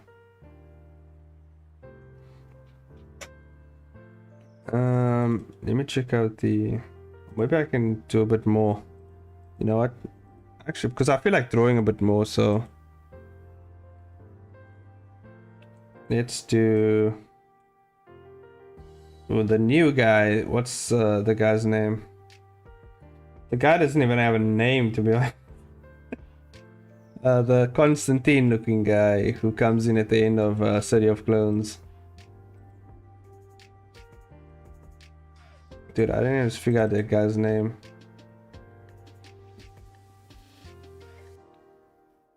I don't think I gave him a name. What should I name him though?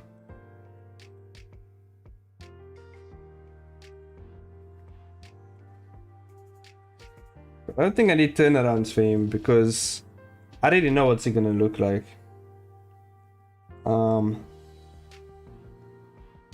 I can always refer back to the panels if I need to. I do need these type of characters. I don't think Nikki saw the Chainsaw Maniac character, which is what the channel's name is based on.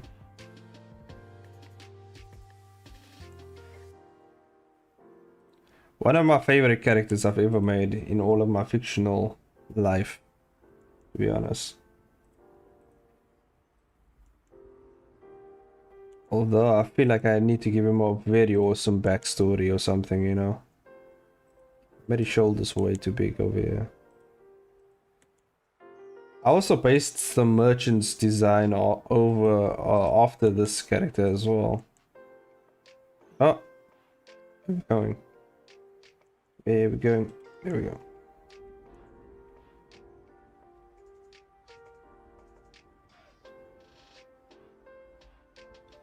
It's short enough for me to get good grasp of the tools I need, yeah. Con Constantine. Oh, Greta name? Yeah. Con Constantine? Nah. I have to figure out a different name for him.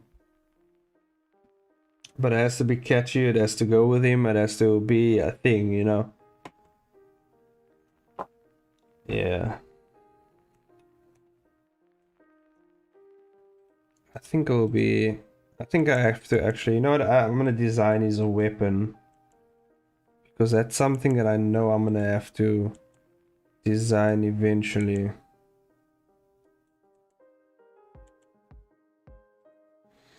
I wonder if I actually have a 3D model of his weapon somewhere.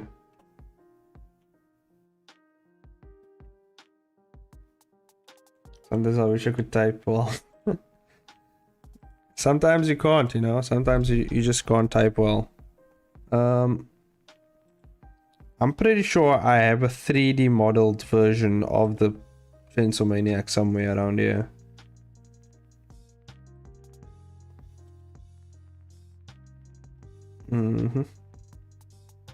I think it would be in the Blender folder. And assets maybe. No. I do have... New.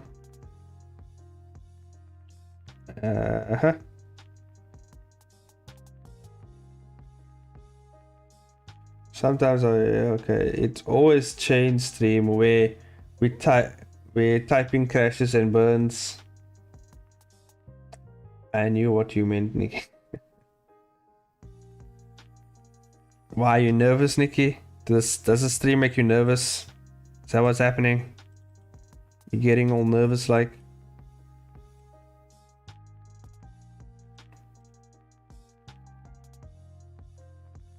No, not that one. Oh, I do have him. Yes. Yeah, he is, guys. This was the first. Damn, look at that.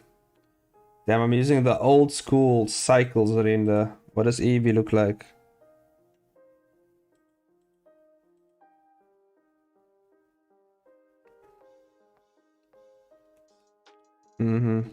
Does his textures even work in Eevee?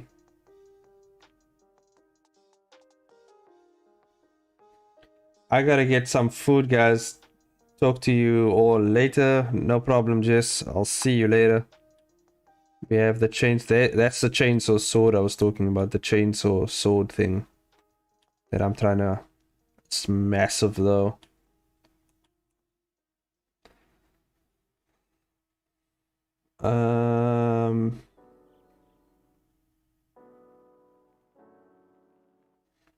Finding out Luna would beat Avani was incredible entertaining. Yeah. Can't even get food. Snowed. In... What? In and shit? Oh, snowed in and shit. Okay. See you later, Jess. Okay. Yeah, Avani's... Luna stops Avani currently. It is how it is. Yeah. Unless Avani has some some sleeping, like deflection thing, which I doubt.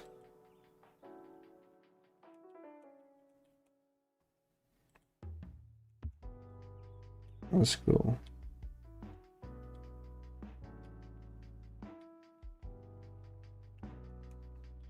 So I do have a full-scale 3D model. Obviously the textures are kind of outdated over here.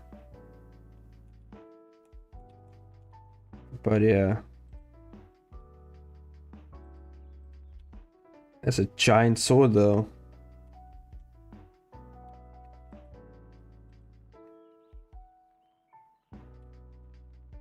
Okay, I'm gonna have to figure out. I need this sword. Need it. Let me see what the textures look like.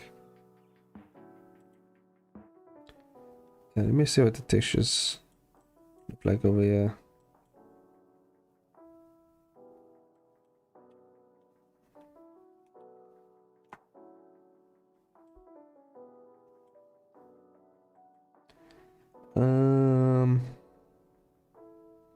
Shade editor. Oh, okay, it's very basic stuff. Damn, this is old school Blender stuff over here. Leather texture. Oh, interesting. So it's like a leather jacket that I gave him here.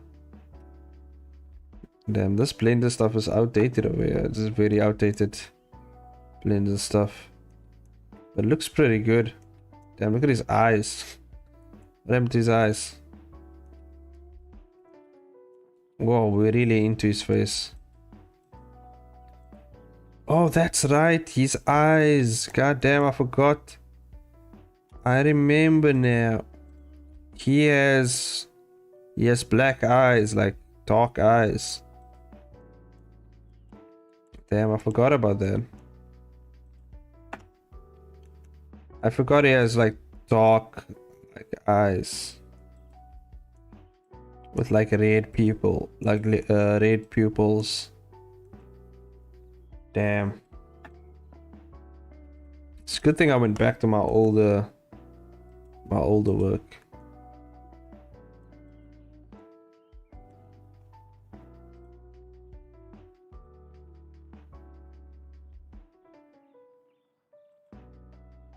He has like darker eyes.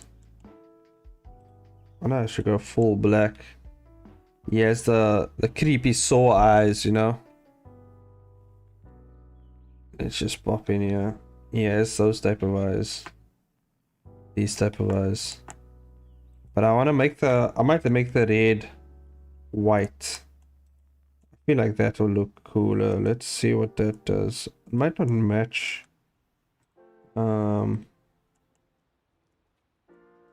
Yeah, that looks weird. I think I'm gonna go. It's too black though. It's like too dark. You know. I think we need to ease up on the darkness. Make a new sign. New sign. Let's go with dark, but not really dark. You know.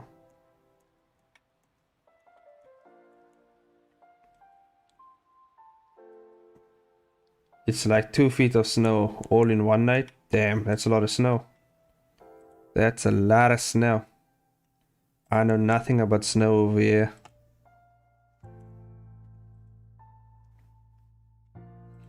Snow doesn't exist over here unless you go to Table Mountain.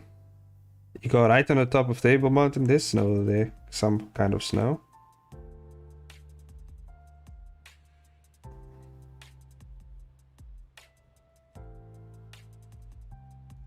Here we go.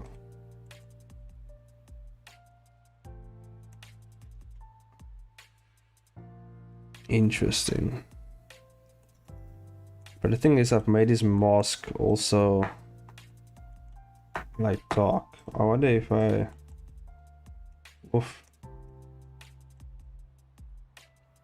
I might actually just bring down the white a bit. To like I think I like that more actually, the white.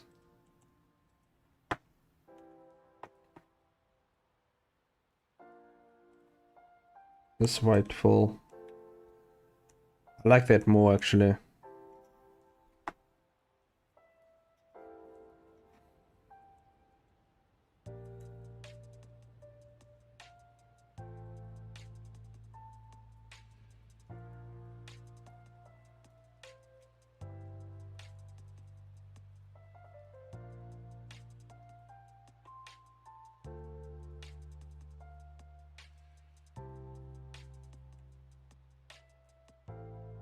Cool. Okay.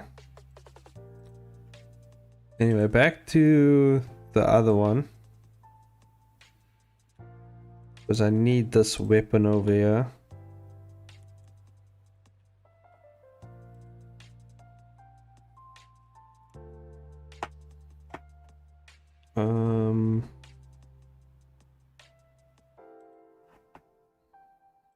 Interesting. Chain sword. Here we go. And now I'm gonna go over here, open this up, and I'm going to move this over here, and I'm gonna append. I just gotta find that Blender file. I think it was in characters. Chainsaw Maniac. Not this one. I think it was. Yeah, it was this one.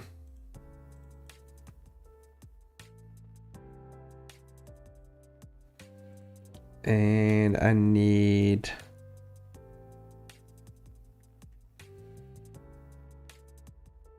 collection chain sword. Pinned. There it is. Oh.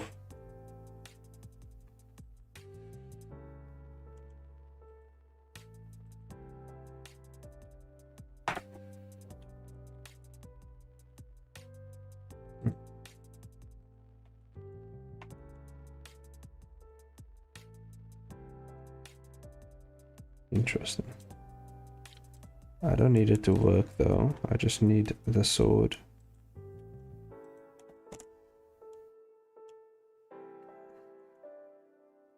Oh, whoa.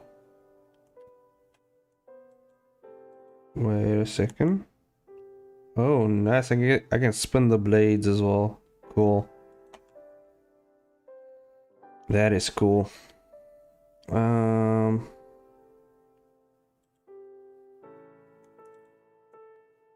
But I need this. Where's the... It's all locked. Delete the drivers. Delete the... We don't need it to move. I think we just need to apply... Need to apply these and delete this.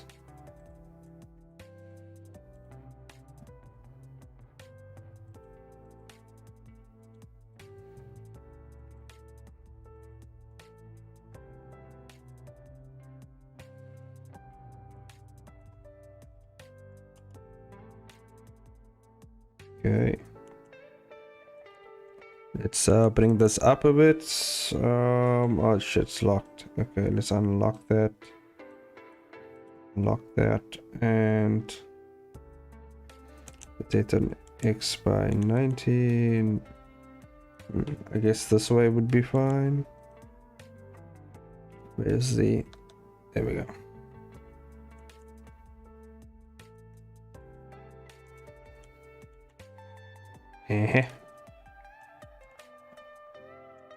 Rotate on Z by 90.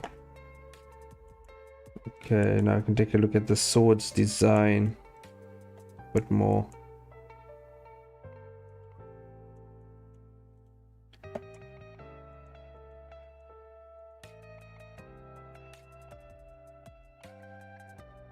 Okay.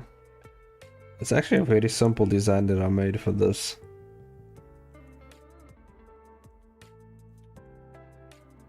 But yeah, I have to change up the design a bit of the sword because it looks kind of outdated in the sense, you know. So I really have to figure out a better design for this.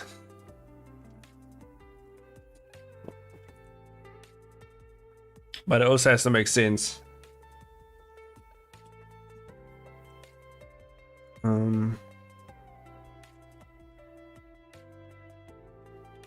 But yeah, I'm keeping it here with the character, so you know, I I have a better idea of what his weapons are gonna look like.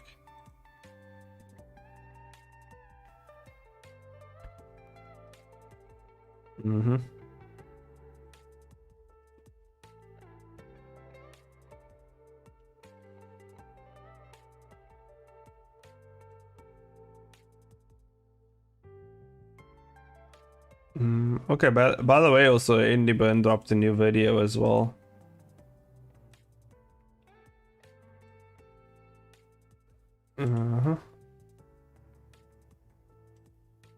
You guys can check that out off the stream though. Whenever you want. Let me just drop it into the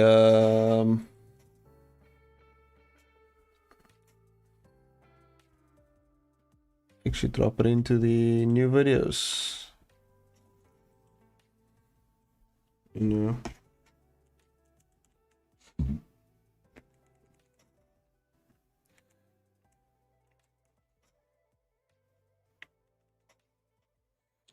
Let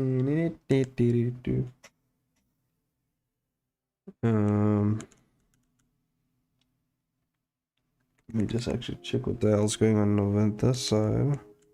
I thought the music stopped for a bit there.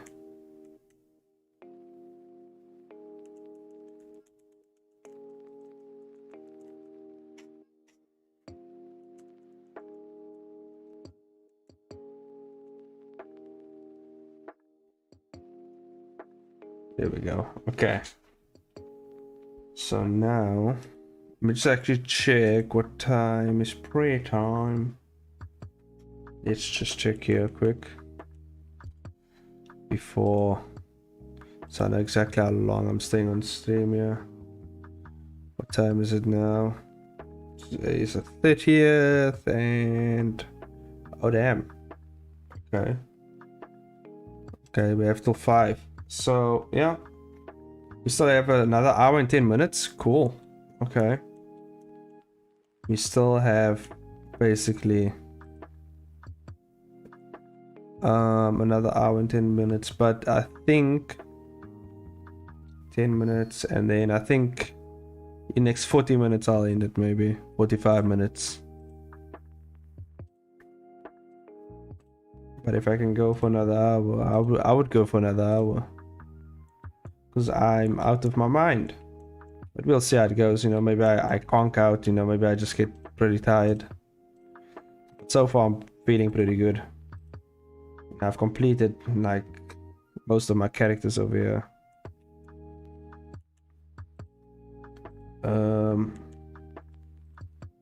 Although I still need to refine some stuff over here.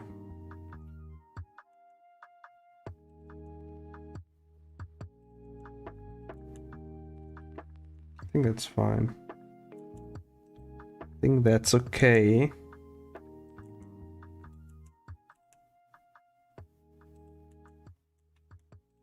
Just to give an idea of what a face looks like up close. And then it's the Constantine type of guy, you know, which I have no name for. So yeah, we're gonna have to figure out that name.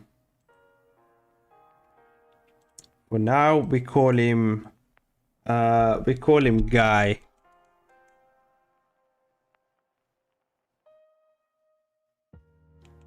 him Guy for short. Okay, we call him Guy. Wow, you've been going on for a while. Yeah. When you become a veteran in a streaming game, you know, you start getting that those streaming skills. But eventually I'm gonna have to get out. But yeah, I mean, I can still go for another few minutes.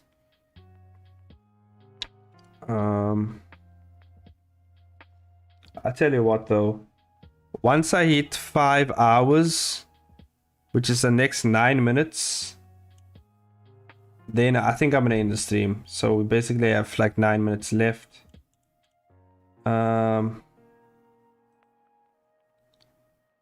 And yeah, basically have 9 minutes left.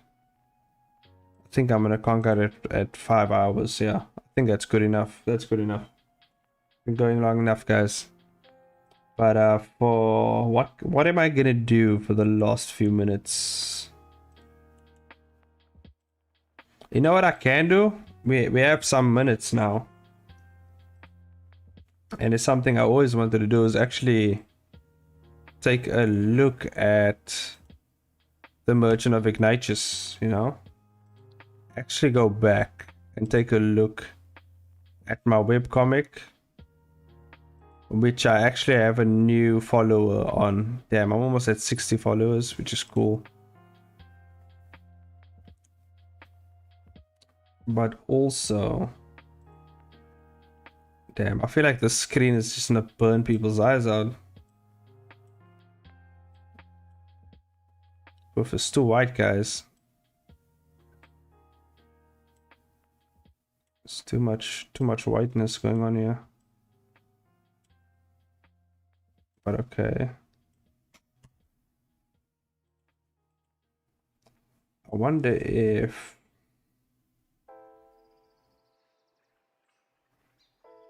I'll leave Blender on in the back just because.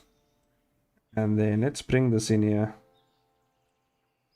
This is gonna be a bit too white for your eyes though. Is it gonna be too white?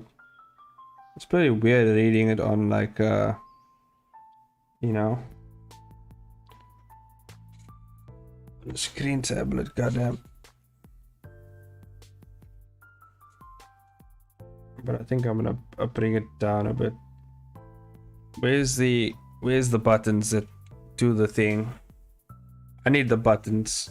Where's the buttons? Yeah.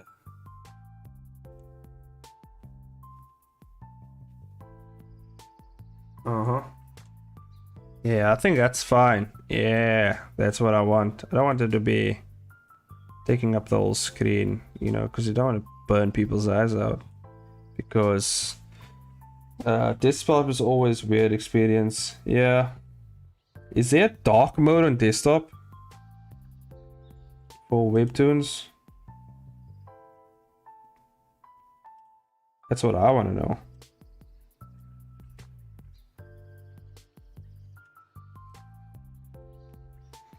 There has to be a dark mode. What? You don't think so? God damn it. God damn it. Dark mode. No. Why do you do this to me, Webtoon? Does Tapas have a dark mode? Maybe we can go through Tapas, you know? Sorry, Webtoon. You have displeased me. Let's log in. You can't see this, guys. Let me log in. There we go. Okay. I want you guys to see my password. Oh, notifications. Settings. Dark mode, please. Dark mode, please. Dark mode, please. Tapas, don't do this to me. Don't do this. Yeah. Personal.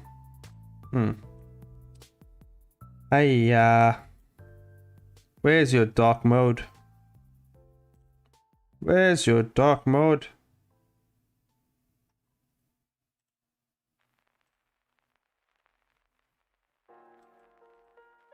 Damn you.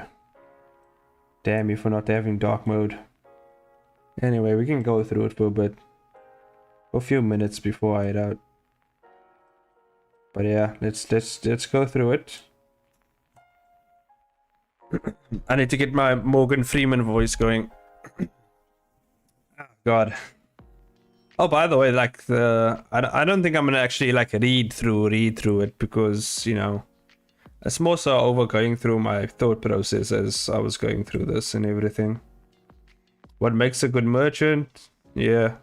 These questions though are gonna be answered though. I haven't answered them Or you don't even know where they're coming from, actually. Yeah, but basically it's asking you some series of questions. In the beginning, this was kind of my prologue. You know, what makes a good merchant? Is it the quality of their merchandise? The success of their sales? Or could it be the wealth gained through their wits alone? The answer is quite simple. And it wasn't answered, but actually this is from a conversation that's gonna be revealed later on in a series. Can't talk about it now. 20 years earlier. This is where we're getting to this fight scene. As you can see, this is for Elias, by the way. This is the painterly style I went with. Back in the day, before I realized this is just, I'm gonna die if I keep doing things like this way. Let me show you. Like this painterly style I went with over here. Can you see? Like the lighting and everything. And the fire. Although that fire brush in like Photoshop is pretty cool. This is a really cool. Like I tried to like paint the spot over here. No. Some painting things for it. And yeah, there we go. It's coming. It's doing like a really lunging for this attack.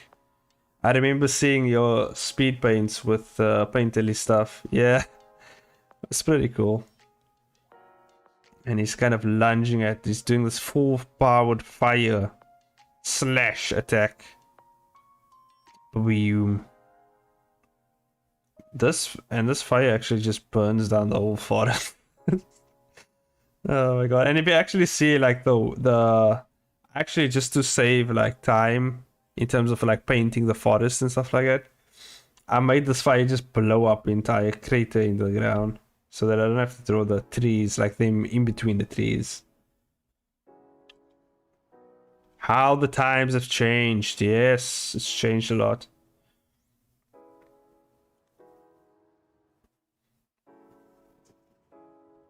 I think this lady over here, I mean, you're gonna learn later who this lady is, but like, she's basically just like Flavera's alter ego. Yeah. It's like, yeah, that does nothing, it's blocked with a pinky. A pinky! You know, just, I wanted to show like a immeasurable power, and then he does like a side backflip thing into a ready position. And this is a cool pose though. I like this pose. This guy is so cool though. The character design that I did for this and everything. I think maybe sometime in the future I'll do a short story with the Black Dragon King, because he's a cool character though. And then she just like, you know, brings out this energy sword thing. And then he charges up his power and he transforms into this cool fire dragon form, which is pretty cool. You know, I got the inspiration I got for this was from Naruto actually, like the Susanoo's wings, or I think it was, I don't know, I saw like a Susanoo from Naruto, and I like the wings of it and the aspect of the energy like flowing around the character, and I thought it would be cool to do something like that. Oh, we're skipping straight to 3. Let's go back to 2. And Black Dragon King. And yeah.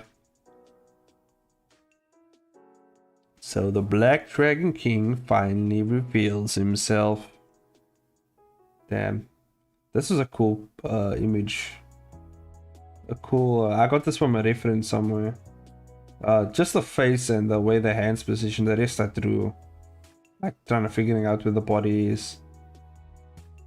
Damn, this is a cool scene. Like this is like one of the coolest fight scenes I think in the series. Like the way it just starts out. And they just basically She basically turns into the Flash here. It's just like with the lightning and everything. And the cool thing about this part is like she's using lightning to amp herself up. She's like really, and he's using fire to increase, you know, these crazy, like this, make this like basically turning into a meteor over here. And this giant explosion happens. And those are all trees, by the way. Look at all that, the little trees. This giant fire tornado explosion happens.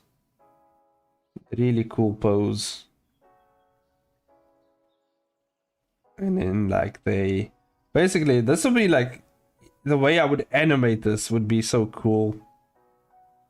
Like they would just run towards each other, and then they would come here to this fire tornado. And the way I would make it, like I didn't actually show it in this scene over here. Yo, I gotta head out. It's fun. I'll catch up tomorrow. No problem, Nikki. Enjoy. I'll see you soon. I'm ending the stream anyway in the next few minutes. I'm just checking out some stuff here. But damn, this was a really cool scene. And now I was talking about like the way I would animate it. It's like they would clash. Obviously, then a giant tornado of flames would shoot out of the ground. And they would like fight in the tornado until they get to the top point of the tornado over here, which is this point over here. And then bam, they would fly out. And yeah, they boost themselves forward again, you know. And the choreo, like the way I planned the scene out, I didn't actually know how I did that. I imagined like all the millions of anime fight scenes I've seen in my life. I basically threw it in one giant animation scene. There's this like fire blast thing. This fire blast is actually like very concentrated, so you can actually like cut shit in half of that. Damn, that's cool.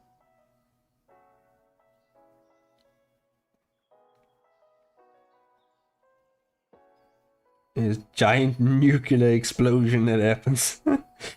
Damn, just wipes out the whole forest over there.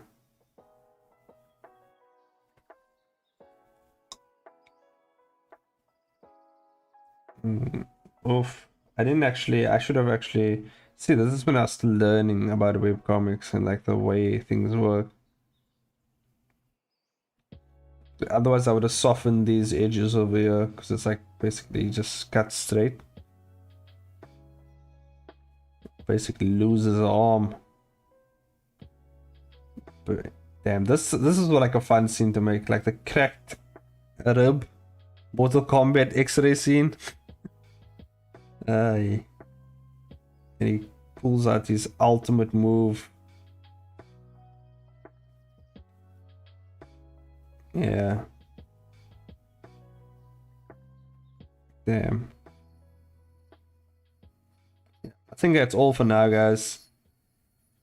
Let's leave the stream here. Oh my god. I am getting tired. So, we're gonna leave it here, guys. I'm gonna end the stream. Thanks everyone for coming. Nikki, Jessica, Elias. Happy birthday again to Elias, you know. Turning 163. It's fine, you know. Thanks for joining me on the stream. I'm heading out now. And yeah, let me just pop up the end screen over here. Thank you guys so much. Check out my, you know, Patreon, Ko-fi. All the links to everything is down below in the description. If you guys want to check that out, you want to support your boy, go ahead and do that. And don't forget the event, the trailer event is happening this week coming. You know, you guys want to chill and watch some trailers, especially mine, you know. It's gonna happen, I think, Friday the 4th. So yeah, be there or be square, you know, as they say. Really appreciate this. Really appreciate the stream. Appreciate everyone that's supporting me. We just passed 300 subscribers, and that's cool. Okay, it just brings me one step closer to getting at 1K. So thank you guys for joining again. And yeah, I'm heading out. Bye-bye, everyone. Bye-bye. Hope you enjoyed the stream. Bye. Bye, everyone.